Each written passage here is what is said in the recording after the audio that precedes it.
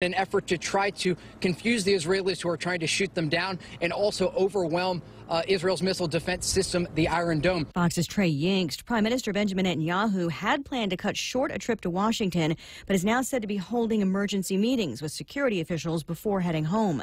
At the White House earlier today, he met with President Trump, who signed a proclamation recognizing Israel's sovereignty over the Golan Heights. The president also commenting on the Russia probe, suggesting that after the special counsel's finding of no collusion, it's time to look at how it all started. Those people will certainly be looked at. I've been looking at them for a long time, and I'm saying, why haven't they been looked at? They lied to Congress. Democrats want the full Mueller report released, which the president says wouldn't bother him at all. The former lawyer for porn star Stormy Daniels, Michael Avenatti, is now charged in 2 separate criminal cases. Fox's Gernal Scott has this live. Lisa, in Los Angeles, charges against Avenatti are wire and bank fraud, and according to U.S. Attorney Nick Hanna, contains a series of allegations that paint an ugly picture of lawless conduct and greed. It includes defrauding a client and obtaining false loans. In New York, U.S. Attorney Jeff Berman says Avenatti targeted sports apparel giant Nike for extortion. For the company to avoid that, Avenatti made clear that he expected to be paid up to $25 million, with $12 million to be paid up front. Avenatti could face 50 years on the L.A. charges, 47 more on the New York counts. Lisa. Thanks, Gernal. It's been a mixed day on Wall Street. At the closing bell, the Dow up 15 points. This is Fox News.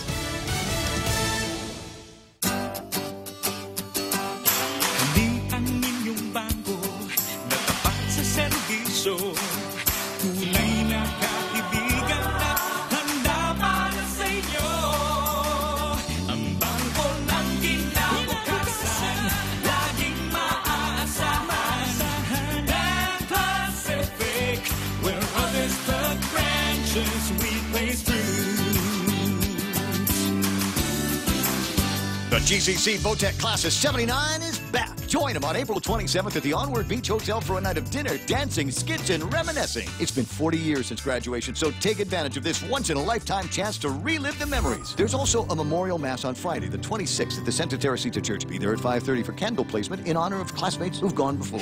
Tickets for the reunion on the 27th are on sale for $40 a person. For details, find Connie Kiedegwa St. Nicholas at 488-6108 or Kathy Diaz, 777-3243. Bebus 79ers.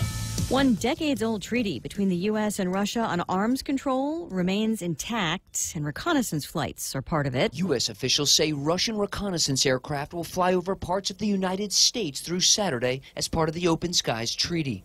American observers will be on board the first Russian flight over the U.S. this year. Russian officials say the flights will begin in Montana, home to a U.S. Air Force base with nuclear-capable ballistic missiles. The Russian aircraft can fly anywhere in a 3,000-mile radius from Montana under treaty obligations. A Pentagon spokesman says the Russian aircraft will use electro-optical cameras. The United States has conducted 3 treaty missions over Russia so far this year. Fox's Lucas Tomlinson at the Pentagon. A dozen athletic coaches, test administrators, and others plead not guilty today for what they're accused of as part of that college admissions scam recently announced in Boston. The coaches are charged with accepting bribes in exchange for helping students get into school by pretending they were athletic recruits. Britain's Prime Minister still in search of votes to get her Brexit plan over the finish line. Prime Minister Theresa May telling Parliament here that she wants to put her proposal for Britain's EU divorce to another vote. But it is with great regret that I have had to conclude that as things stand, there is still not sufficient support in the House to bring back the deal for a third meaningful vote. Brexit had been set for this Friday, but is now expected to be delayed. Opposition leader Jeremy Corbyn... The government's approach to Brexit has now become a national embarrassment, saying Prime Minister May has failed to take critics' concerns on board. In London, Simon Owen, Fox News. EU leaders agreed to grant an extension until late May for a UK exit, but that was only if a divorce plan passes Parliament. Otherwise, there's an April 12th deadline for an update. I'm Lisa Brady. This is Fox News. Family Finance has been serving the people of Guam since 1959, and they'll continue to be there for you in the years to come. Whether you're looking to get a personal loan for that summer vacation or paying off those long overdue bills, Family Finance has got you covered. Apply for a personal loan from $1,000 up to $3,600 by calling Family Finance in Agutya at 475-4545, Upper Tumon at 647-5626, or in Dededo, 633-4473. Family Finance, serving the people of Guam since 1959. Save big. Save really big when you bundle up your insurance policies with Nanbo Insurance. Insure your home, auto, motorcycle, or business with Nanbo and enjoy great savings, up to 50%. When it comes to insuring your property, no one knows better than the company with over 50 years of service to the community. Don't compromise the things that matter to you most. Call Nanbo today at 477-9754 or visit nanbo.com for more information. Nanbo Insurance, serving you since 1968. Guam Regional Medical City. We bring the healthcare advances of the world directly to you. We are an acute care hospital that complements your needs with our robust outpatient specialty clinics. From preventative care to critical care, we strive for consistent excellence at GRMC. Our core philosophy is where patients are partners, which means we work as a team to make a healthier version of you. For more information about GRMC, visit us at grmc.gu.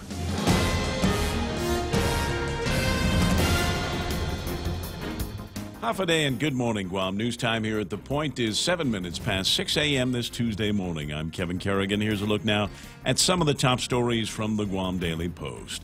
Lawmakers spent the day yesterday making amendments to the Guam Cannabis Industry Act of 2019, which proposes to legalize recreational marijuana on Guam. Among the amendments to Senator Clint Rigel's Bill number 32 was a proposal to impose a 10% special marijuana assessment fee introduced by Senator Jim Moylan.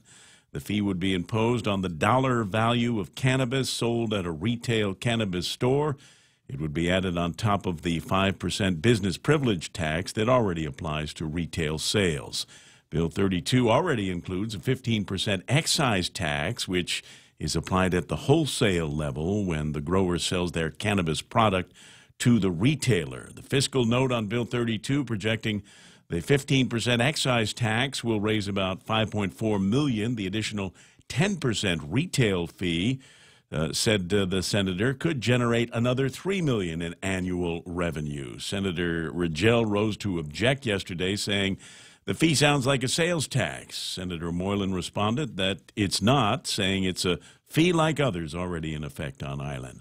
The amendment to add the 10% fee was approved by Senators Castro, Muña, Shelton, Terlahi, Pedro Terlahi, Sabina Perez, and Talina Nelson, and Moylan, of course, all voting for it. Session resumes on that bill at 9:30 this morning.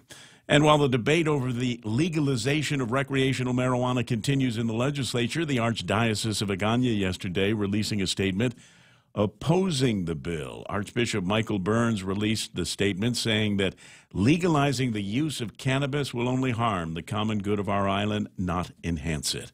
The Archbishop said our community is already riddled with a drug problem of epidemic magnitude, and we need to focus on reducing the presence of illegal drugs and substances that intoxicate our people. He called marijuana an addictive substance that allows users to escape the worries and responsibilities of life, but rather than escape, the Archbishop said, we need our youth and young adults to be fully engaged in their lives.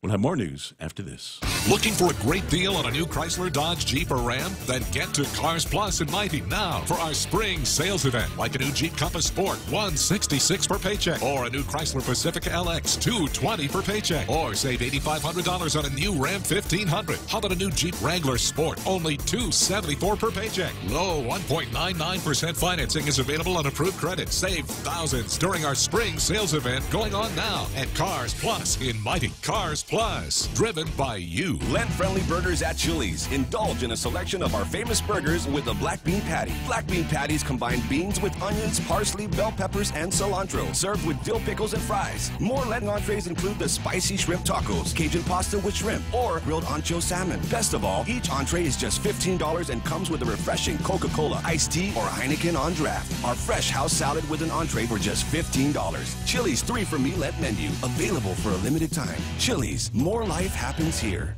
10 minutes past 6 a.m. here at The Point. The Guam Economic Development Authority reporting a net loss of about $436,000 in the first 5 months of fiscal year 2019. The agency had total revenues of $826,000, according to a GITA report titled Unaudited Statements of Revenues and Expenditures. Total expenses were $1,092,000. The report covers the months October through February. The report is required by law. It's filed with the Guam legislature. 2 teens have been arrested for the March 20th break-in at Southern High School. About 5 classrooms were vandalized during that break-in. But thanks to an alarm system that alerted a staff member, the 3 teens were spotted running away. 2 of them were apprehended. The third got away, according to the magistrate complaint. The 2 young men that were arrested have been identified as 18-year-old Moses Dozes and 19-year-old Justin Rabon. Dozes admitted to taking part in the break-in, telling police that he knew what he was doing was stupid. Rabon and Dozes are now facing allegations of burglary, criminal trespass, and theft. The third suspect, a minor, was eventually tracked down by police and turned over to juvenile authorities. For these stories and more, log on to postguam.com or pick up a copy of today's Guam Daily Post. Ray and Mike now with some weather. It says partly cloudy with isolated light showers today. Kevin, east winds 15 to 20 miles an hour, decreasing to 5 to 10 after sunset. Highs today about 88 degrees. And overnight lows should be about 76 degrees. We'll watch the sunset tonight at 6:32. Sunrise tomorrow morning, and this morning about 6:21. What we like to do here is take a look at the weather radar and see if Michael might be able to interpret what he sees on the radar and give you an idea of what the weather's going to be like for us. I got a tricky mouse here today, so it's taken me a second to get to where I need to go. Ah, found it. There it is. Yeah, I got no clue, man. Nothing? No, it's just shiny. Actually, kind of surprised to see all these showers this morning. I went outside and pulled up the radar, and it was like, whoa, hey, there's a bunch of stuff coming this way. Yeah, it looks like the morning drive might be a wet one, at least for the first string traffic. Second string traffic might get off easy because it'll start drying out. The sun comes up, dry the clouds out just a bit. This is just some energy and moisture flowing through on the trade wind flow. It's probably getting kicked up a little bit by the little surges of energy from the north that have been moving through the past couple of days. Had another nice breezy morning this morning. This shouldn't last too long, though. It should kind of peter out for the rest of the week. There are hints that we could see some rain later this weekend, though a little early to say, but there's a weak disturbance that looks like the models are showing. It may form up and pass just to our south and just close enough to bring us some rain this weekend. I can kind of show you where that disturbance will come from on the satellite. If we can get to that satellite with this. I'm working on it. This mouse. One of our mice is freaking out the other. This is not Mickey Mouse here. This is so. Yeah, we're showing that. That's very far to the north. Yeah. There is a strong frontal system, as you can see, moving off of Japan right there, and a low-pressure system far to the north there. It will push some of the energy down to about 20 degrees north of latitude, but I don't think it'll get much further than that. Nah, screw it. Can't fix it. That's okay, yeah. And what I can see on the satellite here, though, is you can literally see an arc of clouds as a shear line just kind of retreats. It's weakened enough to where it's getting caught up in the regular trade wind flow. Some of those clouds moving over us, that's what's happening right now. Today should be much like yesterday, pretty hot. You may see a shower or two here or there, and we're still watching out for the fire danger down to the south. All right, that's news and weather together here on The Point, brought to you by Bank Pacific, where others put branches, they place roots. Okay, I think it's coming up soon. Yeah, we're on Route 1 and near the airport intersection, right? There, see it? What's the key word? Look for the keyword. Check out the Vantage Digital Billboard and reap the rewards. Catch the keyword on the screen and get a free Americano or tea with menu purchase when you mention the keyword at your next visit to the Hive. Conditions may apply. Did you see it? You got it. I got it. You just focus on driving. Take advantage today and take a look at Vantage Advertising's digital billboard located on Route 1 at the airport intersection. Hey, you're going to get hungry a little bit later on. Swing by King's in Harmon or tomorrow morning and check out their Lenten menu. Parrotfish, bangor, shrimp. They got salmon all over the place. All your favorite seafood meals and prepared just the way you like them at King's for Lent. The program's also brought to you by American President Lines. They're shipping the future. Micronesia, renewable energy. There's never been a better time to go solar in Guam Regional Medical City. Navy, the first choice for your specialty care needs. In 1972, Jesus S. Leon Guerrero pictured a brighter future for our island and its people. With the trust and support of the community, he founded Bank of Guam. In celebration of our 47th anniversary, we're offering a Founders Day loan for up to $50,000, as low as 4.70 annual percentage rate. Visit any branch or bankofguam.com for more information. Subject to bank's lending criteria, terms and conditions apply. Offer valid until March 29, 2019. Bank of Guam, member FDIC. I'm sorry, I'm probably supposed to be telling you about some of our sponsors. It's just there's an interesting story about a guy that shot himself while trying to kill a cockroach. More on that later on. Portions of the program brought to you by Cars Plus. Jan and Dunge and Joey, they're all waiting for you to come in there and take a look at some of the nice fancy rides that they've got. And once you've gotten yourself into one of those cool rides from Cars Plus or Cycles Plus or Harley Davidson, take it over to Nanbo Insurance and ask them how you can save some money on your insurance in 2019. They might be able to put the calculus together to save you something like half of what you pay for your insurance. I don't understand how it works, but they do at Nanbo Insurance. There's going to be lunch waiting for you at Wendy's, clean and simple and honest. It starts with chopped salad, and then you go into the North Pacific filet, the cod filet, which is absolutely fantastic the way they fry that thing up. Perfect golden brown, Japanese panko breadcrumbs, pickles, all kinds of flavors, all kinds of textures going on there. So good for you. Then you wash it all down with the Honest Green iced tea from Wendy's. The Ray Gibson Show. Morning talk that matters. Call now, 888-TALK. That's 888-8255.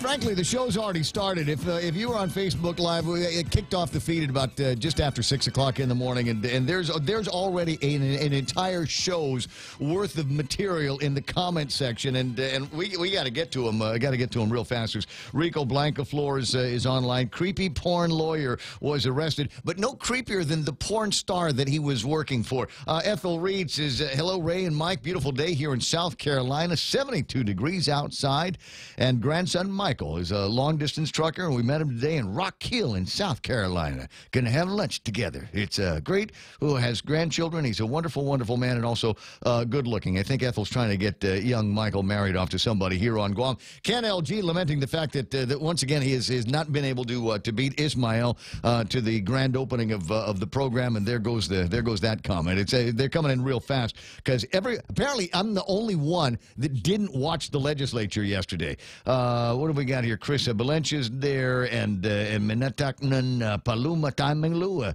Ken LG says Ismael must have special superpowers that he uses to make Superman look like a wimp. Ken, Ismael's he's an Army SEAL, so he's got special training to be able to work out the technology. Being an Air Force Ranger. Yes, yeah. Exactly. Felix Rage is there. Cheryl Ojai, Charlene Marcia. So, hey, there's Kylan Eckert. Hey, Coach, nice to see you there. Gabby LG, who says, today's a really good day, but won't explain why, Gabby. Come on. Tell us what curled your toes today. We all want to know. Don't keep secrets from your pals. Mo Cotton's on. Jeanette Suzuki's online. Lady D says, yesterday was Goofy Senators Day. I saw some really ridiculous amendments on amendments that got taken out. Some of the senators should stop and think before they get up to the mic and open their mouths. Look, just mirror drinking laws and look to see if there's laws that are already in place. Anita Mofness is on with her Valentine's eyes, and Tommy Barcina's cousin Tommy says, come on, Kev, what about the fine doctor? No front page? You're referring, I guess, to an interview that Akimoto did on KUM. I'm going to have to see if I can dig that out and play it somewhere. Recreational marijuana will drive black market business into success without GovGuam's intervention. More on that in a couple of minutes. The Lady D says the church should pay attention to the trouble it's in already before they go on to other things. Yeah, it's an interesting point here, talking about the moral high ground that the church might have had in this conversation, say 5 years ago. And I don't know that they speak from the same platform in 2019. In all due respect to the Archbishop and others in the clergy, it just now's a bad time to start talking about somebody else's evils. I got former Governor Carl T.C. Gutierrez is there. Carl Fukuda. Paul Barron is online this morning. James Howard says the church has bigger issues to fix. Father Almighty. Levon C. Guerrero Meno is there, and Lou Sanchez. Auntie Lou. Mingo Reed. Johnson Nicholas. Have a great Tuesday all. Still off a day. Yeah, I guess it was like that. Somebody had referred to this as speed hump day. The week is going fast, but it ain't going that fast. Juanita Machi, Gerard Estoy. I got James Schmidt, more Gabby, Bob Lazama, Jim Martinez, Michael Knight. Is that Michael Knight? Oh, my. How about that? Greg Lund, Jose Martinez. There's just so much. Bert Duarte, Michelle Pierre, Tom Todzi. Everybody is online this morning. Hey, Heather, nice to have you on as well. So welcome to the program. Excuse the mess. Jumping into that early because, as I said, the show within the show on the Facebook Live comments, that's already on and underway. And there's already people fast and furious with their comments. I'll share some of mine, although mine will pale in comparison to what I'm reading about here on the Facebook. So we'll talk about some of that here in a little bit. 20 after. As I said, welcome to the program. My name is Ray Gibson. This is the Ray Gibson Show on 93.3 The Point. Michael Knight gets the phone when you call at 888-8888. There's an interesting ringtone you got there, son. 888-8888 is the telephone number around here. You can WhatsApp me at 988-5874. That's 988-5874. And do you have the story that we got from Paul Tupau a few minutes ago? On a found kid. Yeah, actually I do. Let me dig it up here. Yeah, is the kid found or not? It's not clear. The way I read it, it's a found kid. But it doesn't say that. The Guam Police Department is asking the help of the community relative to a lost child. At around 4:30 a.m., officers from the Dededo Precinct Command received a call of a 4 or 5-year-old boy walking on Tselan Balaku by UR Mart in Machinanao, Dededo. The child is described as possibly local with black hair, wearing a blue shirt, gray shorts, and black slippers. We are asking family members or the parents of the child to proceed to the Dededo Precinct or call the precinct 632-9808, 632-9808. And you're right, it is unclear from the writing that we've received whether the kid, whether they just saw the kid walking around and now want the parents to meet them at the precinct, or if they have the kid and parents should come to the precinct to retrieve them and then get arrested for keeping an eye on the kid. I think where the confusion comes in is the way they started the statement talking about a lost child and then describing, in fact, a child that they had found and are looking for their parents. Well, we'll find out. I've texted him to ask for clarification. We'll sort it out. And it's when it's a situation like that, it is not a lost child. If they have the kid's not lost anymore. The kid is actually found. It's no longer a missing kid. We found the kid. We just got now we're missing the parents. That's what we've got to. That's the gap that we've got to close here. Anyway, we'll start all of that stuff off. Is this gonna? It's the start of another goofy day on Guam. Apparently there was I didn't have a chance yesterday. A fairly busy day, as Mondays are for a lot of people, so I didn't get a chance to watch the legislature, and frankly, as I've mentioned before, it is the most frustrating experience in the history of being able to watch anything. And it's not so frustrating when they're in the process of talking, deliberating, debating, proposing, amending, voting. That's not hard. That's easy to get through. What is frustrating is they take these infernal breaks, and you never know how long the break is going to be, and sometimes they take a break. They'll be back in 2 minutes, and then they'll break for a half hour, and then they'll come back and say, we're going to take a lunch break. And then it'll be 3 hours again before they actually start back up in the process. So, for people that are trying to watch what's going on over at maybe that's why we need to have a part-time legislature. You just cram it all in there like you don't have a lot of time. Look, your social media now. I mean, it would be the same thing as us stopping the program every once in a while so I can take a look at my notes, pick my nose, scratch my butt, hit the john. Yeah, from my experience, Texas has a part-time legislature. Yes, I know, this ain't Texas. But they get in there and they get their business done and then get out of there and go back and take care of their personal business. I don't know. So amendment upon amendment upon amendment, and I think there ought to be I've seen this before, friends. I've seen the way they do this over at the legislature, and there'll be amendments proposed, and the screwy thing is it'll be amendments proposed by people that are already hard nose. We got a bunch of people over there that are hard passes on this legislation, and some of them have said so. But we're still going to throw in an amendment. Look, here's my deal. If you put an amendment in a bill, guess what? You are now a supporter of the bill. You're in it. Don't go throwing amendments at bills, and then it comes to voting time, and you go, yeah, but I'm not going to vote for it. I'm not passing this. You know what? Go stay home. You're going to add a screwed up amendment to a bill that you're not even going to support. Don't bother. Don't bother. I got from, I think, very good authority. I won't tell you who it is. I will tell you it is one of the 15 members of the legislature, and they have sent me a thing of how they think the vote count is going to go. Hold on a second. Let me see if I can pull this up while I'm talking to you on the radio. 6:25 in the morning, and it's for sure no votes, including Jimmy Moylan, Will Castro, Telena Nelson, Therese Terlai, and Sabina Perez. Now, if you look in the Guam Daily Post, because this is a complete source of news, they tell you who voted how on an amendment here. It is an amendment, yada yada yada. Sales tax. We don't have a sales tax for Guam. Moylan said. Now we're going to Indian wrestle on the definition of a tax versus a fee. Voting. Speaker Tina Muñoz Barnes called for a vote on Moylan's 10% fee amendment, and it passed with Senators Will Castro, Luis Muñoz, Amanda Shelton, Therese Terlai, Pito Terlai, Sabina Perez, and Telena Nelson voting for it. Wait a second. And Moylan as well. And Moylan, yeah, and Moylan. So he voted on his own amendment, but I'm told from among somebody among the 15 that Moylan is a hard pass on this. He's a hard no on it.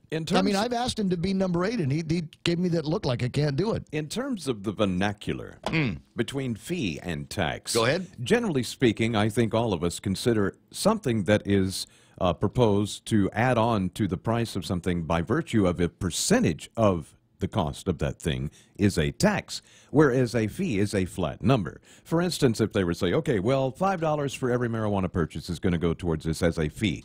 Okay, I think everybody could swallow that. But they're trying to pass a tax off as a fee. And it just doesn't work that way. Okay, and so part of the debate, if you want to make it part of the debate, not part of the debate. Look, this is the other thing, and I certainly appreciate this, and I think that what might have been some of my suggestions is if we've got concerns over different parts of the community that might need more help, different parts of the community that could use a few extra dollars. I don't necessarily have a problem with you looking into the price of an ounce of marijuana and saying, all right, we're going to take. Wow, what is this going to be up to now? 30%? So we've got the 15% excise in there from the wholesale side over, and that's going to get passed on to the consumer. 5% of the business privilege tax, and now 10% marijuana fee. So now we're talking about 30%. So nobody's bought anything yet, and the government's already into it for 30 cents on the dollar for every transaction that we've got. Not bad at all, guys. Here's the problem, though. You got to be real careful because we got to try to make it so that we don't outpace the going rate for marijuana. You know, there's still a pimply kid down the street that's been growing this stuff in the boonies behind his house for a year, and he may still be able to sell me marijuana cheaper than I'll be able to get it under deregulated times. Yeah, at the rate they're going, Guam will never be.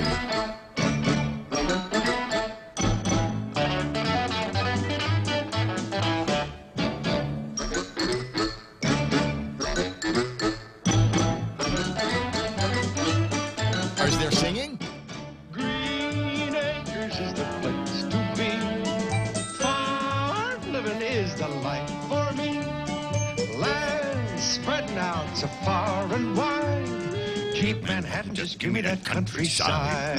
Just making sure Facebook doesn't kick us It's off. nursery rhymes for my generation. It's really that's all. It's in my head. Now we got to play the whole thing. Now we got to do the Beverly Hillbillies and Petticoat Junction. It's going to be that kind of morning. All right, so as I said, Will Castro, Louise Munoz, Amanda Shelton, Therese Terlahi, Peter Terlahi, Sabina Telena, and Jimmy Moylan all voted to pass along a 10% quote fee to the cost. So again, in my mind, if you are not going to vote in favor of the legislation, then don't participate in the amendments. If you've participated in the amendments, as far as I'm concerned, that is support for the measure. You're okay with everything up to and including the degree that you're going to be grabbing a few more dollars out of the marijuana smoker or ingester's pocket for the privilege of being able to do this on Guam. And that, in my mind, indicates your support for this measure. So don't be hypocritical, don't be Indian givers, and don't be contrarians and support amendments on a measure that you are ultimately going to vote down. And let's be very careful about some of the amendments going through here. I'm disappointed in this one here because it just I don't even know how to describe it. I don't want to say that it might be the dumbest thing that I've heard from the legislature because they're going into session later on today. There could be more dumbness. But this one here, unlawful dissemination of cannabis odor. What? Okay, I get it. Cannabis is not the most fragrant of the herbs that are out there. I understand. And there might be the same way that there are business that we've got a no smoking within 20 feet of no smoking inside. We got the one about no smoking 20 feet away from the door. Something like maybe there's a way that you can do that. But the unlawful dissemination of cannabis odors. You know what that sounds like to me? That sounds like those yahoos in California. I'm sure it's California. I'm positive it's California that said that there's unlawful dissemination of barbecue smoke. That's why right? California sucks. Yeah, if you're having a barbecue in the backyard and one of your neighbors complains because they don't like the smell of the barbecue, they don't like the way that you put together the crackling of the smoke or the whatever, they can call and somebody will come and make you put out that barbecue fire. The barbecue police. Didn't they have lawnmower police there too? I think they had lawnmower police there because of the discharge from the Briggs into Stratton, and it's bad for the environment and all of that stuff. So I don't know. They just less on the dissemination of noxious cannabis odor, and more on the actual parts of a measure that we can work through with a little bit more common sense. And let's work on some speed too, huh? 6:31 in the morning. Headlines from the Guam Daily Post and Kevin Kerrigan now. Half a day and good morning, Guam. In the headlines from the Guam Daily Post this morning, separate but similar cases of men allegedly using stolen credit cards to purchase phones have resulted in 2 men facing felony charges. A third is still at large. The owner of a Jigo store called police on March 21st after 2 men tried to buy a cell phone valued at $549, according to the magistrate complaint.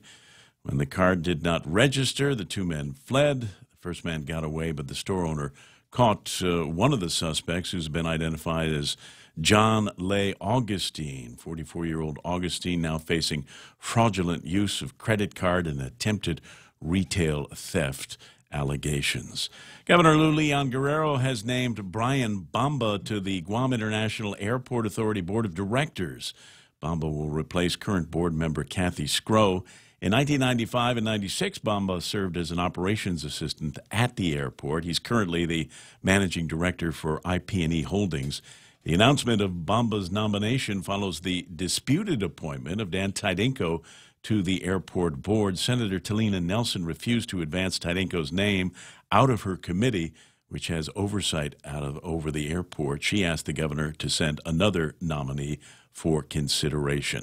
Governor Lou Leon Guerrero yesterday signing an executive order creating the Coral Reef Resilience Working Group. In a release, the governor said that Guam's coral reefs have declined by almost a third in just the last decade.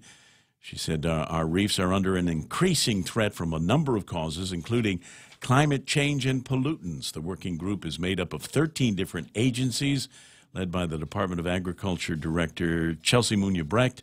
The group will focus on reef restoration, reducing land-based sources of pollution, and effective fisheries management. For these stories and more, log on to postguam.com or pick up a copy of today's Guam Daily Post. Gotcha. It's 6:33, and that's iConnect. Time run by the nearest iConnect and learn about the great plans, very affordable plans that they've got for your mobile communications with internet on top of all of that. If you just need WhatsApp and Facebook and check your mail every once in a while, you're not going to be doing anything crazy with it, then why pay crazy prices? Check out the mobile and the internet plans and push to talk at iConnect. When your family needs medical care, how often do you find the need to visit multiple clinics? When a child has a serious ailment, do you find yourself meeting a medical provider only to learn you must go somewhere else for testing? At the FHP Health Center, you can find multiple specialties and testing services under one roof. And if your family needs urgent care, FHP is there for you with convenient weekday, evening, and weekend hours. Voted the island's best clinic and Pika's best 2 years in a row. FHP, our island, your clinic. Learn more at fhpguam.com. I see that there. Portions of the program are brought to you by my friends over at Subway. They're your friends, too. They like the idea that you get to hang out with them during Lent, so they put together a great Lenten meal for you. What have we got here? It's shrimp and guacamole. We have shrimp and guacamole, and the way it works is you put the shrimp and the guacamole on your favorite kind of bread in the whole wide world. And they've they got 9 different kinds over at Subway, or you can have it in a wrap. So get that great flavor, the shrimp and the guacamole wrap all together for a limited time at Subway. The stations of Choice Broadcasting are celebrating April 2019 as National Earth Month with the return of our Upcycle Mascot Showdown. We've invited the public elementary schools to set the example and build their school mascots completely out of recyclable material. Stay tuned to our stations to see how you can vote for your favorite school this April. Celebrate Earth Month with our students in the 2019 Upcycle Mascot Showdown. Brought to you by the Agana Shopping Center, Lolita Kamet from Remax Diamond Realty, Sylvan Learning Center, Family Finance, Buddy's Home Furnishings, and the stations of Choice Broadcasting.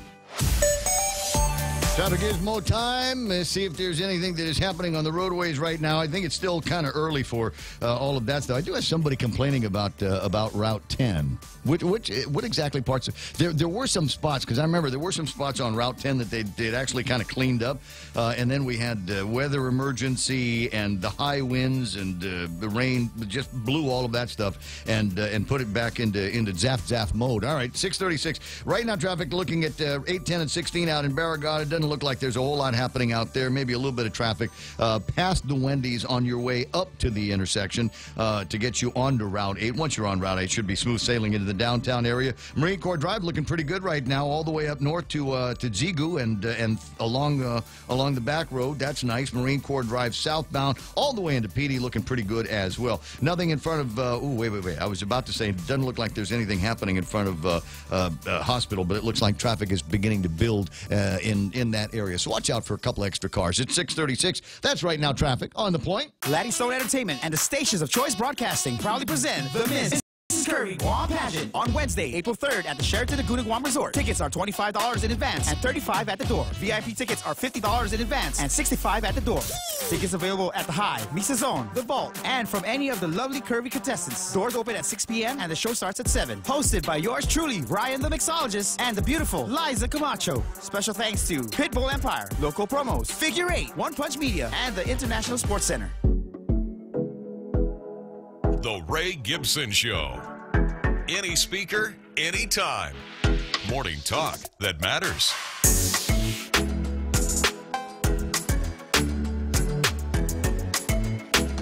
Got a note here on the points page. Says Ray Gibson, you just used the phrase Indian givers. That is an offensive term which is no longer acceptable to use. Wow. You know, if I pondered the whether or not the words that come out of my mouth are offensive to anybody, there's a very good chance that the program would be reduced to about 10 or 15 minutes.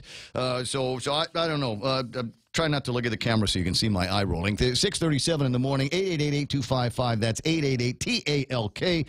Who else is playing around? I got Tony and Ed and Pinko Anna's there, Dave Duenas, Andy Tidenko, June Bells.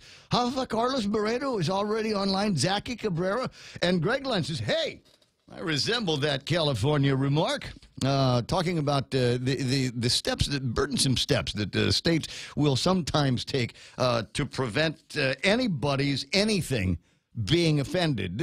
Somebody's nostrils might be offended by the sharp aroma of a burning marijuana cigarette. What will we do about that? I don't know. I don't know, because it's a funny thing. It kind of occurs to me that the marijuana smokers will be treated differently in this new world order. Not like cigarette guys, right? You get the cigarette guys. That's the pariahs of society, isn't it? Aren't they the ones that we don't want them in a building. We don't want them by the door.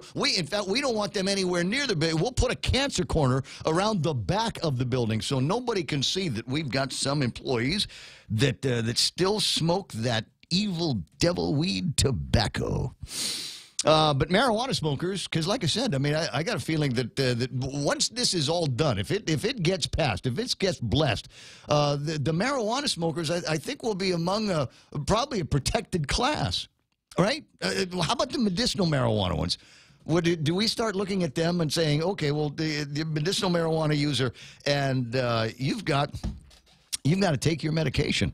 So tell you what, I don't want you to take your meds outside. I don't want you to have to leave. Just right here in the lobby. You should be able to take your medication right here in the lobby. Because we have our special pot room off to the left there. Please step inside. Right, little prayer room and pot room, family changing area, that kind of thing. We'll just start building all of that stuff in there. Imagine that. Imagine where are we now? In 20 minutes, it's going to be 7 o'clock in the morning. Please tell me that can't be the only thing on the table of contents. I'm sure there are other exciting issues that we can go over. I'm sorry. See, that happens every once in a while. I'll want to look in one direction, and then I'll look over. I'll get caught up on the Facebook. Carl Facuda says, Blue Moon's creator launched a cannabis beer that sold out in 4 hours. Did you hear about the guy that is responsible for Jelly Bellies? The Jelly Belly, what do they call them? The gummy bears, little gummies. He's got a cannabis one that's coming out pretty soon. Yeah. Well, you can get CBD gummies here from Laddie Stone Wellness Center. No, but these are going to be cannabis. They'll be infused with actual cannabis, not the hemp stuff, not the CBD. I mean, actual cannabis. And that I'm sure is going to scare the heck out of all kinds of people because they're going, wait a second, that's a candy. Aren't we trying to keep this stuff out of the hands of kids? Well, Reagan liked it. Reagan liked Jelly Bellies, remember? He was an old man. 6:41 in the morning, 888-825-5888-TALK. So, table of contents, the unlawful dissemination of cannabis odor, really? The pot debate on the amendment, and as I said, if you are on the amendment, if you support jelly beans, that's the word I'm looking for. And every once in a while, I have a hard time working with my vocabularies. But yeah, jelly beans, the Jelly Bellies, they're going to come out with cannabis in them. Will we be able to buy that at the end cap over at Payless? Because that's where I get my Jelly Bellies. Right? It's one of those impulse purchases that you make. You got your bread and your milk and your Spam and all of that stuff. And I'm only coming in for these specific items that I need just right now from Payless. Hey, Jelly Bellies. Hey, with cannabis. Yeah, I wonder if they'll come out with what's the curiously strong mint. Maybe we'll get some of that. The curiously strong mint. Altoids, cannabis infused Altoids. Look, and that's the thing is if we don't do it, somebody else will. So if any great ideas about any snacks and candies and stuff that we can launch here on Guam that we can say is cannabis infused or has got something that's going to be crazy for smokers, I'd go ahead and start working on marketing that. A little bit later on, I'll take apart some of what I've read so far in the Archdiocese and their response on all. How is it possible that everybody missed the public hearing times? Are you getting this? They had a public hearing, and I want to say that they had kind of an extended period of time that people might be able to go in and make their testimony about marijuana. And all of a sudden, now here it is. They're talking about it on the floor of the legislature. And just now we hear from the Republican Party of Guam. Just now we hear from GVB. Just now we hear from the Archdiocese. And we haven't heard from the Guam Police Department or Department of Education. But we did hear from Reverend Tax and Levin Camacho. We did hear from those guys. Anyway, 6:43 in the morning. I'm told the guy that we want to talk to about this is Dr. Vince Akimoto. Doc, were you on KUAM last night? I think Chris interviewed me about that last week before it was clear if the legislature was going to vote on Friday. So any comments I made last week are going to be filtered or changed by the ongoing debate that's occurring even as we speak, right? I mean, a lot of people are now speaking up that didn't speak up earlier. So you know what? Now, how hard case do we have to be for people that are just now coming out of the woodworks while they're talking about it over at the legislature? Do we get to say, you had your chance? There were people, Paul Zerzan, Howard Hemsing. There's a bunch of other people. They lined up at the appropriate time and in the appropriate venue and made their comments. And so that after that, you know what? Speak now or forever hold your peace. And they didn't speak now. That sounds a whole lot like snail mail. I mean, in this day of social media and talk radio and you having this wonderful show that has so much people connected this early in the morning, I think it makes democracy that much more accessible and dynamic. And, everybody's supposed to be worried because the legislature's in session. And I'm not going to do it on their timeline just because they have a public hearing at 3:30 in the afternoon when everybody's supposed to be working so they can pay their outrageous taxes. No. They had two sessions. Doc, they had two sessions. They had a morning session and an afternoon session. Come on, Ray. Yeah, the taxpayers want to complain at 1 hour of the day. I mean, this is, the legislature is probably still sleeping. And they're revealing themselves, and I hope the Post is ashamed of itself, to be a bunch of cowards. I mean, they're telling us that all up until now they thought this thing was just going to pass and they wouldn't have to do any work with it. But, I mean, come on, the majority of people of Guam did vote on this issue, and they said marijuana is not illegal. We don't think the federal government has a monopoly on wisdom, and calling this thing that grows in our yards and in our jungles is not evil, a bad thing that has no medicinal worth. So I think that argument has already been answered. To call for another 10,000 signatures and then a referendum in 2 years so that the legislature doesn't have to confront reality, then go home. Let's just absolve the legislature of any hard things to do, because Lord knows, they were able to raise taxes on everybody, even though the majority of people, had they had a referendum, would have said F no, right? I mean, there's bad words that could go with what the legislature did last year to the people of Guam. And yet they had the courage to do that. And then you're going to tell me that they can't handle the truth of medicinal or recreational marijuana, even though the legislature in Saipan was perfectly willing and capable of doing it. So why would you outsource legislation to Saipan? I mean, it'd be cheaper and it'd be a lot more fun. The people on Guam, I think, deserve senators who will do the work of the people and not then spoon it off to referendums. They do that in California all the time, and you can see now how happy the people of California are. Mm-hmm. They want to split into 3 states. So why don't we just tell the current senators, if they're going to not stand up and do their job, to just go home and stay home, and we'll not even have a part-time legislature. We'll just give it either to the senators in Saipan to do the work or to the mayors. I mean, the mayors are the ones who are picking up the dead dogs. They know what the issues are in the streets. And if you're worried about crime and the impact to the schools and the children, don't ask the senators. Don't ask the senators about how this is going to impact in the streets of Guam. I mean, again, I'm talking about them historically, not the individuals who have been in office for maybe now 90 days. They represent, though, a legacy of senators who have historically done a rotten job. And I'm specifically talking about raising taxes last year and then screwing the hospital and then passing gambling legislation like Senator Rodriguez did with Governor Cowell. All that crap that's happened over the last 10 years, no one should forget. So don't tell me how to do your job, buddy. Right. The senators need to wake up today, get their big boy and big girl pants on, and go vote. Vote, and so we can hold them accountable. Now, I'm going to ask Mr. Senator Jimmy Moore to change his mind. I think he needs to look this a little bit better, and I'd love to talk to him personally. In fact, I'll call him this morning. I hope all the senators change their mind, and I do think we should pass recreational marijuana because I hate people coming to ask me for a prescription. I don't think it's any of my business. It wastes my time. And I'm sorry if people feel like, as a doctor, I should be telling people not to smoke a plant that grows in their yard. Well, that's not my job. And again, there are law and order issues. There are academic issues to discuss. So do it. I mean, again, the legislature for the last, 4 years has ignored the will of the people. And so do we have to stay up all night and cram on this? I mean, again, I think, yes. The answer is yes. You're a full-time legislature.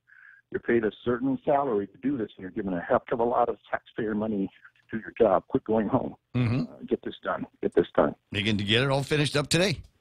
Be simple. And there's other things to do. I mean, no one's going to warn about the fact the hospital's broke or the time massage is still dirty, and the streets on Guam need some help. This whole thing is wasting a lot of time. Now, it's the one thing though that the legislature can do this week that will actually generate revenue. I mean, when they spend our taxes to give themselves raises, when they do all these crazy things that waste a ton of money, when they do things that don't make money, it seems that it goes really quick in the dark of the night. But this particular legislation, which is only going to generate an additional $4.5 million as currently constructed, suddenly seems like such a bad idea. And again, I don't think it's equivalent to prostitution. The arguments that just because somebody did something bad down the road, we're going to do the same bad thing. The federal law is flawed. It's racist, and it was created by people who had bad intentions towards brown people who look like us. Why don't you wake up and read the law? The discrimination that you felt when you were walking the streets of Alabama are the same discrimination that you're experiencing when you're taught that your herb is bad and evil. So I think it's about time that the Brown legislature in Guam vote for the brown people in Guam and quit worrying about what other people have said about them through the centuries. And I apologize to anybody who may get offended by that, but apparently Ray says it's okay to do that on public television radio. I just, I just haven't the time to be concerned about what's going to offend. I mean, everybody's going to be offended by something, and we can't have conversations if every other word that I say out of my mouth and words and phrases that I've known since I was a little kid all of a sudden that popped up and all of a sudden are offensive. Sorry, I can't do it. You know what? That's just Brody. Yeah, I don't think we're trying to hurt people's feelings, but we are trying to make progress. And again, if they want to color the conversation, that's what's wonderful about what's happening today. You can look at Ray on Facebook. You can tune in any number of ways, and you can show up in person. This is democracy in action, and I guess it's kind of ugly when you look at it up close. But well, look, the things they're worth fighting for. I'm just saying, who's fighting on this? Where are we getting some of this stuff? Somebody told me the other day is that a lot of the pushback is maybe not necessarily going to come from the church and the holy rollers. It might be coming from people that are entrenched in so far the other legal sin business, like cigarette people and folks in the liquor business here on Guam that don't want the competition. Oh, you're getting that conspiracy theory going that this is all the resistance is being funded by the folks who are going to lose revenue from selling their other, evil objects. Is that so far-fetched? Tobacco. Way to make the conversation even more complicated. I was going to actually bash on guys like Howard Hemsley who are going down and making a mockery of this work to try to actually bring a product that most people would agree is actually not a bad thing. But then you're going to do a Cheech and Chong Act and try to do something that looks illegal, like selling marijuana on the floor of the legislature, which, as law is currently constructed, Howard, that was illegal. I think, we do have to be careful as we move along that people remember that children are watching. And so the whole issue regarding medicinal recreational marijuana may seem sort of amazing and a bit just fantastic for those of us who grew up in the 70s and the 80s. The kids of the 2000s, they think that we're actually right. I mean, this is one of the things where your kids are looking at you and going, wow, Dad, you're kind of cool. And again, I'm not doing this to be cool. I'm just doing this because it is right and it is difficult, and people are throwing stones at you, including your own mom and aunties and the Archbishop, because maybe they do have a perspective on this is worth considering, and it's the law and order perspective. And so if you're going to have lawbreakers running the recreational and medicinal marijuana thing, yeah, I'd be scared too. And I'm hopeful that by standing up with a whole bunch of other folks who are looking at this as something that's not just, it answers a lot of the questions about who are we as a people and can we make tough decisions that matter. And although this is a relatively small plant and a small issue, it's the principle that it was demonized and turned into something that was evil just because it couldn't really grow well in the cold weather of Iowa and Nebraska, or where other people who, I guess, felt that they had the power to tell the Mexicans that they shouldn't smoke that ganja or whatever the heck it is. I mean, there's a whole bunch of stories as to why this happened, and none of them are very good. They all involve people in. No, I've read them all from back in the day. Listen, I'm more of a personal choice kind of guy. You know, you want to drink beer, drink responsibly. You want to smoke dope responsibly. And all of these things that we might be able to tax, might be able to find some money, and let's figure out where we can find a couple more $1 million, hire some more cops that can go out there and catch some more of these ice druggy jughead pushers that are out there. That's the real scourge in the community, and to tie one to the other, in my mind, is incongruent. It doesn't make sense. One does not equal the other. So decriminalize, deregulate the whole marijuana thing, find some money in the taxes, give that to the guys over in the Guam Police Department, and have them go arrest guys, put together cases, so that the ladies over at the court, some of see, now I'm filtering, right? Some more the professional bedwetters over at the court stop letting these guys go. You didn't have to say the bedwetter part, but I'm cheering you on. I think the senators who are on the fence are already saying that they're not going to vote for this should wake up this morning and decide to vote with Ray. That was a great argument. Senator Amanda, who is it? Senator Terlahi, Senator Moylan, we love you. You guys are great people, but you need to vote on the right side of history. The people of Guam have already said that they want marijuana legalized. The reason why it's not available, just like hibiscus leaves and pugwa, are nefarious, evil, racist reasons. There's my pugwa right there. There's my pugwa from Auntie Lou Klitsky's tree right there. And the only reason why I'm not chewing it right now, boy, did I ever tell you I was working in teller training at the Bank of Hawaii, and I was chewing betel nut because I'd just come from Guam, so I had a whole bunch of betel nut my mom gave me, and I was chewing it, and the lady that was leading the class said, you can't chew that here. And I said, why not? She says, it's a narcotic. I said, you are out of your mind. but somewhere along the way, they got the idea that betel nut, especially hard red betel nut from Guam, had some kind of narcotic value. And yeah, I feel my rights were infringed upon me at the time. Maybe they know better now. All right, so from my inside over at the legislature, for sure no votes include Jimmy Moylan, Will Castro, Telena Nelson, Therese Terlai, and Sabina Perez. And if you guys are for sure no votes, don't go to work today. And don't bother voting on it. Don't play in the amendment lane if you're not going to support the measure for which you are providing amendments to. Amanda, Kelly Taitano, and Mary Torres, I'm told, are on the border. Any other names that I didn't mention are for sure yeses. Thanks, Ray, for continuing this conversation. You're making this very drawn-out subject at least stay interesting. Thank you very much. Oh, you're very welcome, Doc. Hey, can I? You need to send me a referral. I need to. My partner wants me to go and have executive physical. Yes, sir. Yes. Personal medical business. No problem. Sometimes I don't know what number to get you at. When you're busy, I don't want to bother you at the office. So you're calling me. I'm just telling you, I need a referral. Yes, sir. It's a weekend in the Philippines. Be in June or July sometime. Okay. Yes, sir. All right. Thanks, buddy. Appreciate it. Bye-bye. Bye-bye. It's not the first. Dr. Akimoto and I have known each other for an awful long time, and he is from time to time been my personal physician.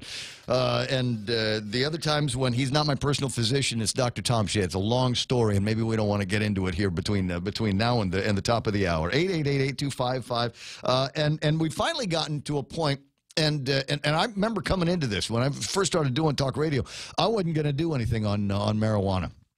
Because at the time, the only vehicle, as Uncle Robert calls it, the only moving vehicle for marijuana was medicinal marijuana. And there wasn't anything going on with that. It wasn't sexy to me. It looked like it was stuck in the mud. Frankly, it looked like the government didn't want to do anything until Luis Muñoz came out and said, yeah, I'll take this the rest of the way. And found a way to clear a path so that people could go to Dr. Akimoto and not get a prescription but a recommendation. Take that to the Department of Public Health, fill in a few forms, and it's not a lot of forms. It's not super thick. Doesn't seem to be a whole lot of red tape here. And then before you know it, bang, you can start growing this stuff in the house for your own personal consumption. And your own personal treatment in medicinal marijuana.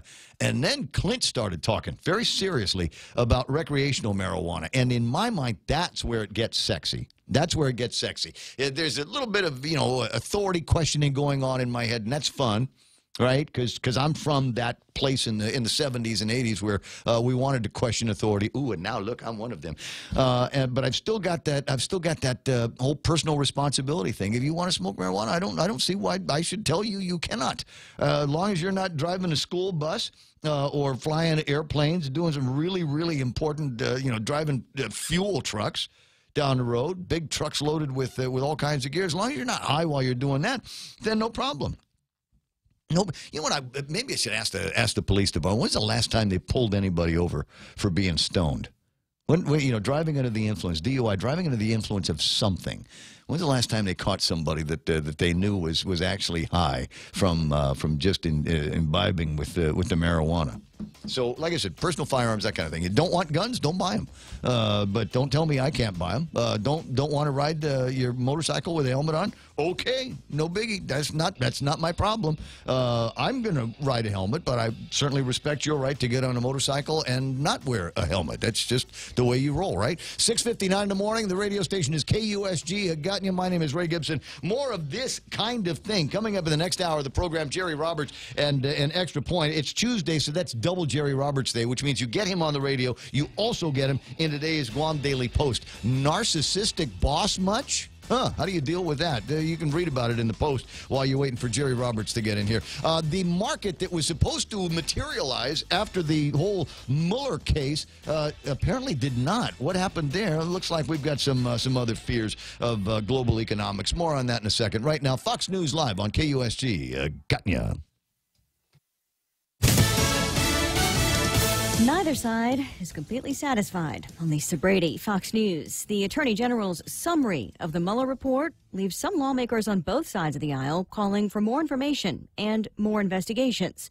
Fox's Jared Halpern is live on Capitol Hill. Other elements of the investigation could get a congressional review. Senate Judiciary Committee Chairman Republican Lindsey Graham wants answers about how the counterintelligence probe that became the Russia investigation started in the first place. FISA warrant issued against Carter Page, based on a dossier prepared by Christopher Steele, is at a minimum disturbing.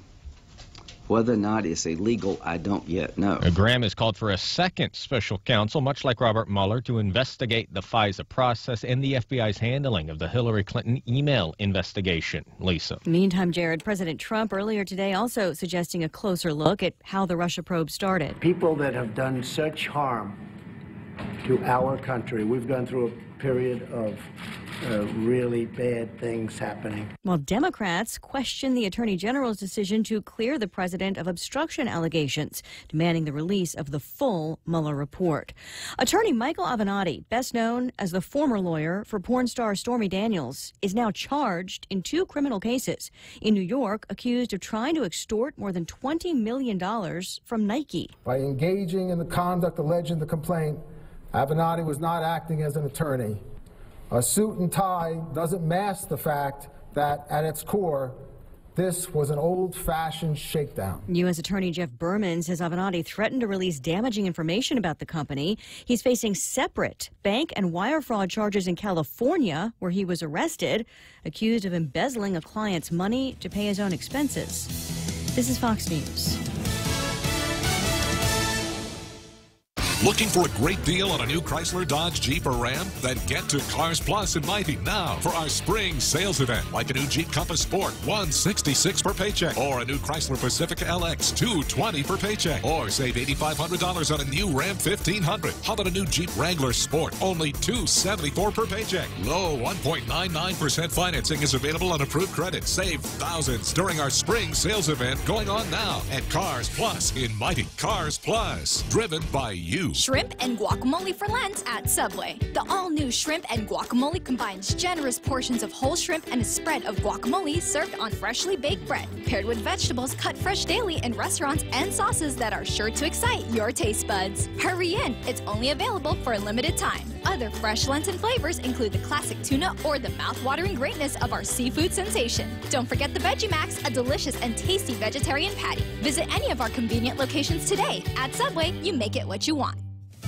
A shorter trip to the White House than originally planned for the Israeli Prime Minister today after a rocket attack that wounded 7 people in a home north of Tel Aviv. Our prayers are with our friends in Israel as they carry out an incredible way of life in the face of great terror. President Trump saying Israel has an absolute right to defend itself. He also signed a proclamation that Prime Minister Benjamin Netanyahu says translates a 1967 military victory into a diplomatic one. And that is why, Mr. President, your decision to recognize Israel's sovereignty on the Golan Heights is so historic. Meantime, his trip home to Israel delayed by emergency security briefings as new rocket fire was reported after Israel responded to the earlier attack with airstrikes on Hamas targets in Gaza.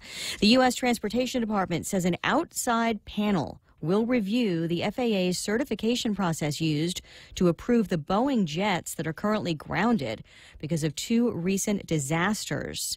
Those crashes remain under investigation. Some Hollywood heavyweights starring in Apple's latest announcements. Apple really making their pitch of how they're going to take on other streaming giants like Hulu and Netflix. It's not just about more content. It's about high quality original content. That is their pitch. They want to be the destination for the best originals. Fox Business Network's Hillary Vaughn, after today's event at the company's California headquarters. They had A-list actors and directors stealing the show, teasing their new projects, airing exclusively on Apple's new streaming service, Apple TV+.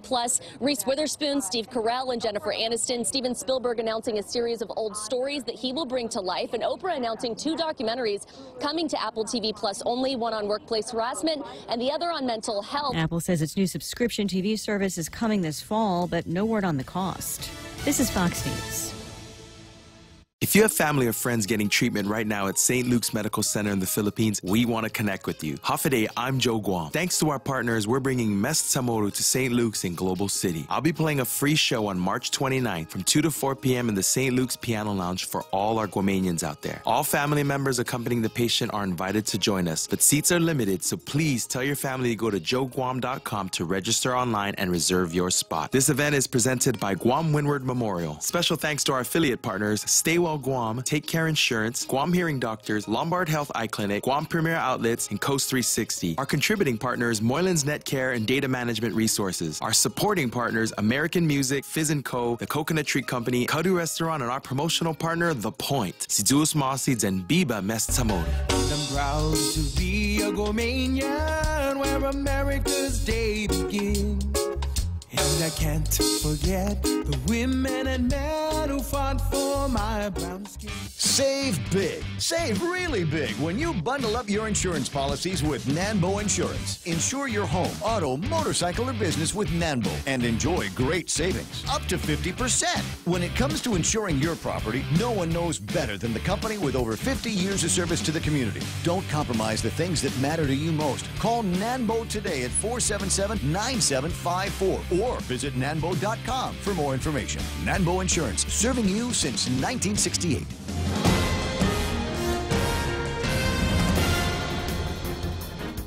Half a day and good morning, Guam. News time here at The Point is 7 minutes past 7 a.m. this Tuesday morning. I'm Kevin Kerrigan. Here's a look now at some of the top stories from the Guam Daily Post. Lawmakers spent the day yesterday making amendments to the Guam Cannabis Industry Act of 2019, which proposes to legalize recreational marijuana on Guam. Among the amendments to Senator Clint Rigel's bill number 32-35 was a proposal to impose a 10% special marijuana assessment fee introduced by Senator Jim Moylan. The fee would be imposed on the dollar value of cannabis sold at a retail cannabis store.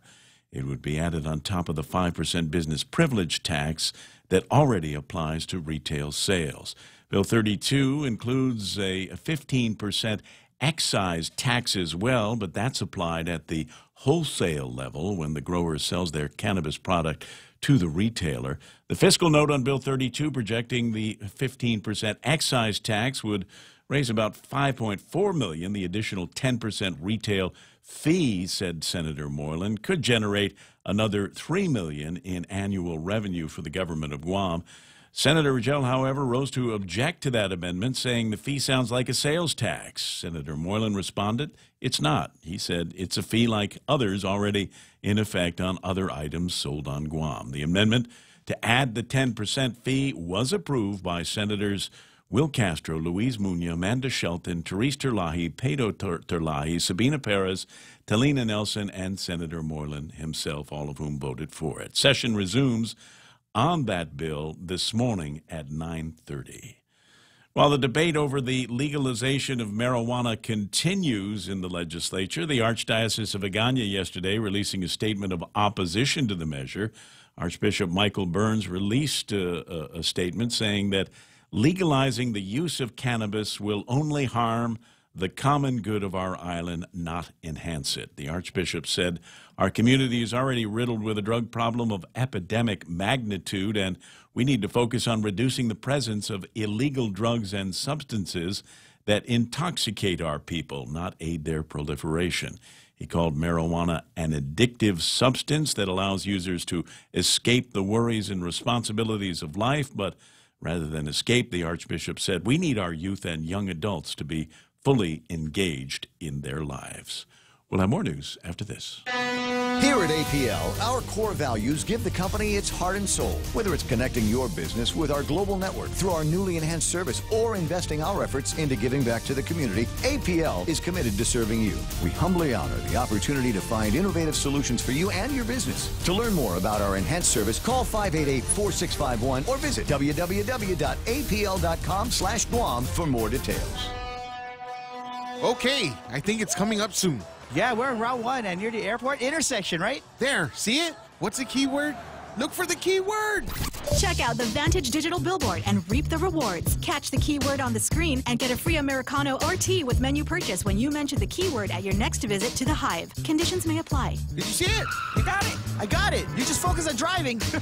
Take advantage today and take a look at Vantage Advertising's digital billboard located on Route 1 at the airport intersection.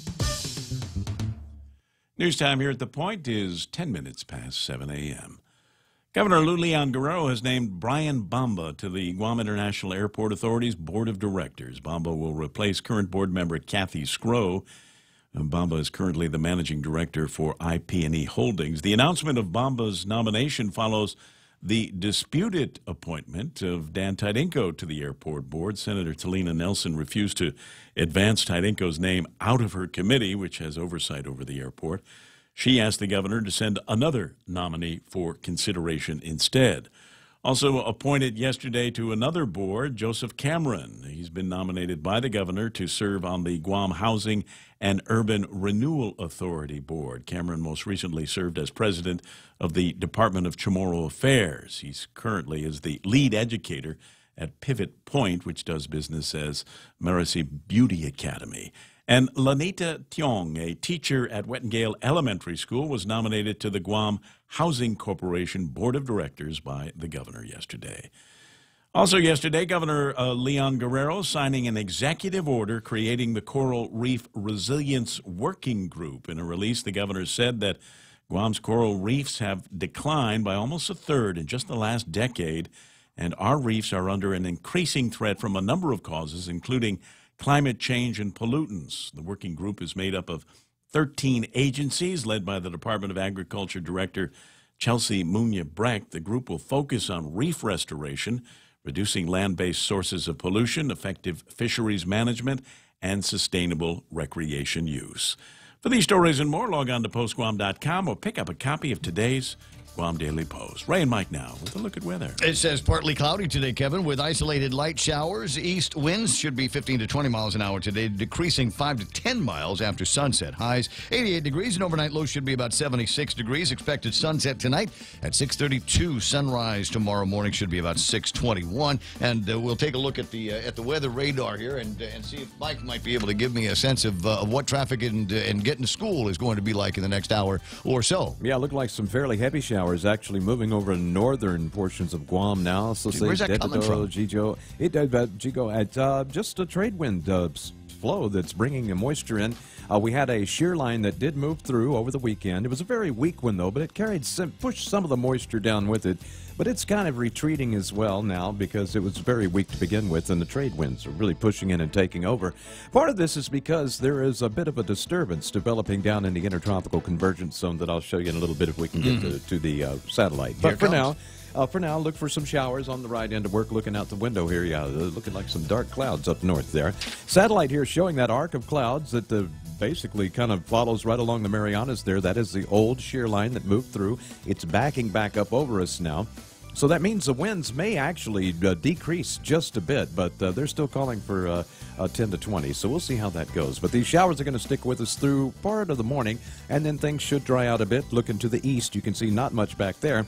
Down to the southeast in the intertropical convergence zone, quite a bit of blobbage down there. Hasn't been designated yet, but the models are hinting that this will start to kind of form into a weak system and then move on by here, sometime Sunday into Monday. Yeah, that blobbage way down in the far lower right port of the screen. But we'll have to see. Still too early to say for sure, but we definitely need the rain. Gotcha. News and weather together right here on The Point at 7:13. In 1972, Jesus S. Leon Guerrero pictured a brighter future for our island and its people. With the trust and support of the community, he founded Bank of Guam. In celebration of our 47th anniversary, we're offering a Founders Day loan for up to $50,000, as low as 4.70 annual percentage rate. Visit any branch or bankofguam.com for more information. Subject to bank's lending criteria, terms and conditions apply. Offer valid until March 29, 2019. Bank of Guam, member FDIC. Oh, T's and C's, my favorite. 7:14 in the morning. Swing by Kings. They got one in Tamuning and Harmon, and want you to swing by there and try the items on their Lent menu. Now, I think they've always got these seafood items there. You know, I'm not a big seafood guy, except when it gets to be around Lent, because there just seems to be so much of it. But I have a sneaky suspicion that all they've done is kind of rebundled all of their seafood and said, here, it's the Lent menu. Makes it that much more convenient for you to find your favorite food with parrotfish and bangos and salmon and shrimp and plenty more. Find it for Lent at King's. The Ray Gibson Show is also brought to you by American President Lines. They're shipping the future, and Micronesia Renewable Energy. There's never been a better time to go solar. The GCC Votech Class of 79 is back. Join them on April 27th at the Onward Beach Hotel for a night of dinner, dancing, skits, and reminiscing. It's been 40 years since graduation, so take advantage of this once-in-a-lifetime chance to relive the memories. There's also a memorial mass on Friday, the 26th, at the Santa Teresita Church. Be there at 5:30 for candle placement in honor of classmates who've gone before. Tickets for the reunion on the 27th are on sale for $40 a person. For details, find Connie Kittigwa St. Nicholas at 488-6108 or Kathy Diaz, 777-3243. Viva 79ers! Hey, portions of the program brought to you by Guam Regional Medical City, the first choice for all of your specialty care needs.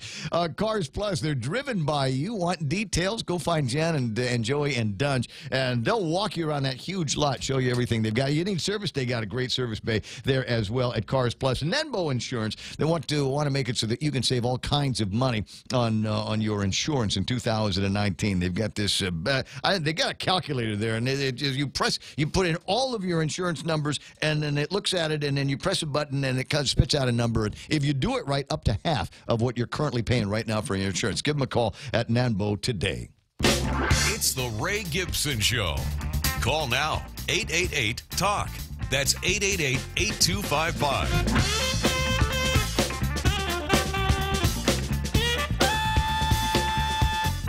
Knock down, drag out, fighting like married people on Facebook Live this morning. It's a great conversation going on while we're having the conversation on the radio. It's running and gunning. You know, it kind of reminds me a little bit of when Kenley and Guerrero and Chris from Big Abetta would get into it during the election season. That's what it's starting to look like on Facebook Live. Hey, jump into the debate there. Because I tell you what, it's a more sane debate going on online on Facebook Live this morning than any of the conversation that seemed to be taking place yesterday over at the legislature. You get one senator that proposed to ensure that there was no unlawful dissemination of the cannabis odor.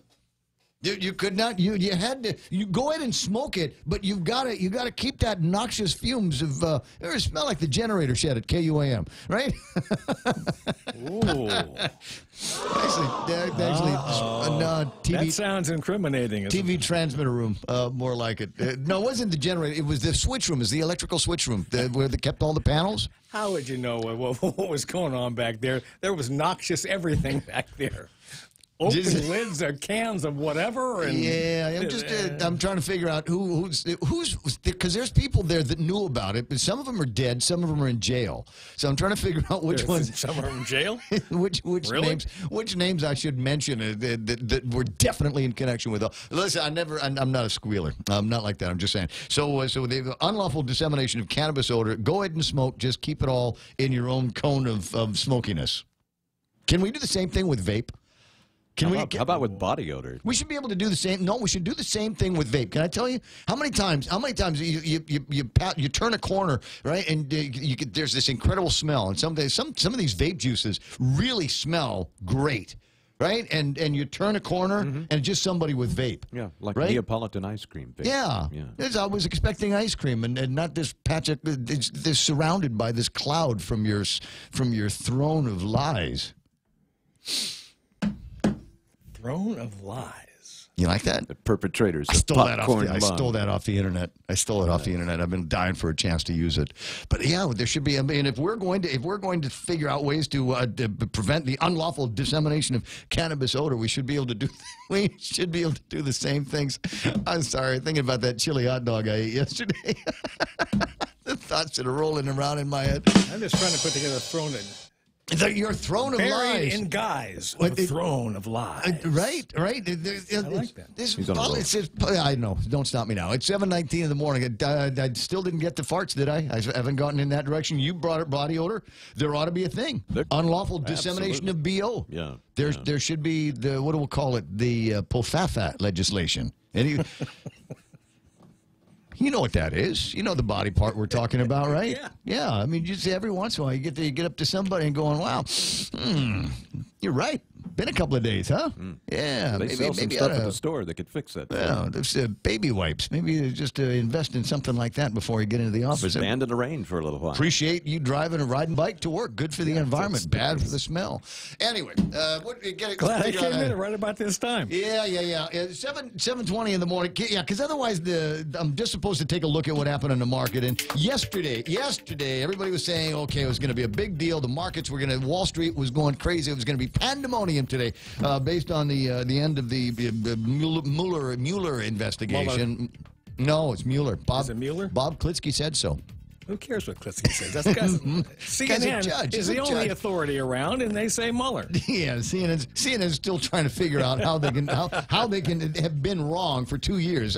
You haven't been wrong for 2 years. You've been lying for 2 years. How could we have judged this incorrectly? S&P 500 at 2798, off 2.35 points. The NASDAQ off by 5, closing at 7637. Dow Jones Industrial Average, the only green I was able to see, and it is only 14 points. It's a rounding error as far as the Dow is concerned. 25,516 is where the Dow Jones Industrial Average left off today. Any commodities that are worth looking at right now?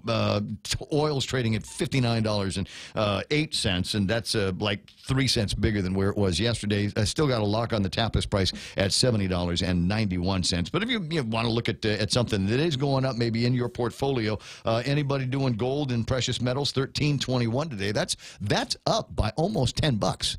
Oh. And that's kind of significant. We don't normally see it swing outside of a couple of dollar range. At least I don't. So I think that's pretty good. That's where the increase was. Could have been. People expecting some kind of civil war, or some kind of great global conflagration, and saying, I think I better get some gold. Silver at $15 and 54 or so cents for all of that. And the big story, like I said, is Wall Street did not have a massive rally. Stocks slip as fears of global economic slowdown persist, overshadowing the Mueller win. Trump's Mueller win.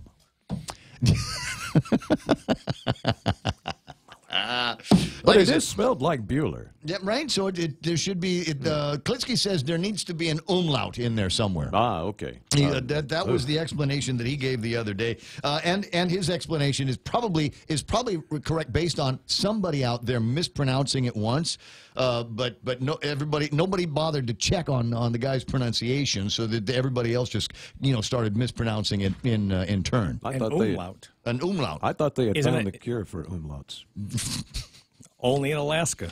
Something like 7:22 now, and about time for us to take a look at Jerry Roberts. As I said, today is Double Jerry Roberts Day. You get him online and in the print version with the Guam Daily Post today. In the paper today? You are in the paper today. The work zone, the care and feeding of a narcissistic boss. Oh no! Yeah, it's one of those things. And usually you gotta when I see the word narcissistic, it's one of those things where I kind of have to define for me over and over again what narcissism is. Because I've been accused of having it, and I'm trying to, and I don't know, say your name on the radio all the time. You must paint me as some kind of narcissist. Not exactly, but being full of oneself, is that possible? But the conversation I like to have with people, because it's fun over a couple of beers, is where does self-love end and narcissism begin? It's a fine line, brother. It's a fine line. Let's dance on it. It's 7:23 in the morning. Jerry Roberts is on, brought to you by Guahan Insurance Services and First Hawaiian Bank, where it all starts with yes. Do you do things, whether consciously or unconsciously, that lead people to dislike you? Today, I shall reveal to you 10 ways you might be doing just that. Next up on the Extra Point. It's important to have claims process that works for you. At Guahan Insurance Services, we make things simple and convenient. Same door you walk in to purchase your insurance is the same door you open to file your claim. We can't pretend that the car insurance claims process is fun, but we can promise a hassle-free and speedy recovery without any runarounds. For your home, auto, and business insurance, visit us at the Camacho Landmark Center on Marine Corps Drive in Tamuning. Don't forget to like us on Facebook or give us a call at 475-1162 or text 929-SAVE. That's 929-7283. Stand by. It's time for me to stumble through the First Hawaiian Bank commercial there. It's check your balance, make a payment for a loan or credit card, or deposit your First Hawaiian Bank mobile app. Visit any branch and speak to a service ambassador today. And as a service ambassador at First Hawaiian Bank, because chances are, if you're going someplace else, they don't have that. They don't have a service ambassador waiting on you. At First Hawaiian Bank, they do, and remember, it all starts with yes. Now, these are in no particular order, but get ready and buckle up. It might get bumpy. Number one, taking too many selfies and posting to social media. Everybody else more or less follows the rules to keep phone use at least reasonable, if not minimized at work, but not you. Rules aren't for you. You post what you want anytime you want. And guess what? Your coworkers don't love it. Number two, unloading all the horrible things you say people have done to you almost immediately upon meeting someone. It's not a good look. People dislike stuff like that. Everybody has problems, not just you. Number three, on the ways that people might have reason to dislike you, not sharing anything. Sounds strange? It's natural for workers to open up to each other over time, sharing life stories. However, some people refuse to reveal any personal information at all. Others may judge this as arrogance and lack of interest. Number four, humble bragging. It sort of sounds like you're being humble, but instead you're actually patting yourself on the back in an indirect manner. What if the person next to you said, "Everybody comes to me with questions. You have no idea how much of a burden it is to have a genius IQ." Number five, name dropping. All right, we know you know people. Stop trying to impress us. Once or twice is fine, but if you do it all the time, maybe we're going to think you're a jerk. Number six, blaming others. If you make a mistake, just step up and say so. If you're part of a team that drops the ball, no sweat, it happens. If the first thing out of your mouth is to blame somebody else, that's not cool. And workers don't forget it. Number seven, interrupting people. This just makes you look bad. Don't complete the sentences of others, and don't cut them off. You're not some talking head on CNN or Fox and paid to show bad manners. Number eight, live in the present and get over the past. Everyone would like some do-overs for things they messed up along the road of life. You're not alone in that. Moaning all about your lost opportunities is not a good look. Go out and make some new opportunities. Number 9, in ways that people at work just might find a reason to dislike you, stop criticizing. We get all we need from our friends on Facebook. To be flat honest here, a lot of people hate being around those who never have anything good to say about anything. And number 10, no preaching. Yes, we know you've worked here for a long time and you've seen it all. Just give me the facts and maybe a little opinion. A little, maybe, and then let me figure things out. There are lots of ways we can incur the wrath of folks at work. This is just a taste of it. If we could talk to your coworkers, what would they say that you're guilty of doing? That's the extra point. Get out there and make something good happen today. For 93.3, The Ray Gibson Show, Guahan Insurance Services, and First Hawaiian Bank. I'm Jerry Roberts. Thank you, Jerry. It's always a pleasure having you in the studio. And if you can't get enough of him, GuamTraining.com on the World Wide Web. You can get all of the transcripts from all of They're all there. Jerry Roberts extra points since we've been doing them. And like I said today, in the Guam Daily Post is where you'll be able to find a printed version of Jerry Roberts. And that's where you're going. I say, I'm honored. I didn't mean to make a mess. I just I get stacks of newspapers in front of me. I was just looking for an excuse to make noise. To make noise. That's why people don't like me, because I just walk around all the way. Just throw stuff all over Jerry's a violent individual today. 7:28 in the morning. Got headlines coming up in just a second, and there's a conversation that some of the so-called progressives in Washington D.C. are trying to have these days. Maybe we ought to riff on here for just a second. It involves giving 16-year-olds the right to vote. Have you heard about that? No, 18. They want to bring the voting age down to what? No, 16. Yeah. It's 18. Yeah, they want to bring it down to 16. Pelosi wants to do something like that. And I'm trying to figure out, outside of trying to get uneducated people to vote for them and their progressive ways, if there's any other upside to something like that. So we got to be careful. I'm not so sure that age should be the delineating factor in all cases, because I know some smart 16-year-olds. I know some real brilliant 17-year-olds. You get good grades in 16. School. If you're in middle school, you get to vote. Everybody, 12. Everybody gets to vote. 12 years. 12 years, whatever it is. Yeah, but you have to have decent grades. You have to take a test, for heaven's sakes. There ought to be a system where you need to test into the ballot box. At any age. At any age, you can go in there and just, pass some kind of aptitude test, that was put together by actual educators to see how smart you are, and then you can go in and you can vote. First question should be, write your name in cursive. Ooh, that's it. We're done. There's a whole bunch of people people are going to start saying cursive is racist. Yeah, I think they already do. They might have already, but because there's clearly people you don't want voting. They're clearly. Who would those people be, Ray? Remember Tide Pods just a few months back? There's a bunch of kids that thought it would be cool to go on the internet and eat Tide Pods. Yeah, we don't. I'm not so sure if we want them voting, especially as a result of eating Tide Pods. I mean, that might have screwed something else up in there that we don't know about. Kevin's making a list of exclusions here. If you're using your phone during class time, you lose the right to vote. I was cruising the internet. I was on Twitter. I don't normally go to Twitter because it's a cesspool of emotions. But I went to Twitter and I watched a video and I couldn't make it to the end of the video. I saw what was going on. I saw what the woman was going to do, and I said, I'm not finishing this video. There is, on Twitter, a video of an airline passenger licking the toilet seat of a plane bathroom. And this is like her hobby. She likes to go into public bathrooms and lick the toilet seats there and shoot video of it and stick it on the interweb for people. I don't know that this woman should be voting. And I'm positive she shouldn't be having kids. There's a problem with some of the people in the whole wide world licking toilet bowls. I say we bring her to Guam. I say we take her down to Ipao Beach. She'll have met her match. Thought you might be at 7:31. That's Jerry. I'm Ray. Here's Kevin Kerrigan for the Guam Daily Post. It's time for headlines. Half a day and good morning, Guam. In the headlines from the Guam Daily Post this morning, separate but similar cases of men allegedly using stolen credit cards to purchase phones have resulted in the pair facing felony charges now. A third man is still at large. According to the magistrate complaint, in the first case, the owner of a Jigo store called police on March 21st after two men tried to purchase a cell phone valued at $549. When the card did not register, the two men fled. The first man got away, but the store owner caught one of the suspects, 44-year-old John Lay Augustine, who now faces allegations of fraudulent use of a credit card and attempted retail theft.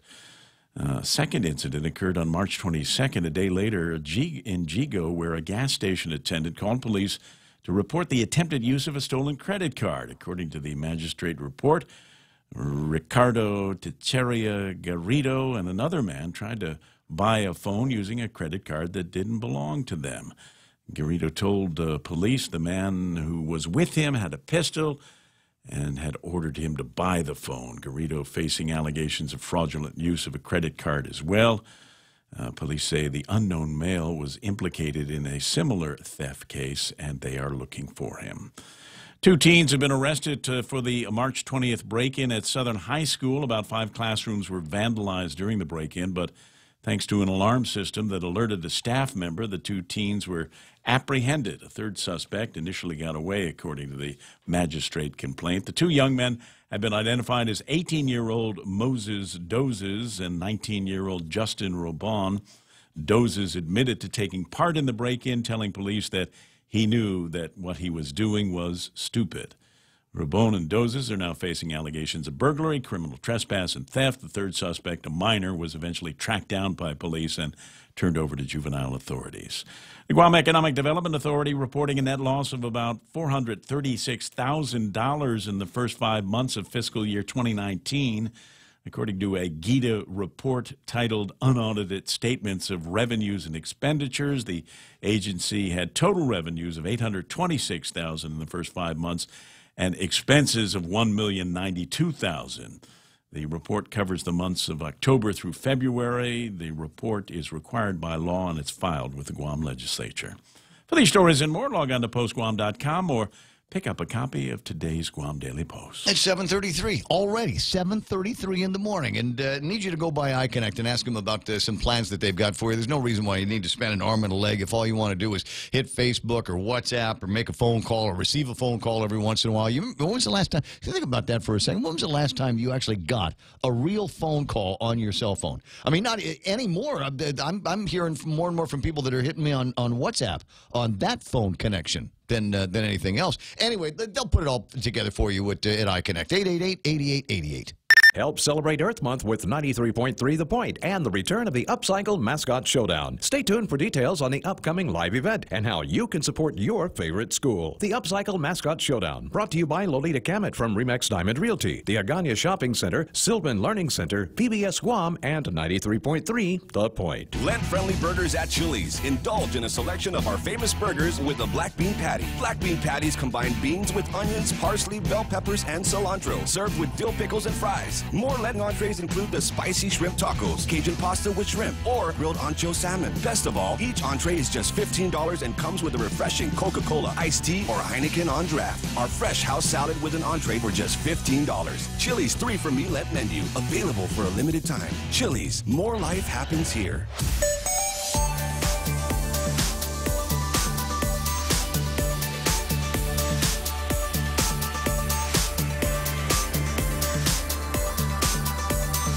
It's 7:35 and time for me to take another look at the traffic gizmo and see if there's anything that's happening out there where you are. Is it? Yeah, looks like traffic heading into the downtown Hagåtña area. Expect some delays at the intersections. Actually, all of the intersections look like they're all fat today. Normally, it's just a few cars that are going through and a few yellow lines, but virtually every intersection has got some red attached to it. All right, it's ugly. Both directions up around Ukadu and then towards the intersection of 1 and 3. Watch out for that. 1 and 16, not so bad. 16 and 27 looking okay. 8, 10, and 16, the tri-intersection there.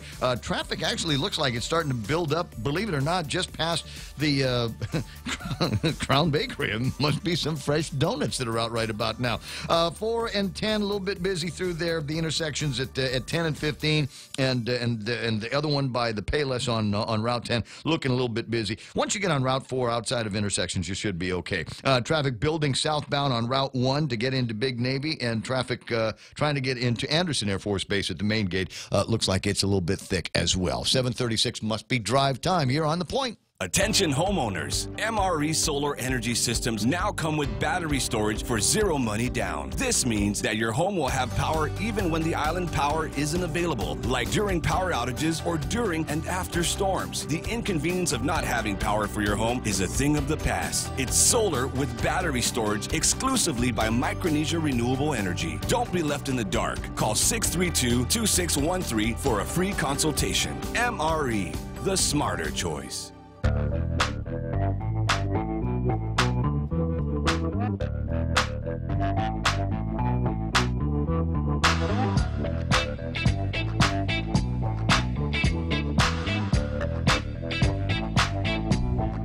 Yep.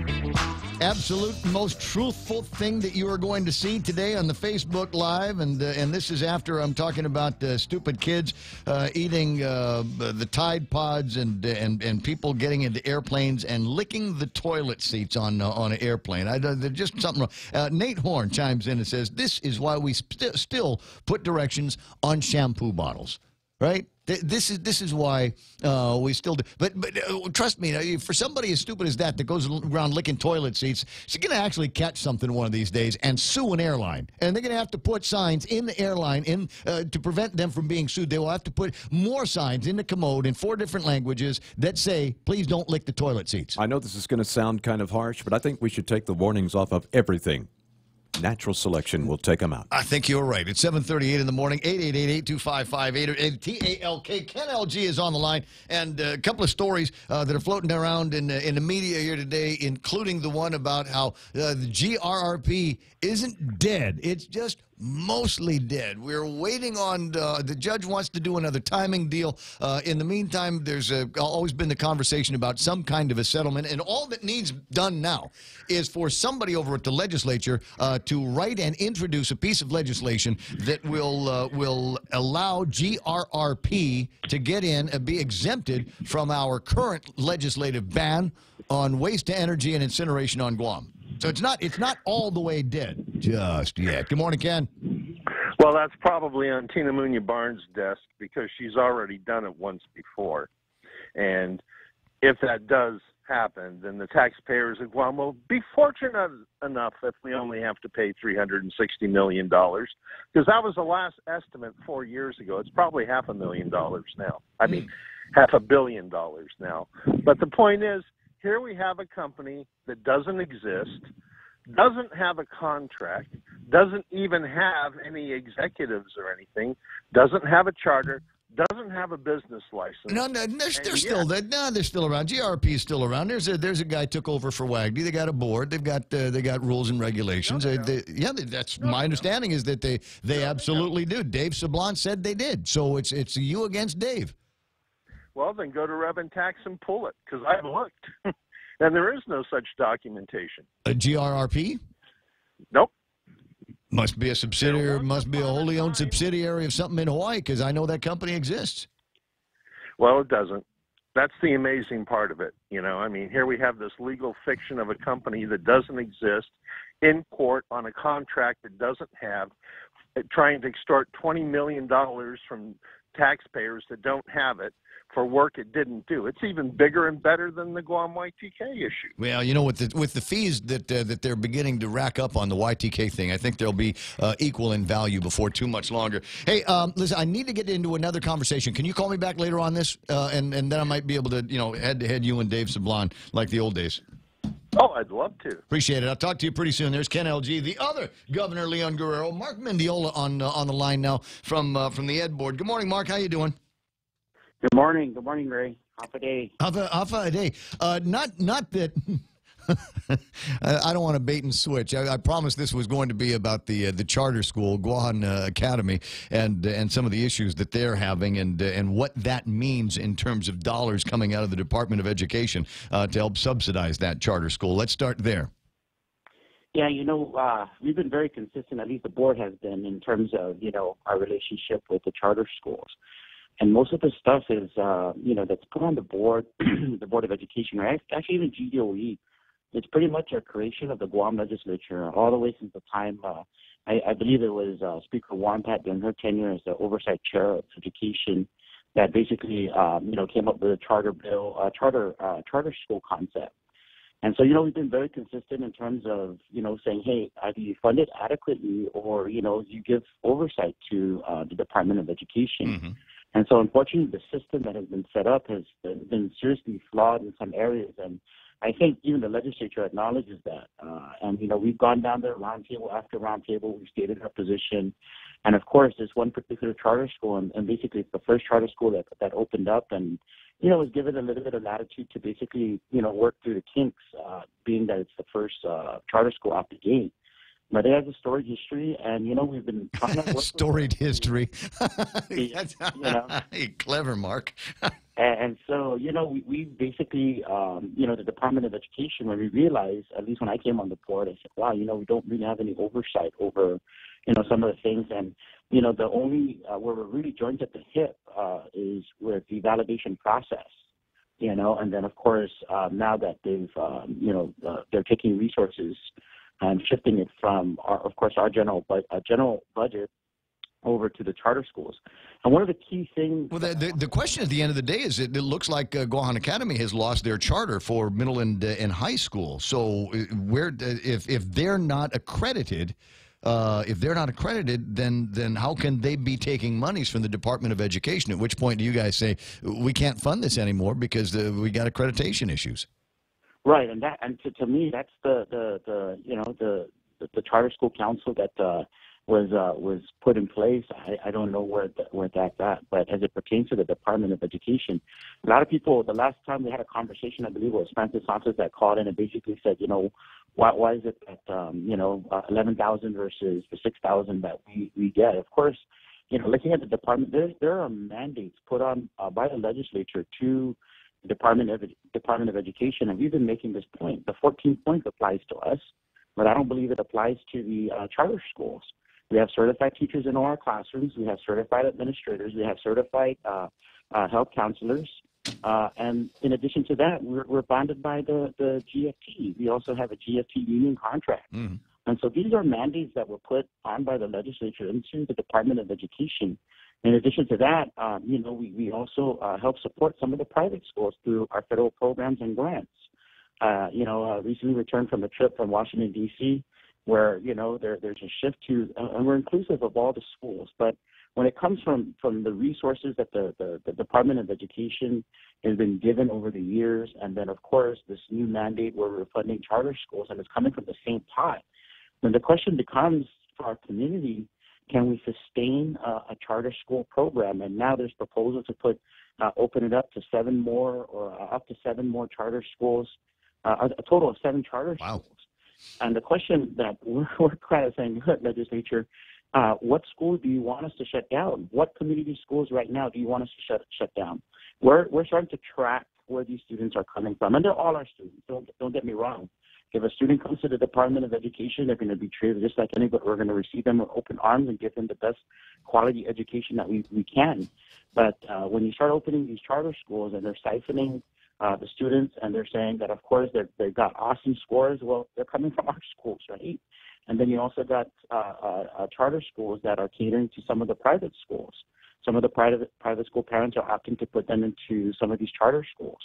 And so the number that we're looking at is where's the parity in ensuring that the Department of Education is giving the resources to manage its operations, and then at the same time, too, to make sure that the charter schools are sustainable, because that's a direction that it's like creating another system, right? So you have the charter schools, you have the private schools, and you have the traditionals. And then a lot of people forget that back in the day, we used to cater to the Department of Defense kids.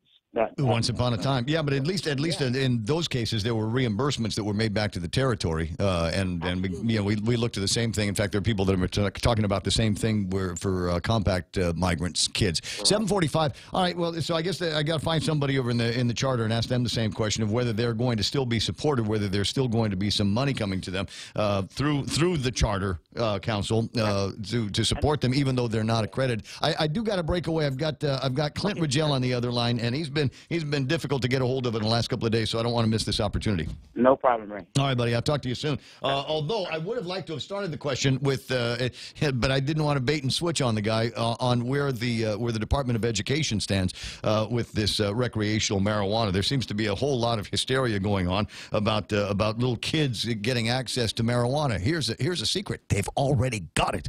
There's already been a kid that's been busted in the schools. They already know how to get all of that stuff, and frankly, they always have since I was in school. The kids knew where to find the stuff. I think there's great opportunities to be able to support more police activity and more interdiction among our young people, and with more harder drugs if we get some tax money and throw it at them. Clint's on the line. Good morning, Senator. Good morning, Ray. Sorry, I know I've been very busy the last few days. I wonder why. Too busy to take a call from me. It must be this marijuana legislation over at the place. And I got to say, you've got some very creative thinkers among your 14 colleagues, my friend. Oh, sure. Yes, yes. So I love the one where they're going to try to prohibit the unlawful dissemination of cannabis odor. That's it. No more reggae concerts on Guam, guys, because we're just no way we're going to be able to control that. Yeah. Well, I understand the concerns. There's a lot of different concerns out there, and I guess with that, that's particular senator's concern is that, you know, I guess for people living in apartments, et cetera, if their neighbors' odors are, you know, traveling over to their apartment. But I think most apartments kind of have their own rules set out already, and so the landlord can control that. Yeah, well, to the degree that you can, you know, I remember fixing a condo at the university, and there was somebody just a couple of doors down, and they cooked just the stinkiest food. And who am I to go? Who am I? It's the same thing, you know. You got some places that smell good, you got some places that don't smell good. I don't know how you control some of these malodors that are out there, but as I said, you know, you get points for creativity. At least working through some of this stuff. I'm annoyed that there are a number of people that, as far as I'm concerned, or as far as I've been told, are hard nosed on this legislation, that are continuing to participate in the amendment process like they want to be a part of something that they're eventually going to vote no on. You wary of those guys too? Yes, a bit, and I've made that known to some of them who have put in amendments. As they're adding amendments, I said, great, so I can count on your yes vote, right? Uh-huh. And of course, I get a blank stare after that, so... Yeah, let me make it clear. If I haven't already, guys, if you are proposing or supporting amendments in this legislation, it means that you are supporting the bill. If you don't have intentions of supporting the bill, then go to lunch and leave the work to the people that have got the guts to carry this through. Yeah, I mean, my biggest thing is, yeah, if they don't support it, I'd rather that they not bog it down with too many amendments, yeah. But, I mean, it's their right. They have the right to add whatever amendments they want to add. And, you know, some people say that they like to do that in case the bill should pass. Then at least they've added some amendments that they think make it better. But, yeah, sometimes it seems to bog down the process and get us mired in too much debate over certain amendments, and too much recrafting of amendments is the other thing that's taking a lot of time, actually. Yeah. So if you notice, that's why we're in recess a lot, is because, you know, amendment may be proposed and then it's not necessarily written properly, so it has to be recrafted or retooled in some way, and then someone else wants to add something to it. So just it's slowing down the process a lot, and yeah, it can get frustrating.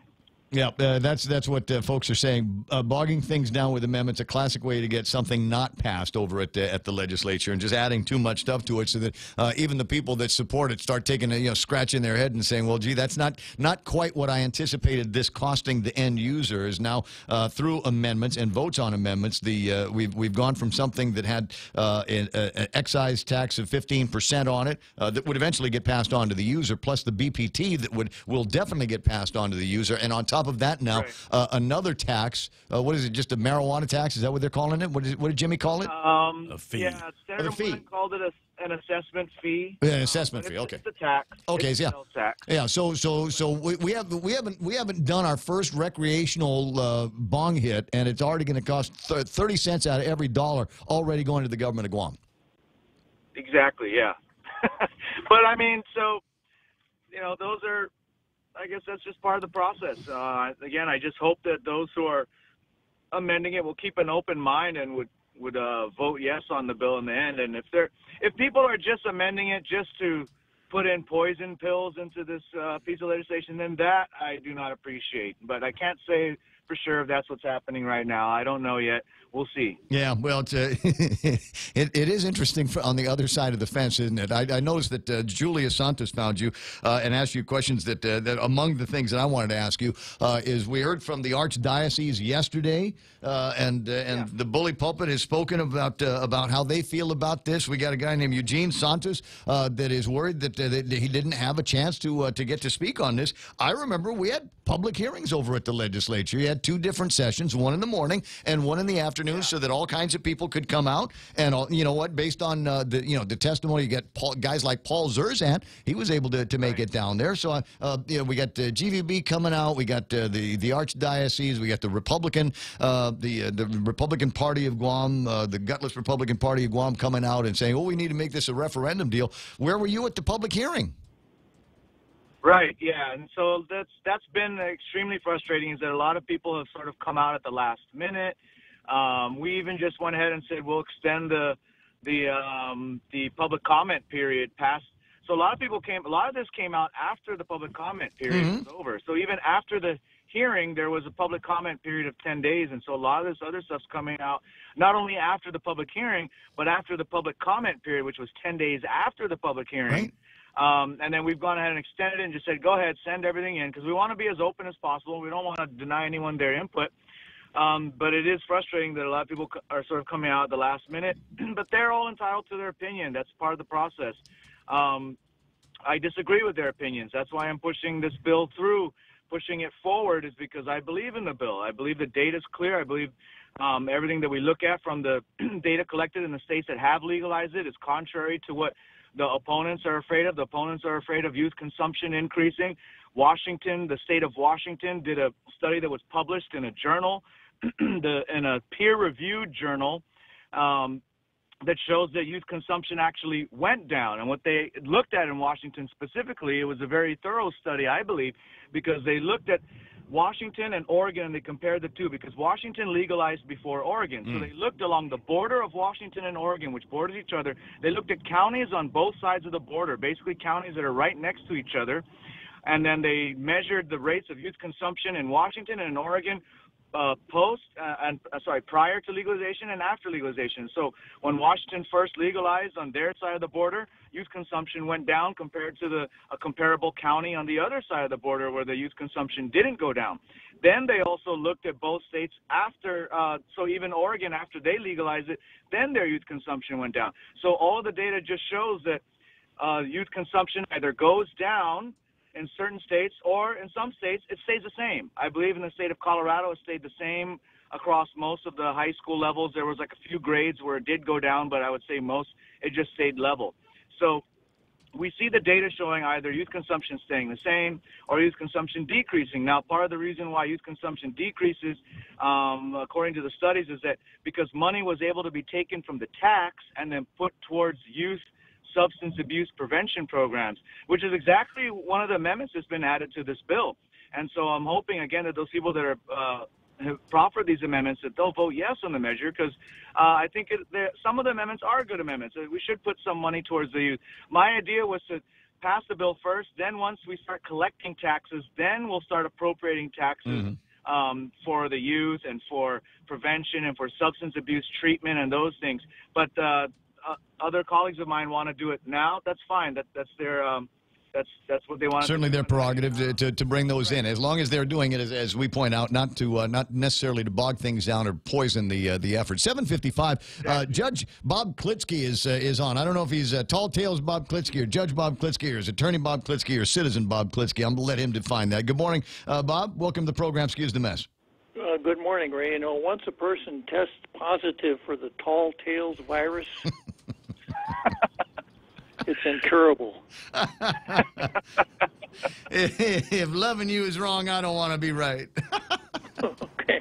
So I just wanted to mention some of the game theory aspects of voting on or proposing amendments to bills that a senator may not intend on voting in favor of.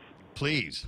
And I can give you 4 right off the top of my head. Seen it a dozen times over at the legislature. It's always infuriating, to say the least. Well, the 4 things that I come up with immediately are pandering, mitigation, poison pill, and cover. So, yeah, I agree. So a senator might make an amendment to the bill to pander to what that senator thinks is his or her base. Correct, yes. The odoriferous nature of burning marijuana might have been what prompted what might be classified as pandering on the part of Senator Kelly Marsh Titano, who is, an environmentalist. So that particular amendment may have been an attempt to pander to a portion of the electorate. Mitigation means that a senator has decided that perhaps the bill is going to pass, and that senator would like to amend it to some extent to take away some of what that senator sees as the harsher effects of the bill. The poison pill means that a senator would attempt to amend the bill in such a way that it would no longer be palatable to some of the people who supported it in the beginning. That might be Jim Moylan's attempt to add the fee to the bill. And then finally, cover. And senators, people in parliamentary bodies are always looking for cover. That is, well, I didn't vote for it, but I got a good reason. Or I did vote for it, but I got a good reason, right? Mm-hmm. Right. So it could be that, a senator would say, well, I didn't vote for it because I proposed this really well-thought-out amendment, and because that amendment didn't pass, I couldn't vote for this bill, when the senator perhaps never intended to vote for the bill in the first place. I got you, Senator. I appreciate that, and unfortunately, it's a description of what you've suggested is game theory. But for a lot of people, this is not a game. There's some real money that might be behind this. They've identified, even using 20-year-old numbers, they've identified a few extra $1 million, and I don't think we are so prosperous in the government of Guam that we cannot overlook those dollars. Senator, I'll talk to you I'll hear you on the radio this afternoon. Thank you, Ray. All right, buddy. Appreciate it. And Clint, I'm going to let you run. I know how busy you are these days. 9:30 supposed to be getting back in the fray. You think maybe we'll get a vote on this today? Our goal is to vote on it today, so I hope so. The morning, it's part of the session. There's still a few more people that are slated to talk, and possibly a few more amendments. And here's the funny thing. I'm actually going to offer a few amendments. So, well, some of it is, amendments. I'm hoping that we'll get some people to feel more comfortable about voting yes on the measure, and just a couple other things to clean up some things that were pointed out to me. Yeah, my understanding is you only need like one more. I think we got a couple of people on the fence that are more inclined to go in that direction. And if you can take somebody off the no list, maybe that'll help out as well. I got to run. I got the news, buddy. Good luck. Thank you. Talk to you. Thank you. Senator Clint Rigel out there. Always interesting when you've got somebody that sits on my side of the desk that now sits on that side of the desk, and how the world is all. You thought you knew how that game was played until you're in there. It's 8 o'clock. Time for news. Fox News. One day after the summary of the Mueller investigation's release, lawmakers split on what to do next. Fox's Jared Halpern live on Capitol Hill. Senate Majority Leader Mitch McConnell says the special counsel's conclusion that no Trump campaign official colluded with Russia should put a rest to the fixation with relitigating the 2016 campaign. In any sane political moment, all of this would be very welcome news to all Americans. Top Senate Democrat Chuck Schumer says more needs to be known beyond the 4-page summary provided by the Attorney General. The Justice Department has declined even to say how many pages the report includes, as if that were some sort of state secret. Schumer made a request for the Senate to adopt a House-passed resolution calling for the report's public release, a move blocked by McConnell. Lisa. Jared, earlier today, President Trump said he wished the inquiry could have wrapped up sooner. There are a lot of people out there that have done some very, very evil things, very bad things, I would say treasonous things against our country. And the president called for an investigation into how the probe started.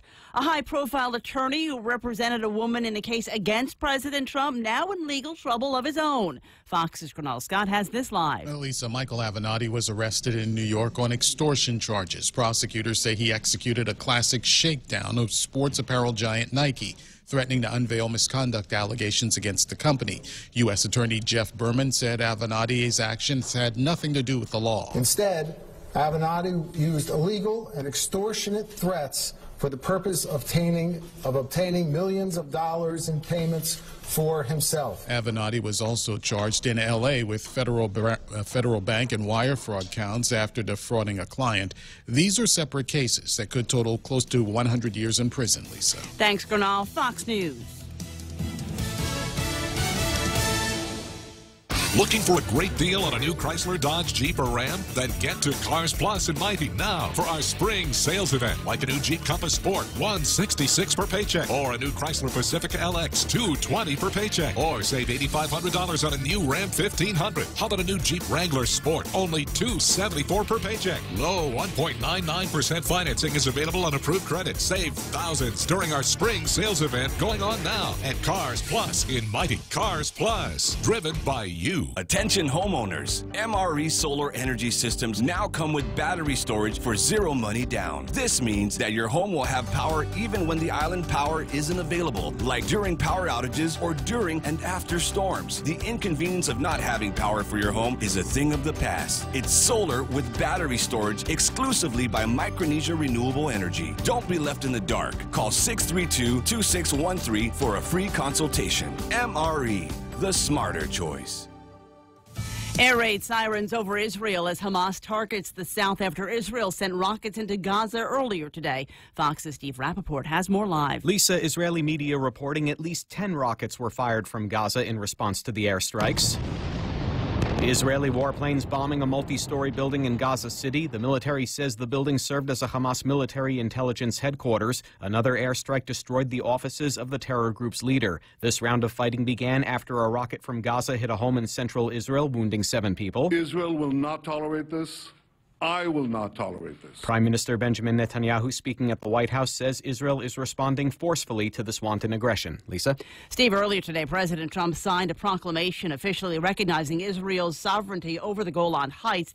Turkish foreign minister blasting the move, saying the U.S. has ignored international law and the decision would never legitimize Israelis' occupation. Britain's prime minister admitting she still hasn't convinced Parliament to back her plan for Brexit. Prime Minister Theresa May telling Parliament here that she wants to put her proposal for Britain's EU divorce to another vote. But it is with great regret that I have had to conclude that as things stand, there is still not sufficient support in the House to bring back the deal for a third meaningful vote. Brexit had been set for this Friday, but is now expected to be delayed. Opposition leader Jeremy Corbyn... The government's approach to Brexit has now become a national embarrassment. ...saying Prime Minister May has failed to take critics' concerns on board. In London, Simon Owen, Fox News. Apple's long-awaited video streaming service will be called Apple TV Plus and include original programming. CEO Tim Cook with the announcement this afternoon. The service will be competing for viewers with Netflix and Amazon Video. Oprah announcing she has 2 documentaries in the works for the service. I'm Lisa Lacera, and this is Fox News.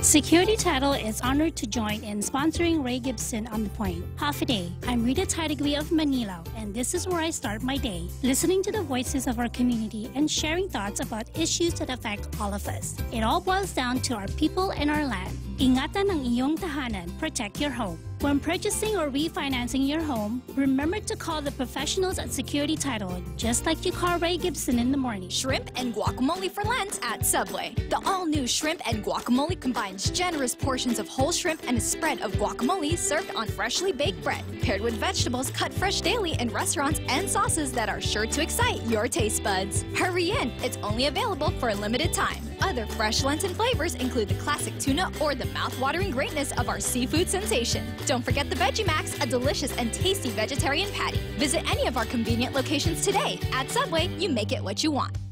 Family Finance has been serving the people of Guam since 1959, and they'll continue to be there for you in the years to come. Whether you're looking to get a personal loan for that summer vacation or paying off those long overdue bills, Family Finance has got you covered. Apply for a personal loan from $1,000 up to $3,600 by calling Family Finance in Agutya at 475-4545, Upper Tumon at 647-5626, or in Dededo 633-4473. Family Finance, serving the people of Guam since 1959.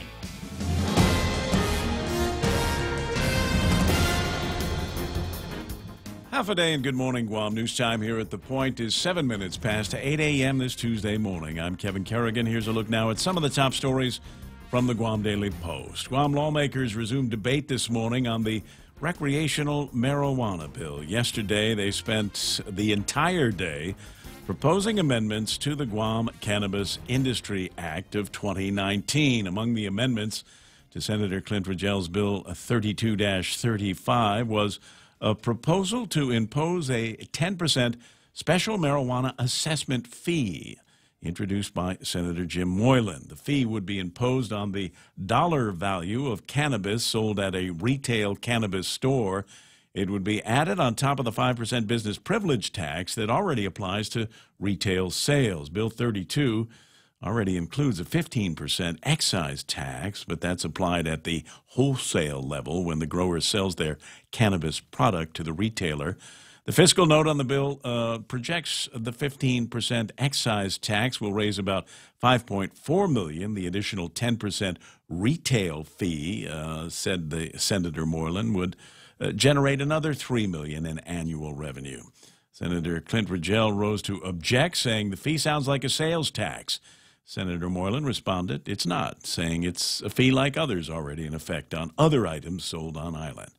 The amendment to add the 10% fee was approved by Senators Will Castro, Luis Muña, Amanda Shelton, Therese Terlahi, Pito Terlahi, Sabina Perez, Talina Nelson, and Senator Moylan voting for it as well. Session resumes this morning at 9:30. And while the debate over the legalization of recreational marijuana continues in the legislature, the Archdiocese of Agana yesterday released a statement of opposition. Archbishop Michael Burns, in a news release, said that legalizing the use of cannabis will only harm the common good of our island. The Archbishop said our community is already riddled with a drug problem of epidemic magnitude, and we need to focus on reducing the presence of illegal drugs. He called marijuana an addictive substance that allows users to escape the worries and responsibilities of life. But rather than escape, the Archbishop said, we need our youth and young adults to be fully engaged in their lives. We'll have more news after this.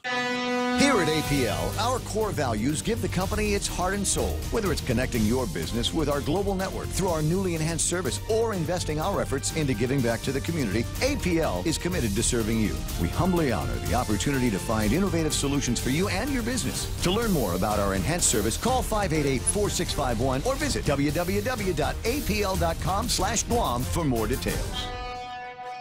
Lent-friendly burgers at Chili's. Indulge in a selection of our famous burgers with a black bean patty. Black bean patties combine beans with onions, parsley, bell peppers, and cilantro. Served with dill pickles and fries. More Lenten entrees include the spicy shrimp tacos, Cajun pasta with shrimp, or grilled ancho salmon. Best of all, each entree is just $15 and comes with a refreshing Coca-Cola, iced tea, or Heineken on draft. Our fresh house salad with an entree for just $15. Chili's 3 for Me Lent menu. Available for a limited time. Chili's. More life happens here.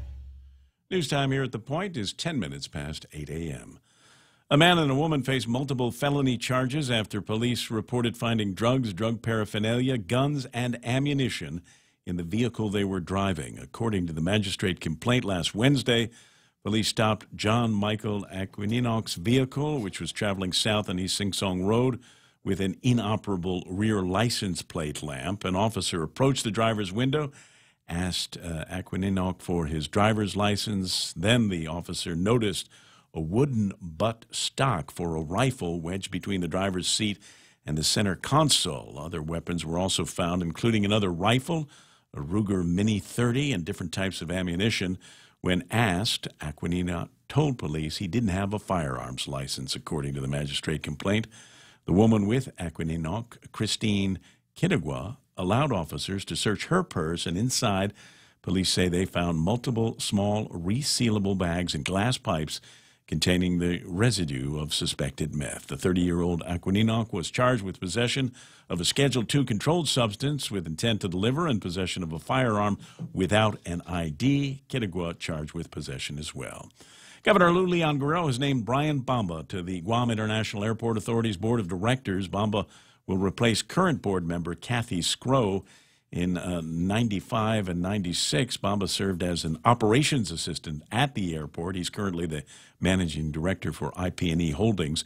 The announcement of Bamba's nomination follows the disputed appointment of Dan Tidinko to the airport board. Senator Talina Nelson refused to advance Tidinko's name out of her committee, which has oversight over the airport. She asked the governor to send another nominee for consideration instead. For these stories and more, log on to postguam.com or pick up a copy of today's Guam Daily Post. Ray and Mike now with a look at weather. All right, let me see here. Partly cloudy skies, isolated light showers are in the forecast right now. What else are we playing around with in terms of weather? Easterly winds 15 to 20 miles today, decreasing 5 to 10 miles after sunset. Expected highs maybe 88 degrees. Going to be warm, I think. Lows near 76 degrees. Sunrise this morning was at 6:21, around the same time tomorrow, and sunset tonight will be at 6:32. You need to be someplace where you can put your feet and your toes into the sand and use your camera to take pictures of the glorious sunsets that we have been having lately. That's right. Yeah, and you won't have to dodge many showers early. Looks like most of them have moved on through. North side looks like they got hit pretty good up around Anderson and Dededo and Vigo area. Just a few left behind. It looks like behind that, though, not much. So these will probably move through during the next hour. And then we're looking at much the same kind of day that we had yesterday. There will be plenty of sunshine, some occasional clouds. And if we're lucky, we'll get another shower throughout the day today. Still need the showers down south. Things are quite crusty and dry down there. So, yeah, the rainfall is something we really need. So, some look of hope on the horizon. Models are currently showing a weak disturbance that could pass close by us, say, in the Sunday-Monday time frame. And it will bring just rain, and that's really what we need is the rain. Looking at the satellite here real quick, Blobage down to the south, that's the intertropical convergence zone, the near equatorial trough, as they call it.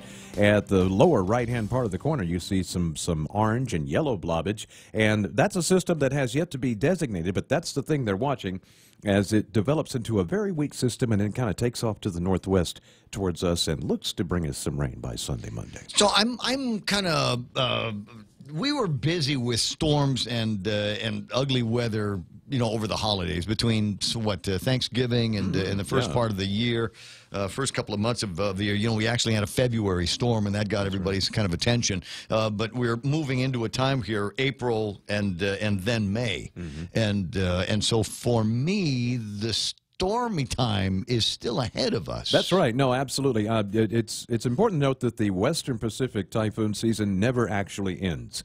We have had in history a storm in every single month of the year, so it's not uncommon. I get that, but I mean, we're moving into a heavier period. Yeah, generally speaking, April, May is actually kind of the transition period between the winter continental systems that are moving down, giving us the shear lines, and then all of the blobage that starts to really build up as the waters warm up down to our south.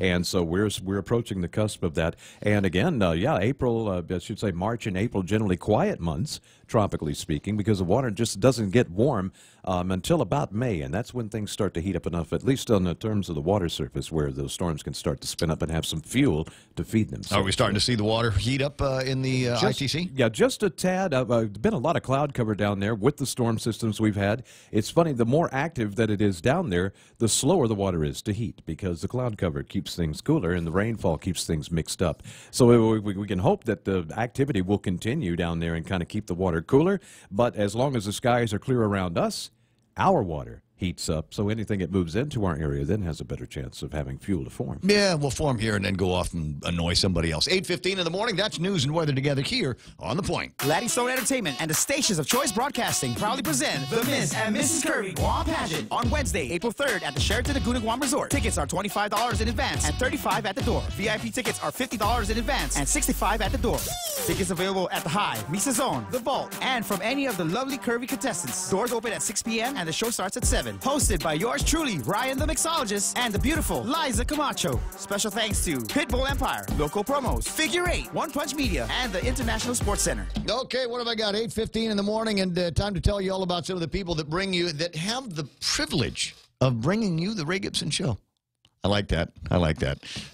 But it does kind of sound all ego-y, right? All right. I have the privilege of having great businesses like this be a part of the program every day. American President Lines, they're shipping the future. Guam Regional Medical City, never been a better choice for your specialty care needs. Also, never been a better time for solar. Call Joe or who Joe at the guys at and Jess over at the guys over at Jeff, who's going to be here Friday. And Joe, going to be here Friday. Ask them about why it's never been a better time to go solar, as well as Micronesia Renewable Energy. You know, I'm already trying to do those, guys. You're just messing with my head now. King's Restaurant, where there's a Lent menu, because they know, they've been on Guam for 100 years. They know that this time of year, from Ash Wednesday right up until Good Friday, is going to be all about eating seafood, and they've got a bunch of different ways to cook it up and fricassee it and roast it and fry it and sandwich it. Find that for lunch today at King's. In 1972, Jesus S. Leon Guerrero pictured a brighter future for our island and its people. With the trust and support of the community, he founded Bank of Guam. In celebration of our 47th anniversary, we're offering a Founders Day loan for up to $50,000, as low as 4.70 annual percentage rate. Visit any branch or bankofguam.com for more information. Subject to bank's lending criteria, terms and conditions apply. Offer valid until March 29, 2019. Bank of Guam, member FDIC. Portions of the Ray Gibson Show, coincidentally brought to you by the guys over at Security Title, Ron and Kim. We've been spending a lot of time talking about Ron and Kim because they made that building look so nice, and it made all of the other buildings in the neighborhood look awful. And so it's nice to see that somebody's got some leadership in there, and the other buildings are starting to put a coat of paint on. That's good. That's part of the deal. Security Title. If you don't know what they do, then you definitely need them. I'll just say it like that, because they've been all facets of real estate. They know how to get it done, and it starts with making sure that you've got clean, karma-free title. That's important there. Take care. Also bringing you portions of the Ray Gibson Show, as does Cars Plus up in Mighty. They're driven by you. Go see Jen and Dunge and Joey and ask them about different ways that they can put together fantastic deals on all kinds of two-wheel and four-wheel gizmos that they have there. Plus Wendy's, where they put together a great combo that starts with a salad, and we've got the North Pacific cod fillet, and wash everything down with honest green iced tea at Wendy's. The Coconut Wireless is back. The Ray Gibson Show. Call now, 888-TALK. That's 888-8255.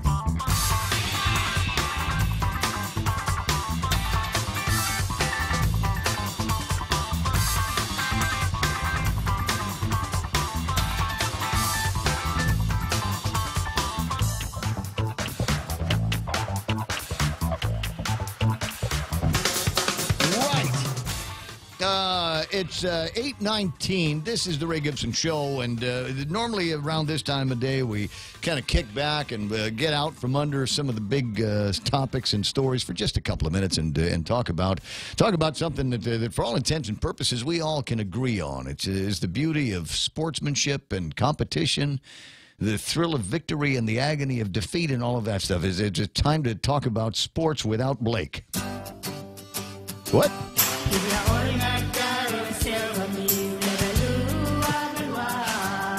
Interesting theme.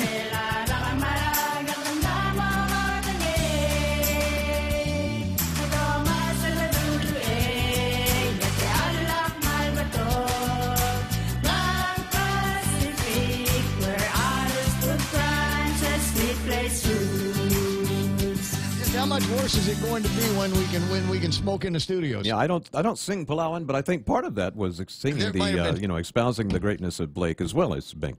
Try it again. Yeah. It's time for Sports Without Blake. That's what.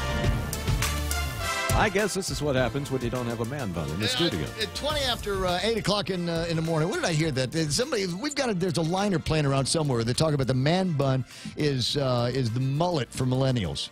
Yeah, that's where did I hear that? I thought that was a beautiful, beautiful thing. Anyway, 20 after 8 o'clock in the morning, 888-825-5888-TALK. And as usual, this is the portion of the program because neither one of us are qualified in any way, shape, or form to talk about sports. I'm barely capable of talking about running. And you know, a couple of days ago they had a big marathon, and I don't even know who placed. Thank God David Macaluso did some writing for the Guam Daily Post and actually has the results here. Men's top three: El Cid Garcia, that's Poggi, 3 hours 39 minutes. Cameron O'Neill, 3 hours 31 minutes. And Isaiah Santos came in at 3 hours and 20 minutes in what I consider to be one of the most grueling marathon courses ever. And I've run one or two, and I thought this one here is rough. Not so much for these guys that are in the 3 hours, but you get somebody coming in at like 4:30 in the 5 hour range, right. And the sun is up. Oh yeah. The sun came up angry Sunday, right? Yeah. So when it came up, and you get these guys, like I said, 4.5 hours, 5 hours out, and they're just now cruising through agate in the heat. Ooh, yeah. That's bad news. Women's top three. I got Doris. My friend Doris, whose her last name I'm not going to try to pronounce. I blow it every time, but everybody knows Doris. 4 hours, 20 minutes. My understanding is she had very, very good support on the course. Imelda Waldron, 4 hours, 7 minutes. That's outstanding. And Little Miss, I call her Little Miss Diane Cepeda with 3 hours and 45 minutes. So congratulations to all of those guys and a bunch of people that went out and ran it. Even if you didn't come in top three in your gender or your division or your places or whatever, if you finished, you did outstanding because I consider it one of the most grueling courses, certainly in the Pacific. The most grueling course in the Pacific, as far as I'm concerned, Saipan. Oh, okay. Yeah, because it's what did my friend Nate describes marathon running. In this case, it's perfect for Saipan as like running 3 half marathons, if that makes sense. Wow. So you get the first half marathon, and you'll get to that halfway point. Should be feeling groovy, right? And then another. It feels like 2 more half marathons. One that gets you to about, I don't know, let's call it mile 19. And then the third half marathon is the one that takes you back. That's the scary one. Because even though you're headed to, it's home run time, you're trying to make it to the finish line, you're 10 kilometers away from it.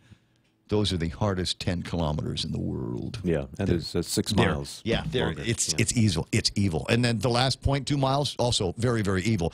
So if you can make it through that, if you can run in the Marianas, you can run anywhere. 8:23 in the morning. And I don't know if do you have anything sports-wise? Yeah, I got some NCAA stuff actually. All of the higher seeds won their games yesterday. Real close game between number 1 Duke and number 9 UCF. That one went down to the final seconds. Duke did pull it out. They're the number 1 seed. That game finished 77-76 Duke.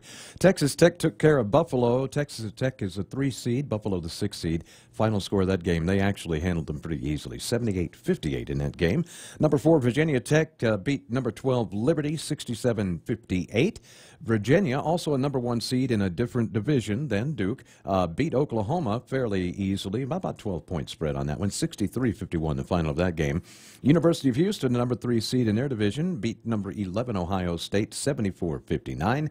And Oregon, and then these two teams were actually seeded fairly closely, but the game was not that close. 19-point win between Oregon over UC Irvine. And we'll have more games as March Madness continues through the day today. Okay, and I'll make noises like I understand what you're saying. Just every once in a while I'll go, Yeah, the winners of these games actually get to take part in the Sweet 16. So we're taking it down from 32 teams now to 16, and then you get into the Great 8 or whatever they call it, and then the Final 4. Yep, means nothing to me.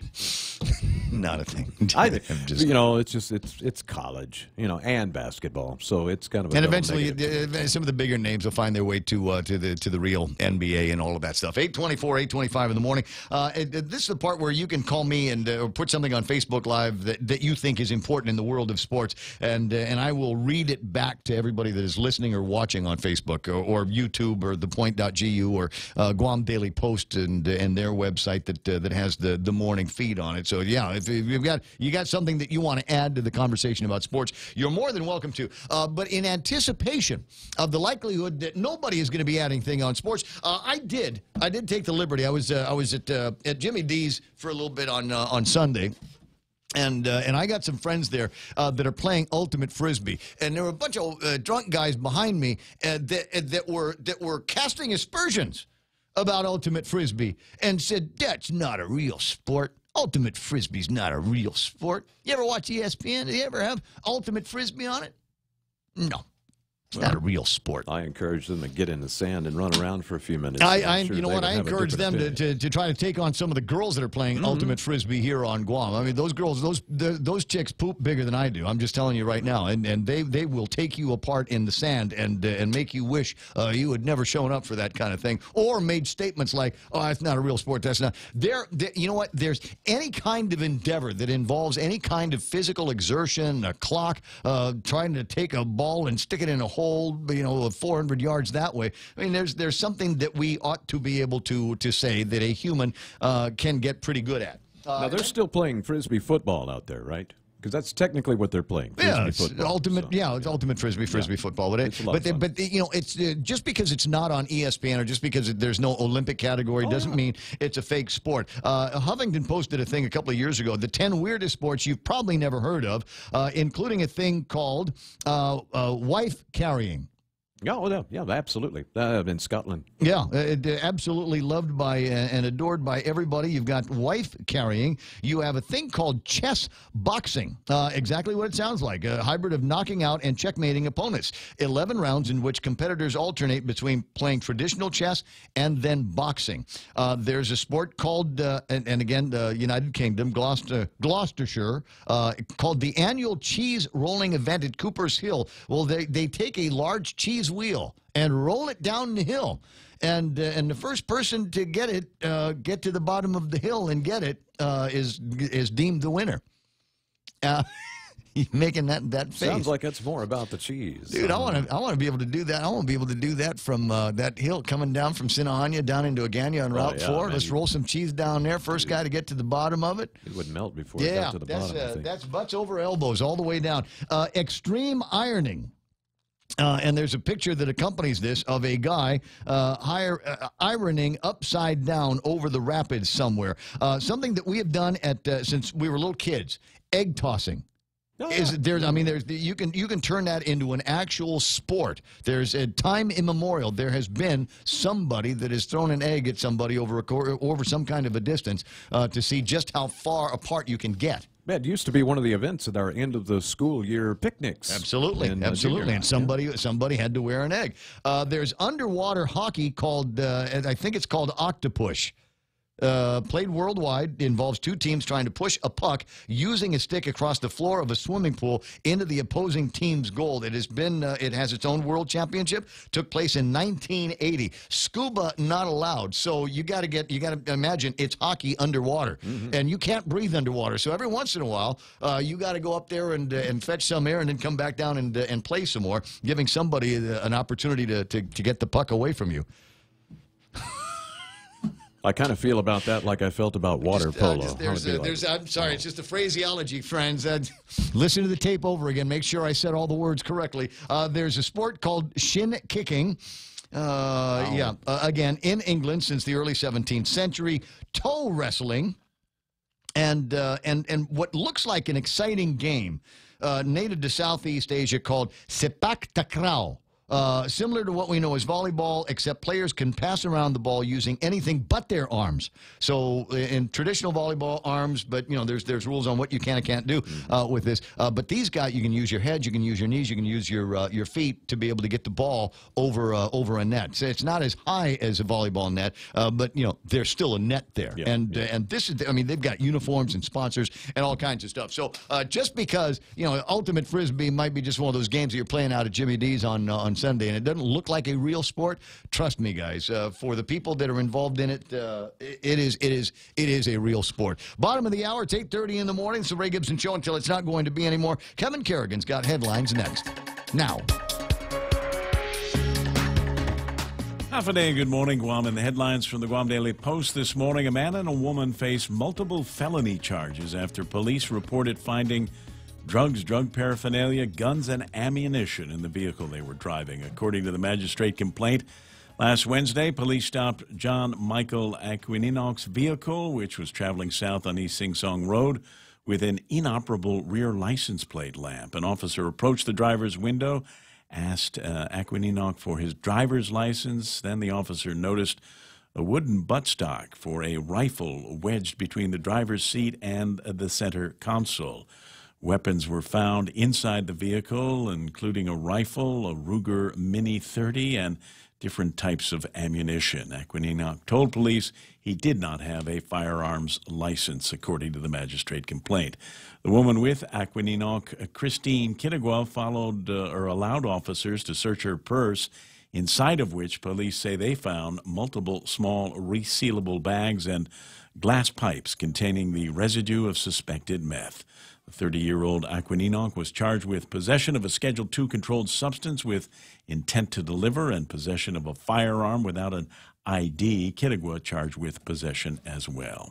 2 teens have been arrested for the March 20th break-in at a Southern high school. About 5 classrooms were vandalized during the break-in, but thanks to an alarm system that alerted a staff member, the 2 teens were apprehended. A third suspect initially got away, according to the magistrate complaint. The 2 young men have been identified as 18-year-old Moses Dozes and 19-year-old Justin Rabon. Dozes admitted to taking part in the break-in, telling police that he knew what he was doing was stupid. Rabon and Dozes are now facing allegations of burglary, criminal trespass, and theft. The third suspect, a minor, was eventually tracked down by police and turned over to juvenile authorities. Governor Lou Leon Guerrero yesterday signing an executive order creating the Coral Reef Resilience Working Group. In a release, the governor said that Guam's coral reefs have declined by almost a third in just the last decade, and our reefs are under an increasing threat from a number of causes, including climate change and pollutants. The working group is made up of 13 different GovGuam agencies led by the Department of Agriculture Director Chelsea Munya-Brecht. The group will focus on reef restoration, reducing land-based sources of pollution, and effective fisheries management, as well as sustainable recreation use. For these stories and more, log on to postguam.com or pick up a copy of today's Guam Daily Post. I think I will. It's 8:33 in the morning. That's Kevin Kerrigan from the Guam Daily Post. He's going to go and do his real-life job and be back with us tomorrow morning with some more news and headlines starting at 6. As I said, it's 8:33 in the morning, and I got to say shouts to my friends over at iConnect. 888-8888 is their telephone number, and they can tell you all about great plans for your telecommunications. Not everybody needs the absolute latest and greatest and features all over the place phone. You just want to get something that you can hit Facebook and Instagrams and whatnots and without costing an arm and a leg. And they got plenty of plans just like you can get latest and greatest. You can get high speed. You can get all of that stuff. But if your needs are not that specific, then go and find out how they can make it super inexpensive for you in 2019 at iConnect. Helen Keller once said, "Blindness separates us from things, but deafness separates us from people." At Ross Hearing Aids, it's their mission to keep you connected to the moments and the people that matter most in your life. Hearing aid technology has never been better, so schedule your complimentary hearing consultation today. Call Ross Hearing Aids, 637-HEAR, 637-4327. You should hear what you're missing. How's your hearing? I can hear real good. I hear that making a really, really good sandwich over at Subway these days. It's shrimp and guacamole, whole shrimp, and then you've got guac on the spread that out on your sandwich bread. If you don't want it on a sandwich, they also do stuff with wraps over at Subway, and this sounds like it will be perfect in a wrap format. Try it out today. In fact, try one today and then try the other one with the regular bread tomorrow at Subway. Make it what you want. You've worked at your job for years, and leadership has been steady. You know what the top boss expects and how they operate. Then, one day, your leader is no longer the leader. I'm Jerry Robertson at 7:20 a.m. on The Ray Gibson Show. A few thoughts on how to see things when leadership changes. You can find daily transcripts of The Extra Point at guamtraining.com. Tune in every weekday morning at 7:20 for The Extra Point with Jerry Roberts. Brought to you by Guahan Insurance Services and First Hawaiian Bank on 93.3 The Point. Man, I don't want to look at the traffic gizmo right now. It's just going to be the same as it always is at 8:35. There's nothing going on out there. There's a little bit of line of traffic over at some of the intersections. I haven't heard about any accidents. Look, if you have, hit me up on the WhatsApp, 988-5874, 988-5874. Traffic gizmo right now. Let me see if there's any place here that's still going to be a cause for backup. Don't see anything up around Route 3, way past the schools. A little bit of traffic headed southbound, and that's going to meet up with some more traffic southbound over by the intersection of 1 and 3. But, you know, they're always busy this time of day. 8, 10, and 16, a little bit busy. 10 and 15, busy at that intersection. 4 and 10, a little bit busy around the Snake Road area in between Petey and Aston. Watch out for a little bit of traffic there. Still a little bit of traffic back and forth getting into and out of Big Navy, and maybe there's just something going on over at the coffee store. I don't know, but I don't see anything that's going to seriously slow you down. That's right now traffic here on The Point. The stations of Choice Broadcasting are celebrating April 2019 as National Earth Month with the return of our Upcycle Mascot Showdown. We've invited the public elementary schools to set the example and build their school mascots completely out of recyclable material. Stay tuned to our stations to see how you can vote for your favorite school this April. Celebrate Earth Month with our students in the 2019 Upcycle Mascot Showdown. Brought to you by the Agana Shopping Center, Lolita Kamet from Remax Diamond Realty, Sylvan Learning Center, Family Finance, Buddy's Home Furnishings, and the stations of Choice Broadcasting. Facebook Live and a note from Guahan Eagles. Half a day this Saturday, March the 30th, the Budweiser Guahan Varsity Football Championship game will be played at Hal's Angels Field starting at 3:30. A consolation game and championship game will be at 6 o'clock. And thank you very much. No, you're welcome. You could put that out there. Jonathan Bullwinkle chiming in about the cheese rolling event. Apparently that's been outlawed because people would hurt themselves running or falling down the hill. Apparently, there's some element of danger. Well, you know, if there's no element in danger, maybe that's not the sport for you. Maybe that's not the thing. I put that in the same line as warning labels. You know, if you have to tell them. Yeah, maybe you shouldn't be playing that game. I mean, there ought to be some sports where, you know, it's there's the possibility that you can win greatly, and the possibility that you can lose greatly, and the possibility that you might bust something open, like your skull. Yeah, whenever they dressed me up in my football pads and I walked out onto the field, I was never surprised when they got the snot bubble out of me. And I got the crap knocked out of me. They're like, hey! You'll ring your bell and everything. Now there's the concern. Maybe kids shouldn't be playing games like that where they might actually get hurt in the thing. And then we let our kids play rugby. Yes. Yes. I'm sorry. 8:38. I digress. There's other things that we need to talk about here. A little bit later on, the guys from Mamma Mia are going to be in the studio, talk about that production that is going to be coming up. And that's always a fun time having Ernest in the studio. But right now, Victoria Lola Leon Guerrero is on the line, one of the smartest people I know. Good morning, Vic.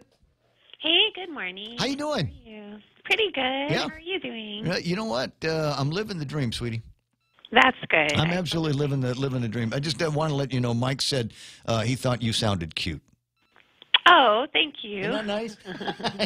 he's gonna stop producing. He's gonna quit. Why would you do that, Ray? I'm sorry. Anyway, and I told her, check her out on Facebook because she, like everybody else, has a profile on the Facebook place. 8:38 in the morning, and you're doing a talent call for the university, right? Yes, that's correct. For the press, for our publishing house, we're looking for basically a bunch of positions for freelance projects that'll be on a book-by-book basis. And so we're looking for writers, copy editors, translators, and translators can be fluent in any of the Micronesian languages, Chamorro included, Korean or Japanese, just for publications that use those languages, graphic designers, illustrators, and photographers. And so, you know, we've been actively publishing books over the last 3 years, and we have a wonderful pool of talent, but we thought, you know, we have so many huge projects coming up, we really should extend that pool and see who else is out there. And so this is really the last week of we've had the call open for a month, and so we're asking for submissions up until Saturday the 30th. And so if you're interested, send me a cover letter with, you know, some information about the services you can provide, some of your relevant experience or background, and very importantly, at least 5 samples of your work. So, of course, you can send more, but we want to see at least 5, so a portfolio of work. And all of this can be emailed to me at victorialola@triton.uog.edu by the 30th. So let me, just to get a better sense of who it is that you're looking for, the books have already been written. You just need to, like, translate them or add artwork and things like that, right? Yes, so for most of our projects, we have an open call for submission. So we accept manuscripts. They go through a blind review process, and then if they're accepted for publication, then we will seek out certain services to turn it into a book. So, for example, if it's a children's book and they don't have an illustrator, what I'll do is sit with the writer and we'll look at a bunch of portfolios and choose an illustrator that we think would be a great fit. When we're ready to sort of lay it out, then we'll do a similar thing with graphic designers. We'll take a look at their portfolios and see, okay, if it's an academic publication, these graphic designers may be really great for that. If it's a, photography book or children's book, we look at, graphic designers that have worked with a lot of images. So, that's why it's really great for us to have many people on hand so that for each book project there's specific needs, So definitely it's usually a finished manuscript and we need the services for it. We really need editors because I think it's always really important that before manuscripts are published, they've been edited several times. So it's like newspapers. Yeah, check somebody's spell check, Grammarly. Exactly. So get some. Now, are you paying for those services? Because there's some of those things that I might be able to do that I might have the skill for, but I'm already working full time. So in order for me to take on some new responsibilities, there might be some extra dough that I need. Absolutely. We feel very strongly that our artists, our writers, our editors need to be compensated. And so for all of our projects, we contract these positions. So it would be a freelance contract based on the project, and we would negotiate the fee. So, typically what we would do is get a quote from, we send out a request for quotations and we give the specs, and then we get the quote back, and then we basically decide from there. So, yes, they're all compensated. And, that's so important, especially we have such talented people in our community that often give so freely. And so we believe it's incredibly important to compensate these talented folks. I don't disagree. Hey, there's always opportunities for narrations and books on tape. Now, I don't generally have a lot of additional time to do things like that. But I know guys like Michael Knight, who's got a great voice, and I think he would make a great annotator for some of the materials. Have you looked at maybe doing more audio and video narrations for some of your documents? Yeah, so it's great that you brought that up. We had our first advisory board meeting last week, and that was one of the things they said is we should do audiobooks of a lot of our books. And so that was something I definitely added to our list of things to do in the near future. Some of our children's books, the ones that are completely in Chamorro, we had the authors read the books and we provided the audio on our website because a lot of people felt intimidated by sort of reading a book entirely in Chamorro without sort of hearing it first.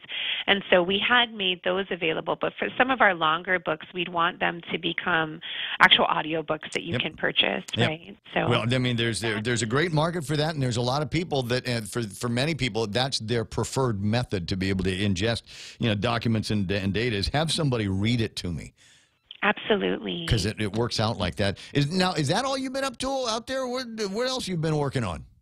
Well, we've got probably one of the biggest things we've got going on or coming up is that we're going to start making textbooks. So we're going to be working with the Department of Education to do kindergarten through 5th grade social studies books. And so that's really exciting because this is something I think many people have said for many, many years that we need to really be able to not just teach our children about someplace thousands of miles away, but they need to really be able to know about themselves and know about their place in the world in order to then connect to and understand sort of these larger stories or larger, concepts that they're supposed to learn. And so we are preparing to do that. The contract is almost completely signed, so I'll kind of save all the details until that's done. But it looks like we're going to be starting a pilot project that will allow us to really open up the door to make textbooks for our schools, which honestly is the dream for me, because as a kid, that's what I really wanted. I really wanted to learn more about our history and about our experiences. And so to know that now my children will actually have textbooks that are made here is really, really exciting. I've often felt the same. I'm delighted that people like Bob Rogers and others had gone out and put together the Destiny's Landfall, and you got Don Farrell and all of his books. And it's nice that there's certainly people that think it might be more important to know about post-contact names, pre-contact cultures, and lifestyles from here and around this area, as opposed to what might have been happening in Europe and war between the states and Revolutionary War. All important. Everything's important, but it's nice that we've got something from around here that we can look at. Be learned at the same time together, right? So this notion that one is going to eliminate the other, it's not necessarily that. It's more that the concepts and the content standards they're supposed to learn can really be taught, placing their experience at the center of their learning, which everyone else in the world does. So we just got to pick up. Yeah, we got to pick up on how to get that done. I always like to think in terms of what was going on in the 1700s and 1800s, and then ask myself the question, what was happening here on Guam? And there are places where you can find that information. What was what was actually happening here on Guam? You think about and thankfully with the written word, you think about what was going on in the United States in the 1910s and 1920s, and then you go to Mark and crack open a couple of Guam recorders and see what life was like right here on Guam, and read stories from that were written by people with the same surnames as us, and villages that we still drive into and out of. I mean, it's fascinating. It's nice to hear that somebody's working on that. Victoria Lola, it's always nice hearing from you. You too. Have a wonderful day, and please, if you're interested in these positions, please email me. My email again is victorialola@triton.uog.edu. You can also check us out on Instagram or Facebook as UOG Press, where there's information about how to submit. We have a website, uog.edu/UOG Press. And then I'll probably be bugging you in another couple weeks. We are going to be publishing the 4th edition of the Best Tracks on Guam that we've really completely redone. And so I'm very excited. Hopefully we can get Dave Lotson to talk about this new edition of his book coming up soon. There's a whole lot of interest in that kind of thing now. Daily Post has got a book on some great hiking opportunities that we've got here on Guam. The more is better, and same like with cookbooks. You cannot have too many different ways to fricassee a fish. 8:48 in the morning. Victoria Lola Cola, I'm going to let you run. Okay, thank you so much. Have a terrific day.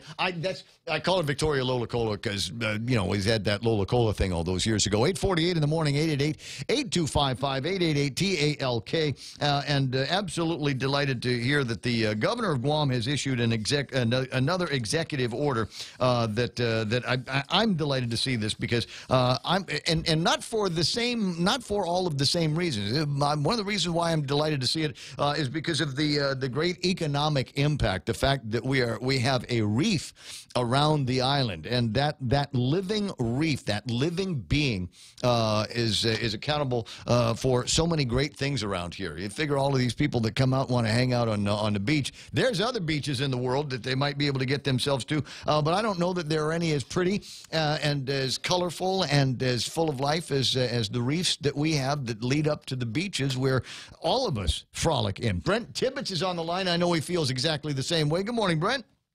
Good morning, Ray. Oh, always nice to hear from you, and happy to see a couple of things. Number one, you did coral relocation. Before we get to the governor's executive order, tell me about coral relocation. I've never heard of the concept. Okay, well, you're probably referring to the event that happened last week down in Mauricio. Yeah. There were some large coral colonies growing on the boat ramp down near the Mauricio Pier, and kind of in response to comments from the general public, the users of the ramp down there, the corals were both kind of making it difficult to launch boats and retrieve boats at a low tide, and also is just concern for the health of the coral. So there were several different entities that got together: the UOG Marine Lab, Underwater World, the Nature Conservancy, and DAWR, got together to remove these corals, actually physically taking them off of the boat ramp and relocating them to areas that should be suitable for them to continue to grow and keep growing, but not impact users of the boat ramp. And what process is involved here? Does it involve a trip to Home Depot to pick up, I don't know, some kind of glue and something to chip the coral out from the ramp? Yes, that's actually very close. Things like crowbars and things are used to pry the corals off of the ramp, and then suitable areas without any growth are found, and they're scrubbed clean to get all the dirt and debris off, and then the corals are fixed to that with an underwater epoxy, and then they're glued in place, and then there's some monitoring involved with that as well, probably about a year of monitoring to ensure that the corals survive the relocation. Now, this process is a little bit different, but not completely different from something that I think I'd seen in Palau, where they had experienced some areas where the coral was damaged from fishing and diving operations and things like that. So they rescued samples of these, brought them someplace, and were basically growing coral in little pieces, I think, of PVC, and then eventually they pick them up from where they're growing them and go deposit them on a clean rock somewhere with some. I thought it was concrete, but apparently not. Or you can use some kind of epoxy, and eventually they will grow where you put them. Ideally, yeah. And actually, some of the smaller fragments from the relocation effort last week that were kind of too small to glue in place were taken to the marine lab where they will be grown larger. And then with the idea, eventually they will be relocated back out on the reef as well. Also, the Marine Lab does have one coral farm, and they're working on creating the second one, where small coral fragments are being cultivated now for relocation in areas where coral has been damaged by, human activity or climate change effects, things like that. Wow. Are there certain corals that do better with this kind of technique than others? Yes, there are. Yeah, there's some of the I don't want to use too many Latin names, but there's some of the ones that are more solid that grow very well if you relocate them. And also some of the staghorn corals, the ones that branch a lot.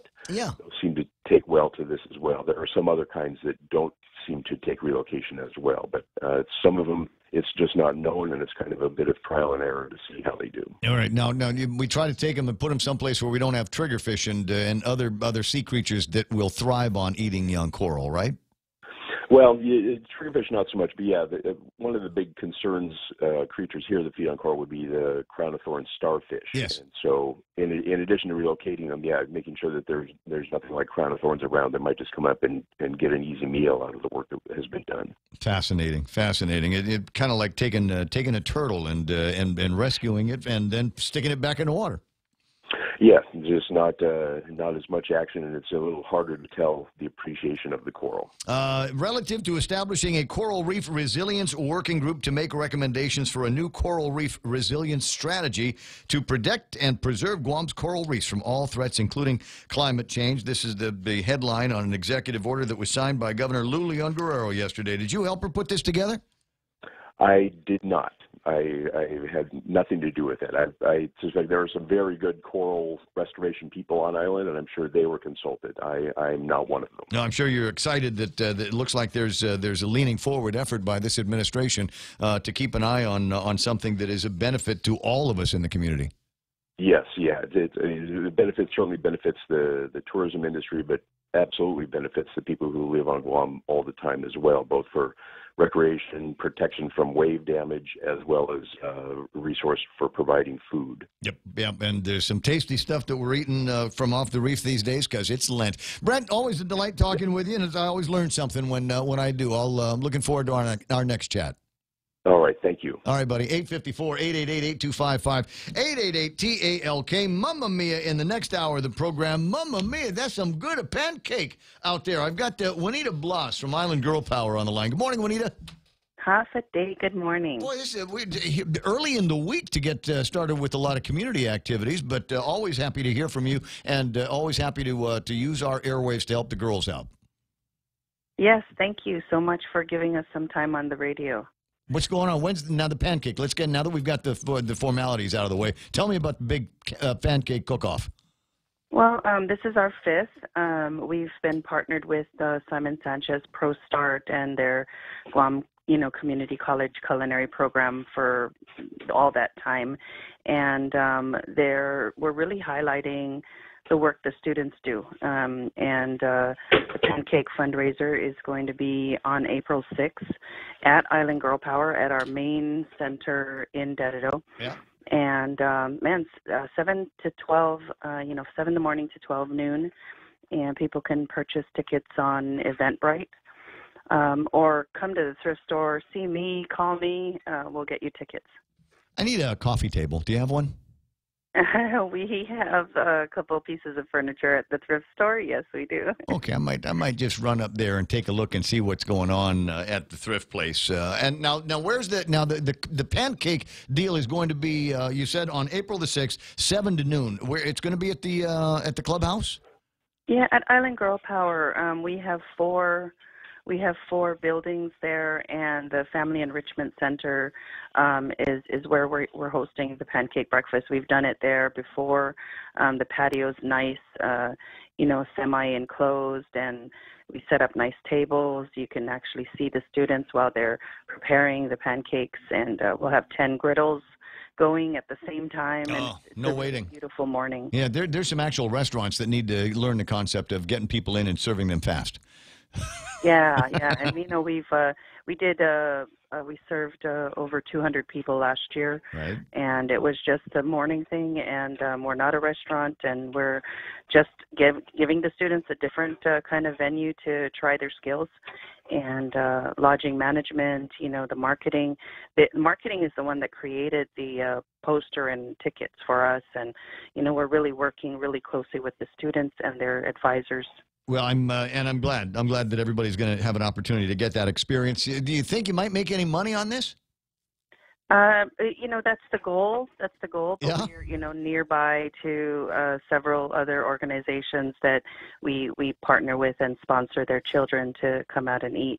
You can't do pancakes and not, want the families to come and partake. So they're on the Eventbrite. People can sponsor a ticket for one of the kids, and that's always really nice. I like that. Because you want the people in the program, the youngsters in the program to be able to benefit. So there's a way everyone can help, even if they're not on Guam.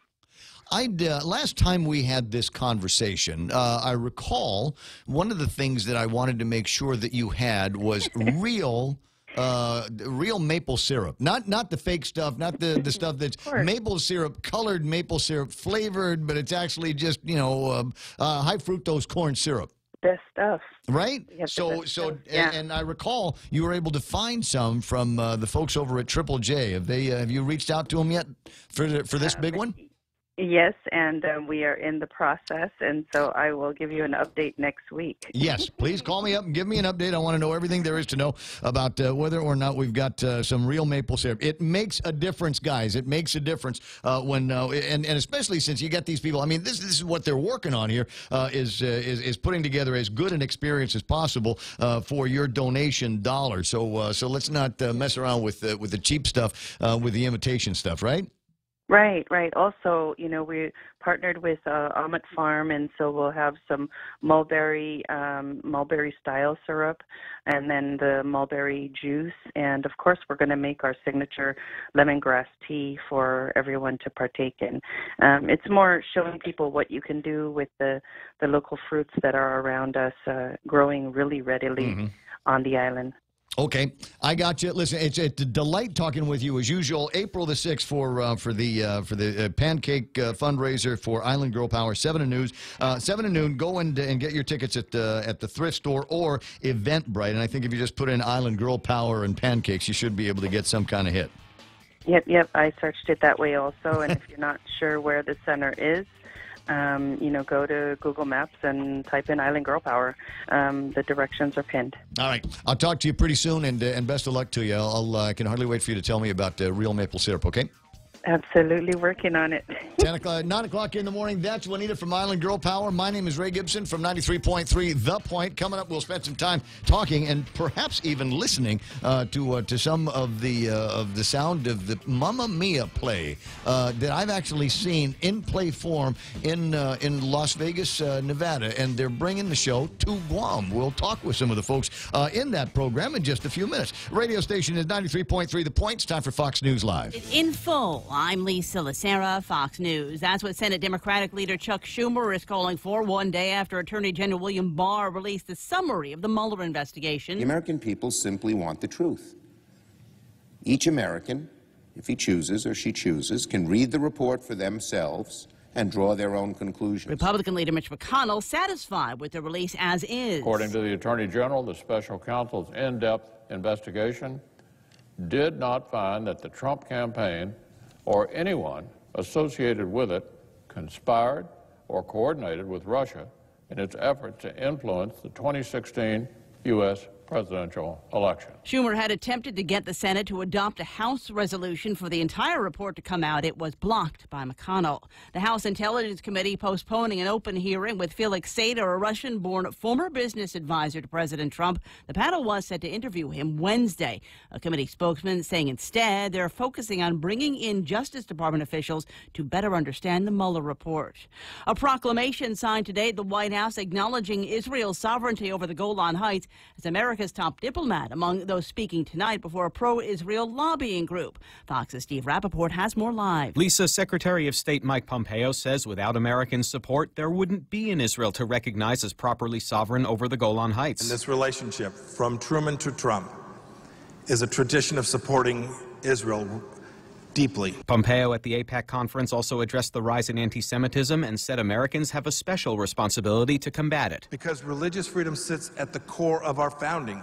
It's in our Bill of Rights as the very first freedom. Some Democratic presidential candidates boycotting the event. Lisa? Thanks, Steve. This is Fox News.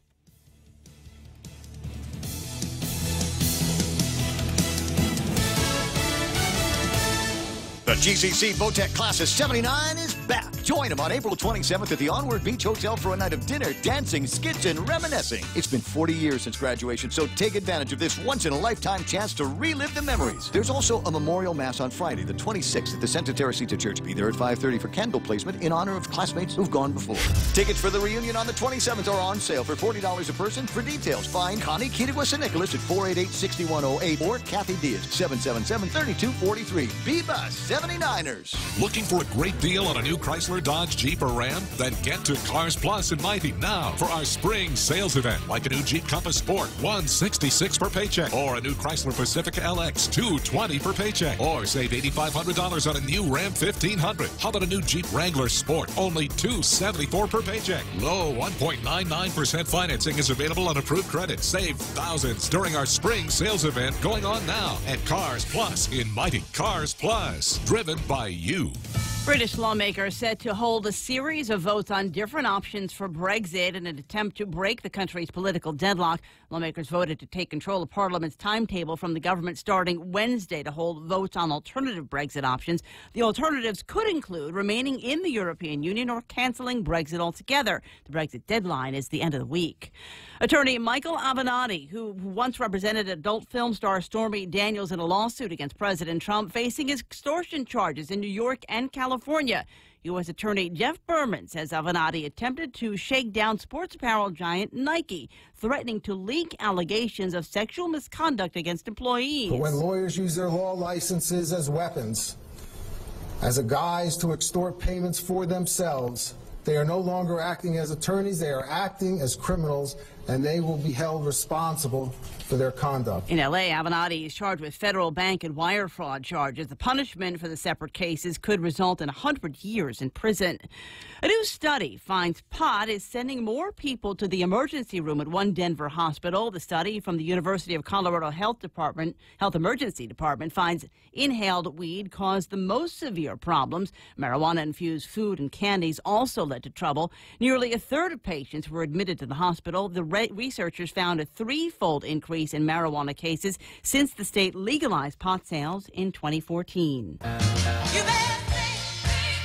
Family members celebrating Aretha Franklin on what would have been her 77th birthday today with a memorial service and a screening of a documentary film. The service held earlier today at Woodlawn Cemetery in Detroit. The Detroit Institute of Arts hosting the premiere of Amazing Grace, which chronicles Franklin's 1972 performance at a Los Angeles church. I'm Lisa Lacera, and this is Fox News.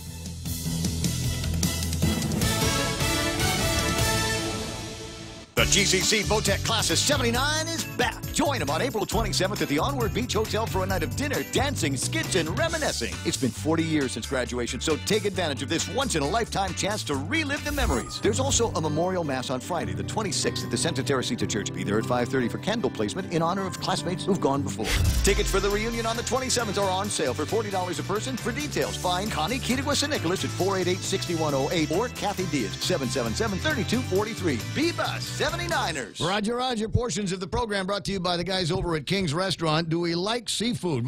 Everybody loves seafood, and this time of year, because it's, I don't know, Lent, there's plenty of it. So they packaged it all up in their Lent menu. I want you to try that in Harmon and at the two morning locations of King's. The program's also brought to you by the guys over at American President Lines. APL is shipping the future. Micronesia Renewable Energy. Never been a better time to go solar. And Guam Regional Medical City, the first choice for all of your specialty care needs. Got to do shouts to Jen and Joey and Dunge and the team over at Cars Plus. Because, yeah, they're awesome people. And don't forget, end of the month, we're all going to be hanging out there at Cars Plus. In addition to selling their cars, they also make their space available for all kinds of people, including the Guam is Good Wine, Food, and Art Festival. It's going to be taking place on March the 30th. You want details on this, find somebody over at the Calvo, Edward M. Calvo Foundation, or just go find Jen, and she'll be happy to sell you a ticket there for goofing off over at Cars Plus.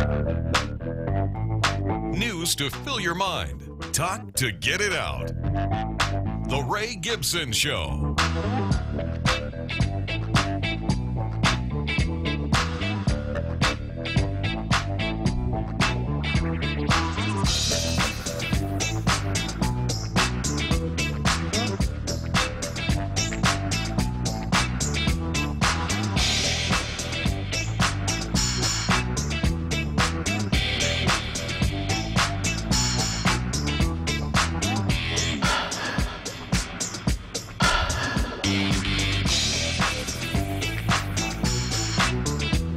Fascinated with the technology. It's a beautiful, wonderful thing. We've got technology in the radio station. Okay, the red light means that we're live and that there should be no further cursing in the studio unless it comes from me. So this is going to be the party. Oh, there he is. Artie, the one-man party is in the studio with me. It's the other Ray Gibson is in the studio.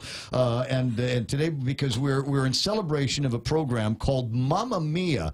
And we'll go through, I've got some members of the cast here, and naturally I'm going to ask them to sing at least one or two, maybe one for sure, of an ABBA tune. But we'll also tell you, one of them is not Ernest the Choker. Ernest is not in the studio. He's driving like a madman to the place right now and texting at the same time saying, "Go ahead and start without me." Ernest, I was going to start without you anyway. It's okay. I've got the talent here. They know when the play is going to take place. They know where tickets are available at, so that's cool. Let me get some other. Not that I want to, because I like Jen. She's absolutely prettying up the studio in a big way, and I don't want to go back to the regular sets that we have here for when all of the microphones are on. But it looks like I might have to do that. Where's the one that says 4 dang cams? There it is. That's the one. Where I can get just about everybody within camera range onto the screen. He says, clicking the thing. All right, and I press that one there. You have a really impressive. Yeah, I got a lot of cool technology. All right, there we go. So just about everybody that needs to be on a camera is on a camera. You'll be able to watch this on Facebook Live, and for those of you that need to be social, share this among family and friends in the States. I'll get you links so that you can do all of that. So let me go kind of around the studio and to introduce everybody. This is Jen. Hi. We love the hat, Jen. Thank you. This is now. Did you dress up like this because it's like part of the play, costumes that you'd be wearing, or is that just your regular everyday Guam outfit? This is just my regular everyday fashion, which works out really well because Donna's fashion choices are not far from my own. You're gonna have to remind me which one is Donna. Donna is Meryl Streep. The main. Okay, that's the mama of Mamma Mia. Okay, she's the main character. Yes. You're not old enough to play her. Actually, surprisingly, I'm only 2 years younger than it says she has to be in the script. In the script. I won't say what the script says. All right, but you still, I don't think. But I am old enough to have a 20-year-old daughter. I'm in total flirt mode right now. So, easy killer. I know, right? This is embarrassing because my nephew's here. And he normally blocks me. You know, we go through this at venue all the time. He'll introduce me to a girl, and the second I start talking up to her, he's like, back off, hunk. So anyway, so my nephew Artie's in the studio as well. That's Artie Gibson. He's the namesake for me and my brother David. So he's Raymond David, but we normally call him just Artie. Nice. And so it's good to have you. It's nice to see you at work. Thanks for having us. Well, it's fun. It's a nice little operation. Yeah, I like working here. It's nice. I designed it myself. Now these two guys here, I got Riley with beard. Okay, and then there's Devin with smaller beard, non-Riley size. Looks like mine, but smaller. Very accurate. Yeah, well, you know, try to play to the characters here. Now, and you guys are going to have to give me there were 3 guys that were involved with the Merrill character. I was Stellan Skarsgård. You were which one is that? The guy with the sailboat. Sailboat dude. Okay, Yeah. Wild man. Right, and then so we got Devin, and so which one are you? And I was the much more fashionable Harry Bright, played by Colin Firth in the movie. Okay, all right, and so if you get a sense of who these guys are and where they are in the play, so there's and you are Devin and I actually play we're double cast for Harry. Yes. Really? We're Yes. both playing Harry. How does that work? There are 9 one has an off night, one has another. You know, we make a cameo at some point. Okay, all right. I think I understand, but you know, not being somebody that's ever spent a lot of time really working on stage, I don't know about how all of those kinds of things work. But there were in the play 3 guys, right? Yes. Okay, all right. So you got so we have a cast. In some cases, we have 3 people playing the same role or 2 people playing the same role. And that's because, you know, the theater is so small here on Guam. Like, we want to give as many people an opportunity to perform as we can. So we've got, 8 performances, 9 performances. And so people will rotate in and out. Are you in all 9 of them? No, I'm in 4. Okay, so she shares Donna with Lisa Berdalio. Yeah. Oh, really? Yes. So when did Lisa start doing this? Since Really? Since Antes Guantes. Really? This was her. How did I miss her on stage all these years?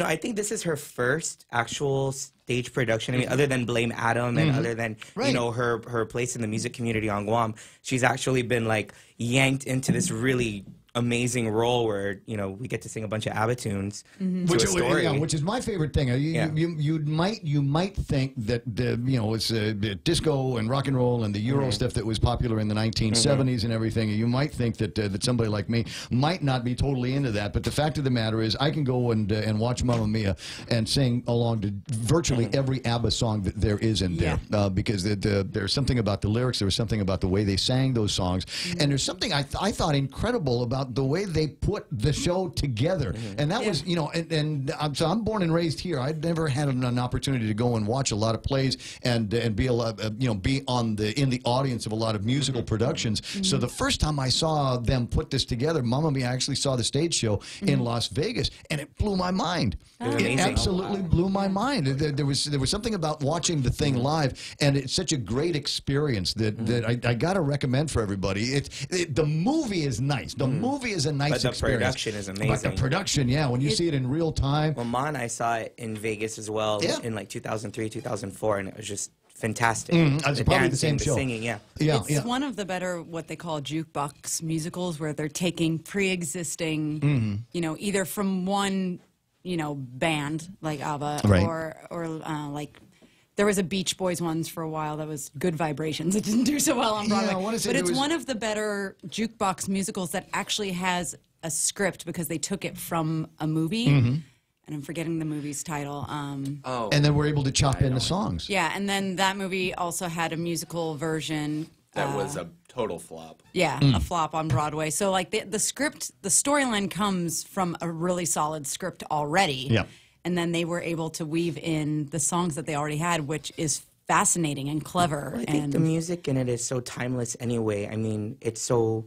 doesn't matter whether it's in the 70s or it's in the 80s or it's in the 90s. It's something that it's catchy and automatically gets into your ear and you're dancing already and dancing queen. So all that kind of stuff. And I think that's what makes the show is, the music besides the story as well. It speaks to the plot. Well, but what a crazy story it is. Yeah. It's hilarious. But for me, the fun parts of it, is the sisterhood, the relationship between the main character and the girls that she brought out, lifelong friends that they brought out for the actual wedding. All of the young people, the kids in the show. I think there's some interesting dynamic between them at work, and then the three guys who, for all intents and purposes, are strangers to each other, right? Yes. And then they get thrown together in a way that's not Survivor. And I thought that was I always thought that was kind of neat the way they put the story together. So let me sell some tickets before we get into some of the other fun stuff. Ernest the Choker's in the studio. How you doing there, buddy? Hey, what's up, Ray? It's good to see you. All right, one of the crazy questions. James Howard is online. Can you ask the thespians if they support cannabis legalization? What'd you call me? Are we allowed to answer that? I declare myself a thespian. Guilty. But that's not an answer. So do we smoke or do we not smoke? I think that cannabis is very useful for a lot of friends of mine who have gone through cancer. And I think that a lot of kids, too, there's a lot of research that points towards cannabis being very, very effective for controlling different types of diseases or disabilities, right? And so I've seen it firsthand, and I think it's an amazing thing to... Okay, but I'm not talking about medicinal. I'm talking about recreational. Recreational. Heck yeah. Wow. So will the play be any better? I've seen that firsthand, too. I've seen the effects it has. Yeah, the straight version of the play versus the stoned version of the play, which is, which one is more or less Cayenne-Scotzy, right? Yeah, exactly. I actually lived in Colorado before and after they made it recreational, and I didn't personally see any severe negative effects. It's worked for them. They've made a lot of money as a state. So, I've heard. They're one of the wealthiest states in the Howard, country. there is your disruptive question about cannabis. Well, I'm trying to sell some tickets so people can watch my nephew on stage. Ernest, tell me now, Mamma Mia, when is the play going to be? Oh, the show is the last week of April. Yeah, okay. so it's coming up really soon, sooner than I'd like right now. But it's coming soon. April 25, 26, and 27 is our evening shows at 7 p.m. for our seating, and April 28th is our matinee, which seats at 2:30 p.m. Curtain for the evening show is at 7:30 p.m. and curtain for the matinee show is at 3 p.m. Okay, that's only 4 shows. Correct. So we have school shows during the day. Oh, yes. I see. Strictly for schools. Yeah. So we want to make sure that it's accessible for all of our kids, right, in the community, no matter what socioeconomic background you have. We want to make sure that the arts are accessible to everyone. Where are you doing it? Where's the show going to be? FD Phoenix Center. Oh, sweet. Okay. All right, good spot. Good spot there. It's a central location. They got a good stage. Good for the infrastructure for shows. Absolutely. And good parking, too. So decent parking. Yeah, it's okay, so decent. at the FD gym. And how much to get in? It is $50 for our VIP seats, which is so bizarre because it goes fast. It's already starting being purchased. This is not the biggest room in the world, so they're available? They're available for reservations. Eventbrite? Do we Eventbrite this, or do we just find Ernest?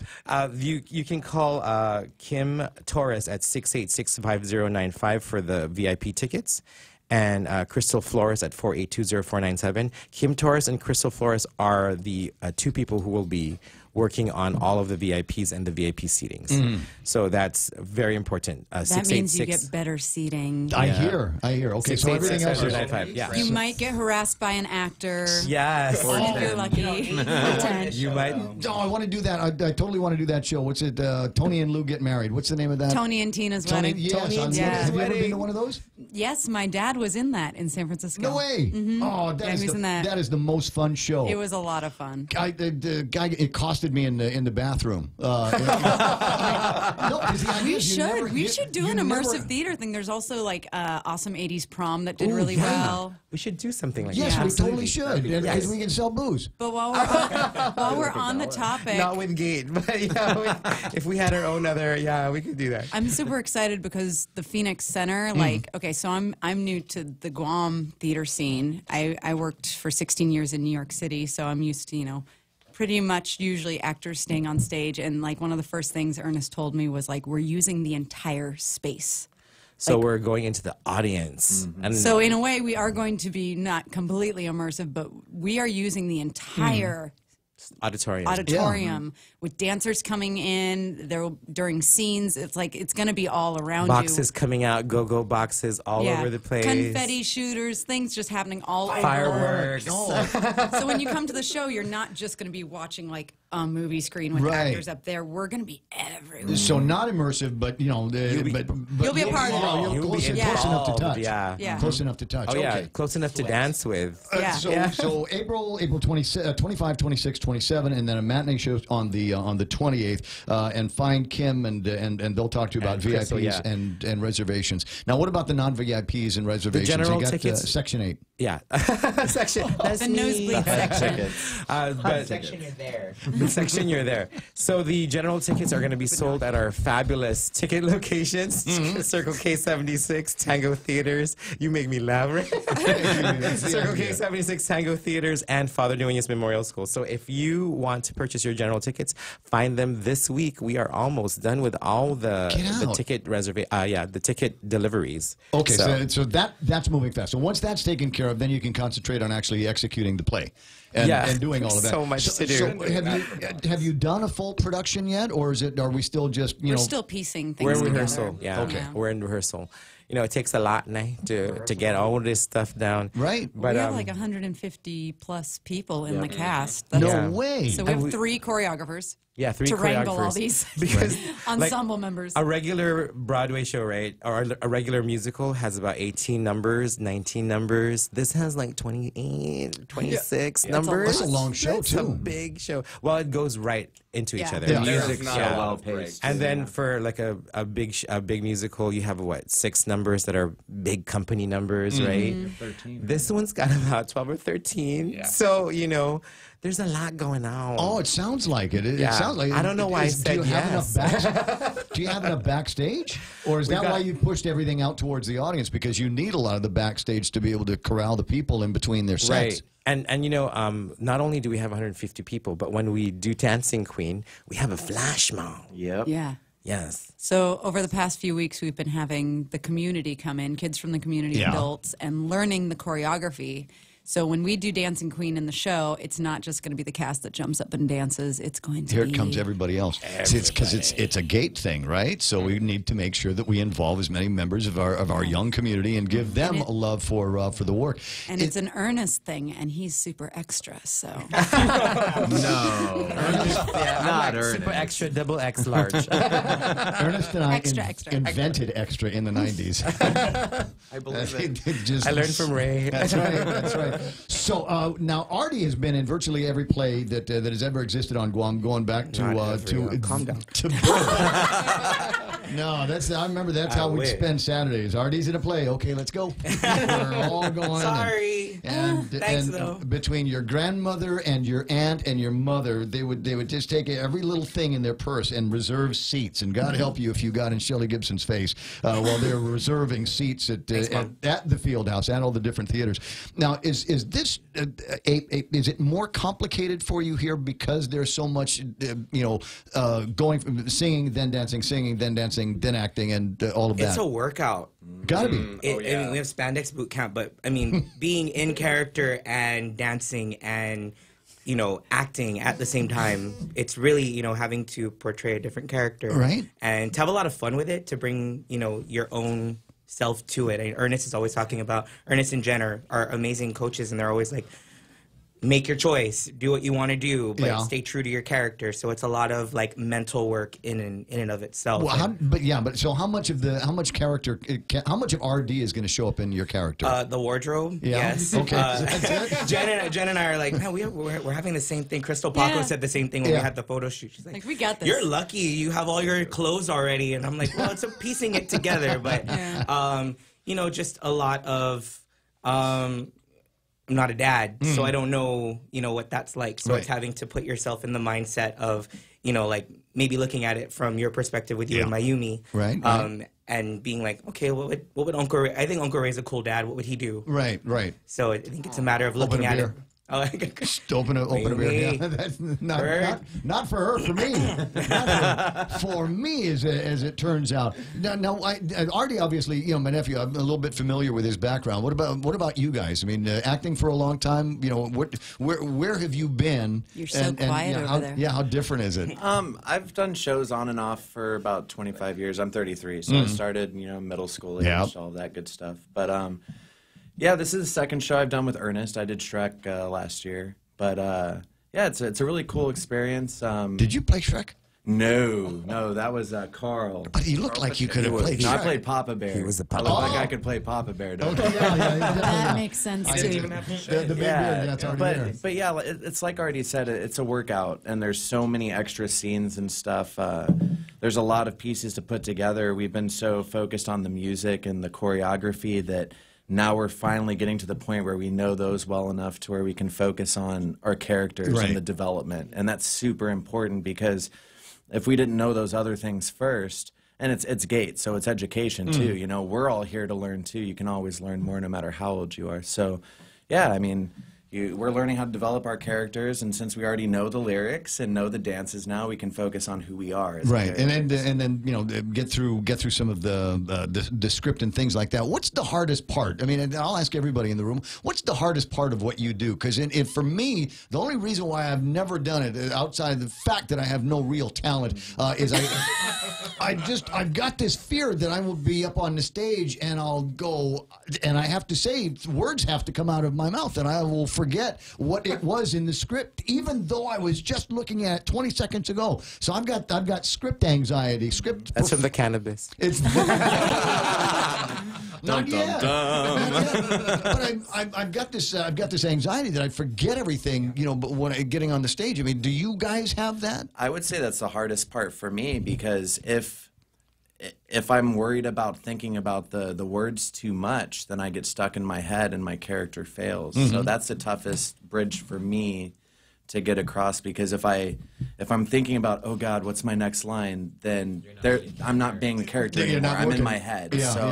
That's probably the biggest struggle for me, but we're getting there. Have you ever ad-libbed your way out of trouble? Oh, heck yeah. The show must go on. All the freaking time he does that. What about you? Devin. I'd honestly say the hardest part is just keeping up the energy. And we were actually talking about this last night at rehearsal, because every time those lights go on, you need to be going at 110%. Oh, yeah. All out. And it's really hard to just maintain that night after night, even for rehearsals, because you can't get into those bad habits of faking it till you make it. You have to go all out. If you mess up, you keep going. Story of my life. Now, and again, I'm going to be the proud uncle. I've never seen you struggle on stage. But what's the hardest part for you? It's a lot of. I think I have the same insecurity of memorization. I think as we get older, it's like, and after many nights of liquid courage, you forget. You forget a couple things, and it's kind of like, what was that? But it's also, you know, I take my cues from my characters. It's a matter of feeling everybody out, and a lot of the time, a lot of what we're doing is building on top of the lines we already have. Right. So it's a matter of ad-libbing. It's a matter of improv. It's a matter of bringing, you know, making that choice of whether or not, do I want to go this way? Do I want to go this way tonight? And it's live theater, so it's a lot of fun. You never know what's going to happen. You never know if somebody's going to break or we're going to laugh at something that's not supposed to be funny, but turns out to be funny anyway for the audience. I think that, for me, that's when you get the audience involved, and if they can feel it. Well, that's half the fun, is being able to figure out which part of the audience is going to give me the most energy on this. Who's having the most fun with me working tonight?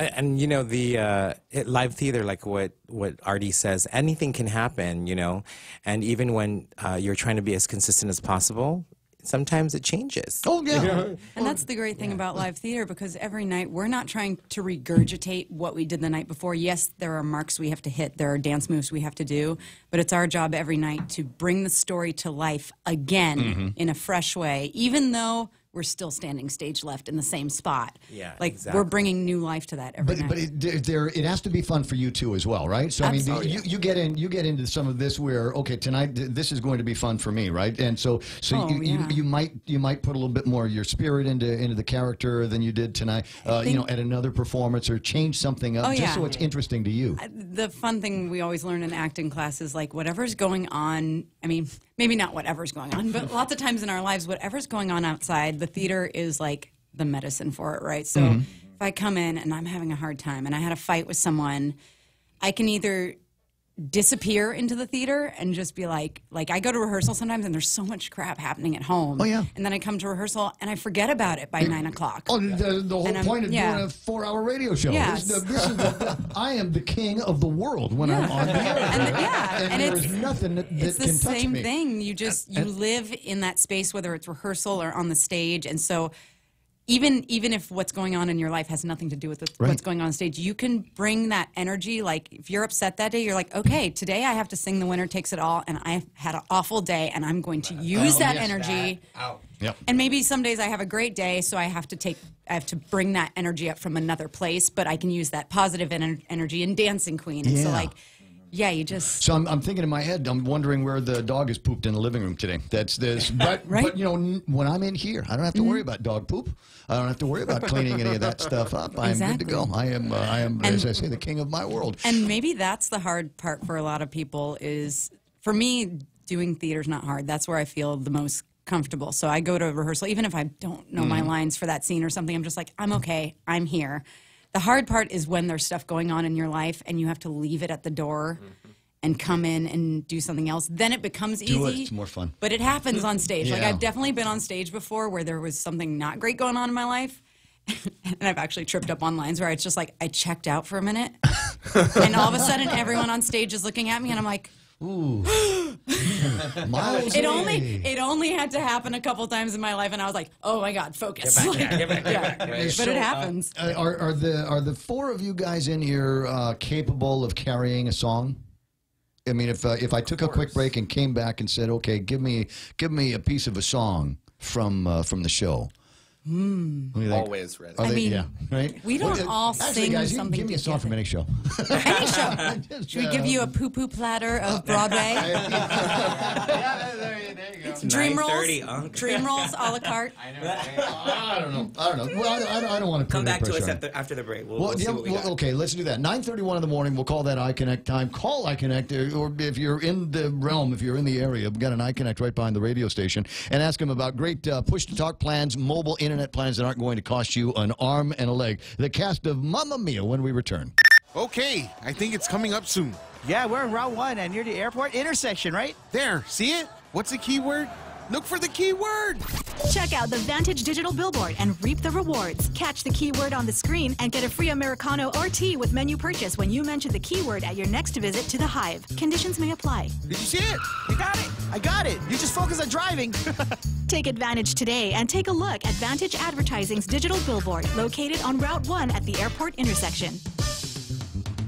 9:32 in the morning. Portions of the program brought to you by the guys over at Wendy's, where they've got a fantastic meal lined up for you because it's Lent. Simple, clean, and honesty. Perfect Lenten meal with freshly chopped garden salad, wild-caught North Pacific cod fillets, and freshly brewed honest green tea to wash it all down with a simple, clean, honest meal at Wendy's. Now that's better. Save big. Save really big when you bundle up your insurance policies with Nanbo Insurance. Insure your home, auto, motorcycle, or business with Nanbo and enjoy great savings, up to 50%. When it comes to insuring your property, no one knows better than the company with over 50 years of service to the community. Don't compromise the things that matter to you most. Call Nanbo today at 477-9754 or visit nanbo.com for more information. Nanbo Insurance, serving you since 1968.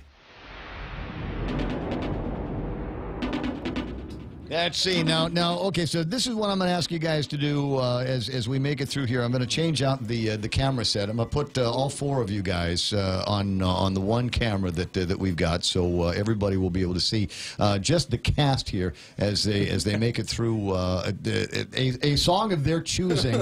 You don't have to do the whole song because frankly it's awkward for me. I don't know where to look when people are singing like right in front of me. Like Happy Birthday. Can I request Dirty Deeds Done Dirt Cheap? Well, it's not the AC/DC musical. It's ABBA. It's in the same place in AC/DC, ABBA. I know they're close to each other in the library on. So I always Boston. skipped over ABBA. That would have been but that would be a cool show, right? Isn't there one of them? What did she call it? Jukebox show for AC/DC? Don't they have one like that?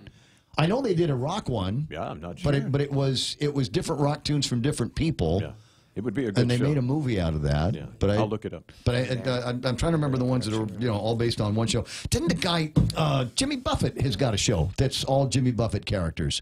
Yes, from Margaritaville. Margaritaville, yeah. I had a yeah. friend in that. In Did New York, you? Yeah. Do you know famous people? I do. Who's the most famous people you know? Bill. It's Bill. That's right.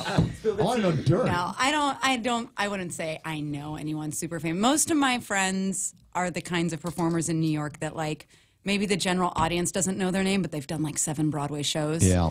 So they're not. Let's say Chorus line folks. Trying to think who. Yeah, lots of chorus line people. Gosh, who do So it's I not know a who's good business to get in if you want to get famous. Then. It's a hard business. I mean, unless you're Leah actually, if you Salonga, can right? get famous first. Yeah. Yeah, right. If you can get famous first, then you can book any Broadway show you want. That's the big joke amongst You Broadway mean like actors. Deborah Gibson? Yeah, Yes. like I need to go be a big star on American Idol before they'll cast me in a Broadway show. That kind of thing. So it's like, go get famous first, and then you can come play on Broadway. Yeah. Until then, you're back up singing. You're going to Exactly. do dancing. Okay, gotcha. Right. So I'm going to want you to get with these guys. And we'll go ahead and pump open a couple of microphones. Can we pull an instrumental out? Can we play an instrumental? Is that possible? Oh my God. We're extra. You want to get all this stuff? Ernest is a little extra. Kind of, sort of, probably. I'm not sure if you'd be able to hear it, but yeah, there might be a way that I can scare this up. It might be smart to take another. Give me about 30 seconds. Can you toss me about 30 seconds, and then I'll do my magic in here in the studio and see if I can pull up a song. Thank you, Ray. Yeah, You're so kind. Yeah. Well, I'm still not sure that I can do it. That's the thing. Okay. We have faith in you. So I'm going to need you to type into there, Mike. I'm going to need you to type into that machine. Oh, great! It's gone to a commercial for Wonder Woman. What is this? That's your screensaver. What is that? That's me. Mamma Mia karaoke. That's me when I eat salad at night. Type in Mamma Mia karaoke. I look like that in the morning. Yeah, because otherwise I got to play it off the phone, and we've got the tech. You think I got it? All right, let me scroll down and see if I can find exactly the song here that we're looking for. We got Here We Go Again, Dancing Queen karaoke version, Super Trooper. It's a different. Yeah, but I don't know if I. Mamma Mia. It just said 03. Mamma Mia 03, Mamma Mia karaoke. Okay, can you type in right over there 03? 03. Thank you, Mike. I appreciate it. 03. Yep, there we go. Yeah, this right here. This is the most exciting radio ever in the history of broadcasting. Can you imagine having missed this, ladies and gentlemen? 9:37 in the morning, and we've got a couple of members of the cast of ABBA that are here in the studio, including my beloved nephew Artie Gibson. And so we're going to get close to the microphones and the cameras so that we can and make room for Jen because she's prettier than all of you guys. We're aware. And I'll just keep saying it all morning long. So let me press the play button and see if we can get the music playing in some kind of headphone device that they can hear. Do you have any audio on your side? Yeah, see, this is always the trick of getting it. It's live theater. Oh yeah, live theater. I never know what's gonna happen. Yeah. Oh. Can you imagine when we're working with an orchestra? There's the commercial for IT&E. How many pieces do we have in our orchestra? Okay, you've got it. And there should be something. All right, I hear it now.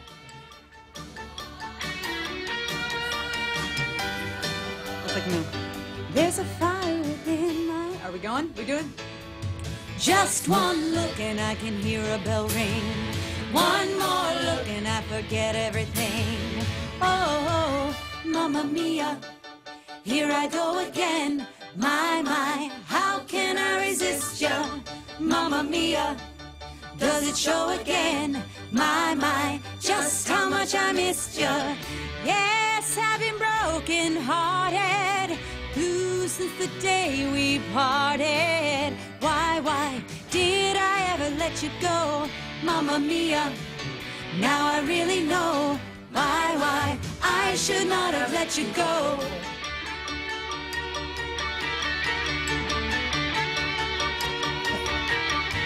I've been angry and sad when I learned we were through, and I can't count all the times I have cried over you. And when you go, when you slam the door, I think you know that you won't be away too long. You know that I'm not that strong. Just one look and I can hear a bell ring. One more look and I forget everything. Whoa, Mamma Mia, here I go again. My, how can I resist ya? Mamma Mia, does it show again? My, just how much I missed ya. Yes, I've been broken hearted, blue since the day we parted. Why did I ever let you go? Mamma Mia, here I go again. My, how can I resist ya? Mamma Mia, does it show again? My, just how much I missed ya. Mamma Mia, here I go again. My, how can I resist ya? Mamma Mia, does it show again? My, just how much I missed ya. And we can fade it out now. You go, Jen. It's the same thing for 5 verses. Yeah. No, but that was great, though. That was great. Anybody tell you you have a beautiful singing voice? My mom. No. Your mom. My Anyways, mom. nice. And Artie, you guys were fantastic. And that's obviously the big song in the program. And so that's what everybody needs to be listening for. And that's the title. I'm still getting thumbs up and heartbeats on the Facebook Live. Thanks, There's Facebook. Plenty of that. Lots of love here. And again, you'll be able to get this video on demand on YouTube and on Facebook, and then share it to everybody so they get a taste of what the show is going to be like. So again, the 25th, 26th, and 27th at the Father Duane's, the Phoenix Center. And tickets are available. Tickets are available at Tango Theaters, Circle K 76, and Father Duane's Memorial School. And the 28th. That's our final. Yes. And you can also follow us on our brand new social media. Guam Gate Theater. On Yay, what's Facebook up? and Instagram, and we will have ticket information there. Ooh. And hashtag Thank you. Guamamia, y'all. Twitter's a cesspool, but you guys will pretty it up with some of this stuff. Yeah. Okay. For sure. All right. Listen, I think we're out of time here, so I'm going to throw everything back to Mike. We'll take a quick break. We'll do some selfies in the studio, and then I'm going to wrap up the program because I've got a bunch of people here that are rabid about wanting to talk about recreational marijuana. They've been away from the conversation now for Musical theater is not enough for you. Free music. We are trying. National radio here. For We're heaven's doing sakes. our best. But, and there are a couple of people that we're trying to link it. James Howard is like, I want to do a podcast with these fine actors while smoking some cannabis. Can you imagine how great? I'm in. There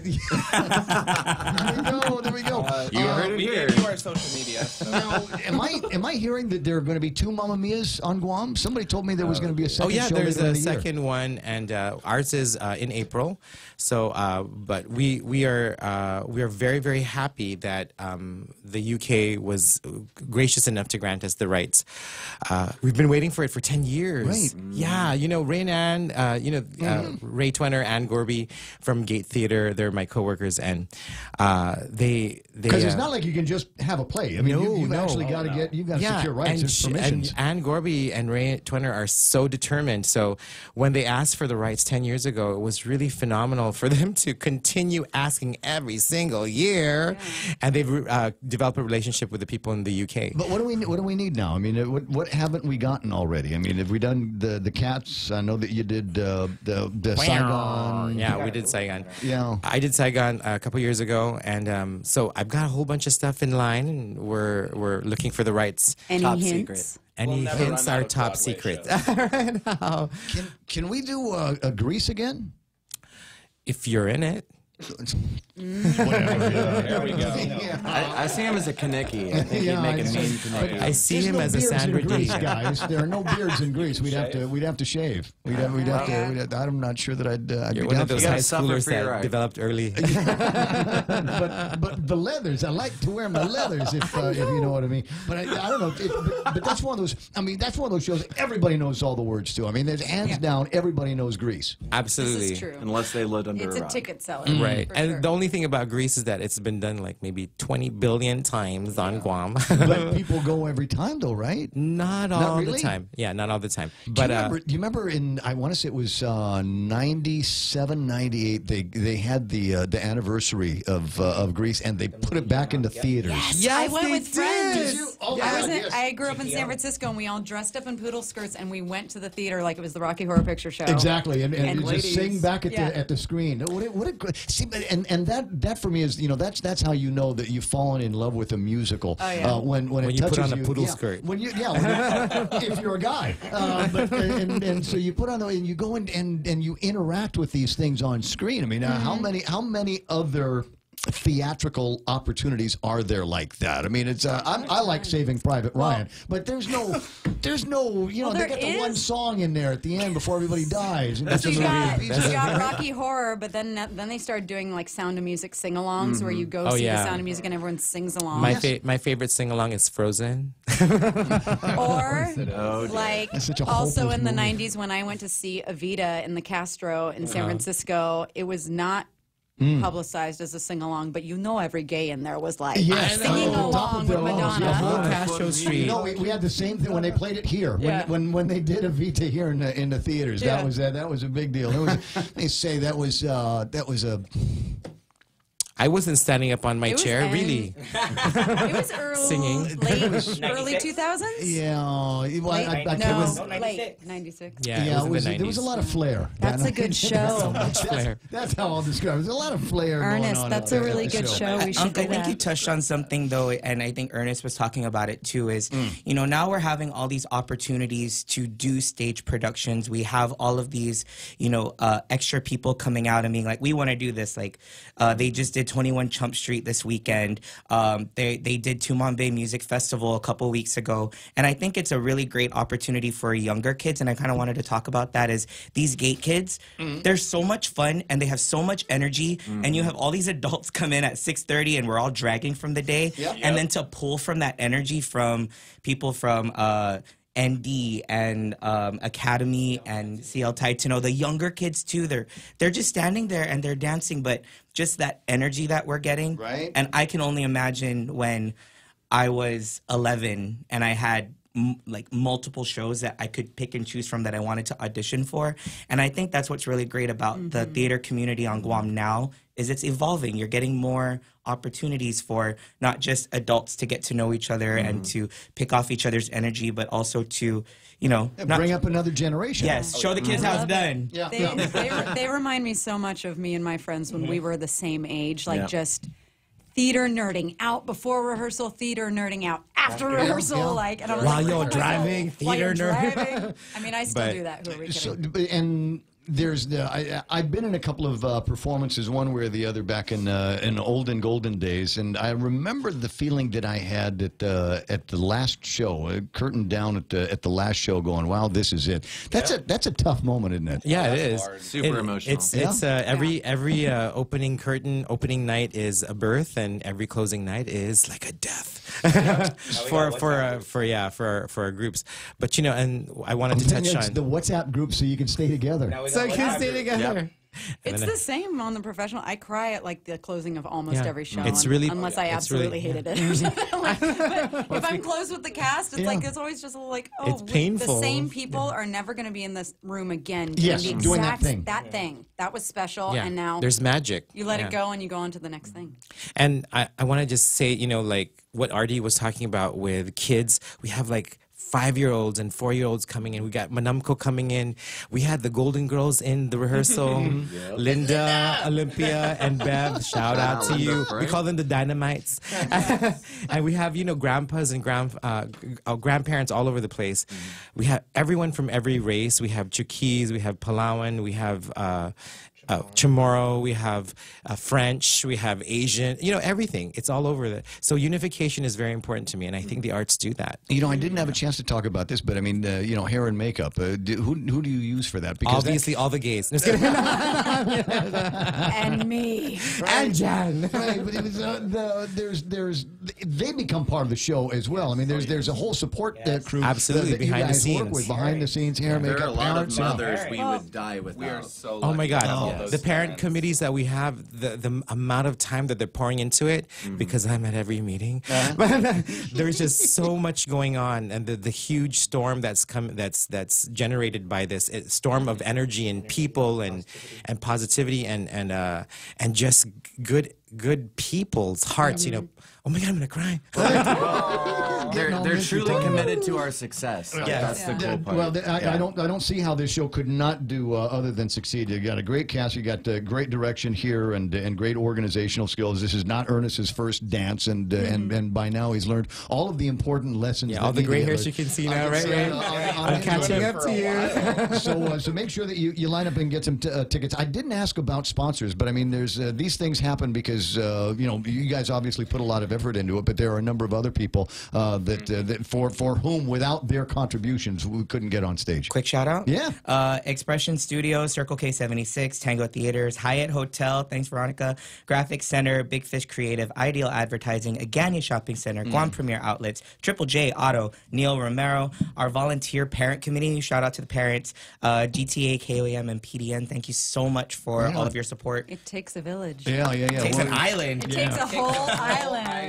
Well, but the cool thing is I hear a lot of names on those lists and thinking about all kinds of other events on the stage, off the stage, community events, and many of the same people that you've just named are parts of those as well. So if you support this kind of thing, if you support the arts, if you support theater here on Guam, then support those businesses that are helping out. Right, and it takes a village. It really does, and it also takes some funding, like federal funding. So I want to give a big shout out to Ike Santos with our federal director, partially funded by the U.S. Department of Education Consolidated Grant to the outlying areas. Thank you very much to our Congress for giving us some money. Our Congress? Yeah, the Congress. The guy, from the land of the tall Quonset. Yeah. Our white fathers. Yeah, it's like Mike St. Nicholas, keep pumping up Gate Theater over there. Get more. Yes. Okay, and there's everybody here's Travis Beecher says, love you, Devin. Also says, now this is cool. Big Sister Shelley's in there, happy, crazy about everybody here. Stephanie Houston Sierra Leja saying, you guys rock. There's a whole group of people I've never seen on my Facebook Live before, but everybody's chiming in. Thanks, Pam Mom. Duval, Big Sister Shelley, Little Sister Lana, Richard. Yep, everybody's supporting. Okay, so for real this time, I'm going to let you guys go so I can do my selfies. We'll take a quick break on the way back, and I'll kill the next 10 minutes of the program on my own. Thank you for having us. Thank you. Thank you.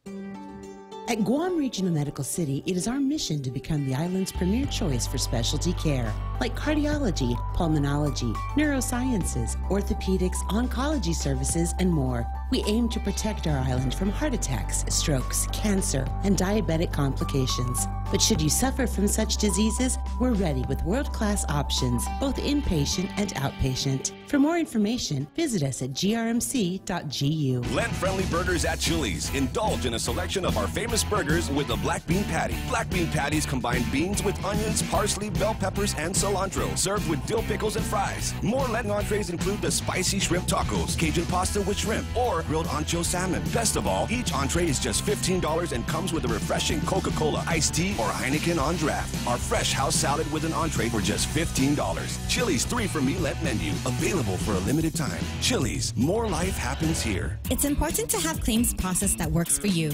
At Guahan Insurance Services, we make things simple and convenient. Same door you walk in to purchase your insurance is the same door you open to file your claim. We can't pretend that the car insurance claims process is fun, but we can promise a hassle-free and speedy recovery without any runarounds.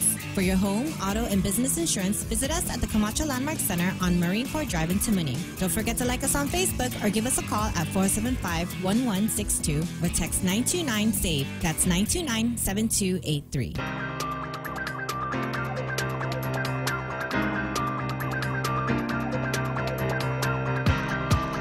Best job ever. Best job ever. I tell you what, get the selfies with the team. We'll put that up live on the deal. Thanks everybody for chiming in on the Facebook Live.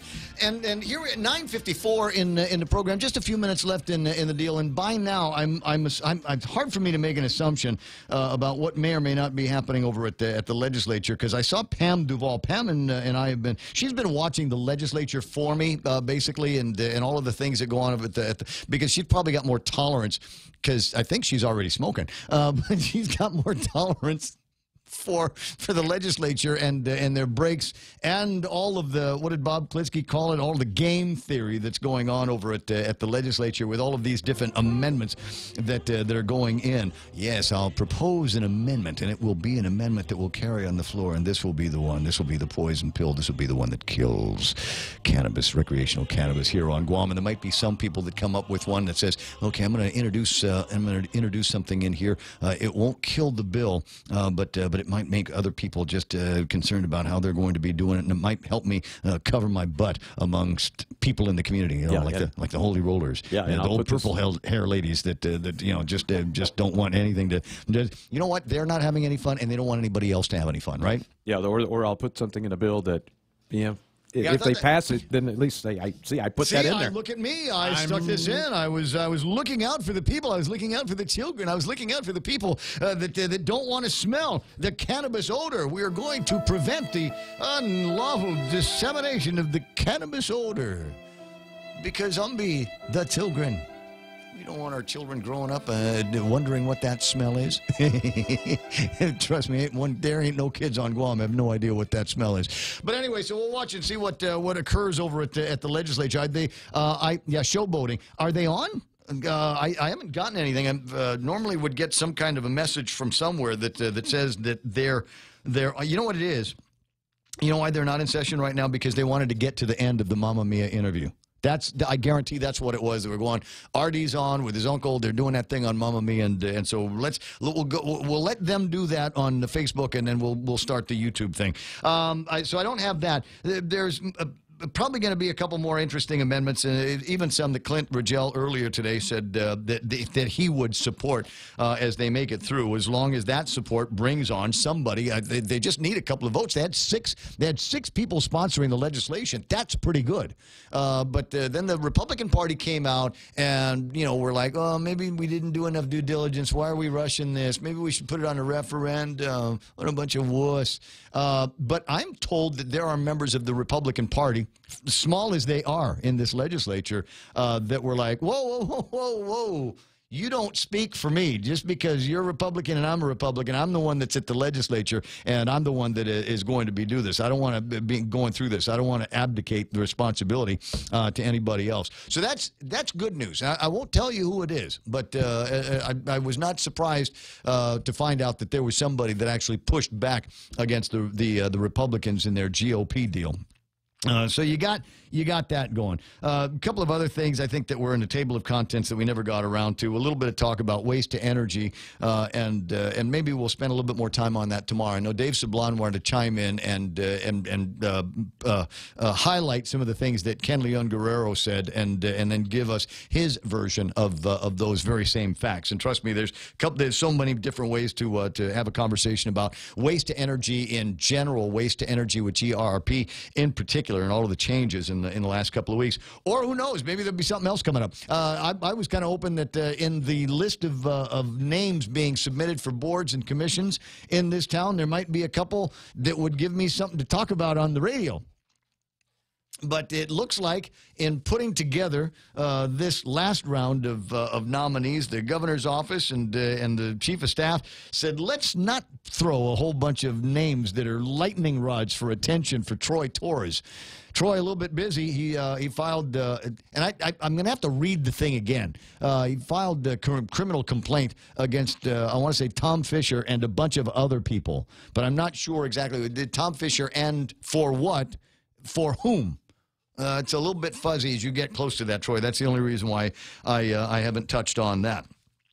There was a story about the cops pulling over a couple. Was a couple. They had a non-functioning light in the back of the car, and the police pulled them over because that's what cops will do when they see something like that, and found a couple. And while they're looking around the rest of the car, saw something that looked like the butt of a rifle. And as it turns out, it was the butt of a rifle. And then they found more firearms, and then they found more drugs on these guys. And I love the picture of the woman that they found. She's got this bewildered look on her face like, wait a second, we're just driving around, and now I'm getting my mugshot over at the police department? How does that happen?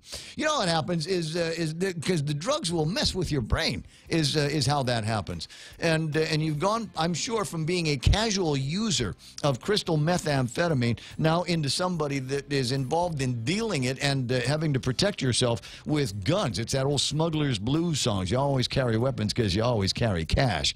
And now that will line up a whole nother level of trouble that you are in now that we've got guns attached to your drug dealing.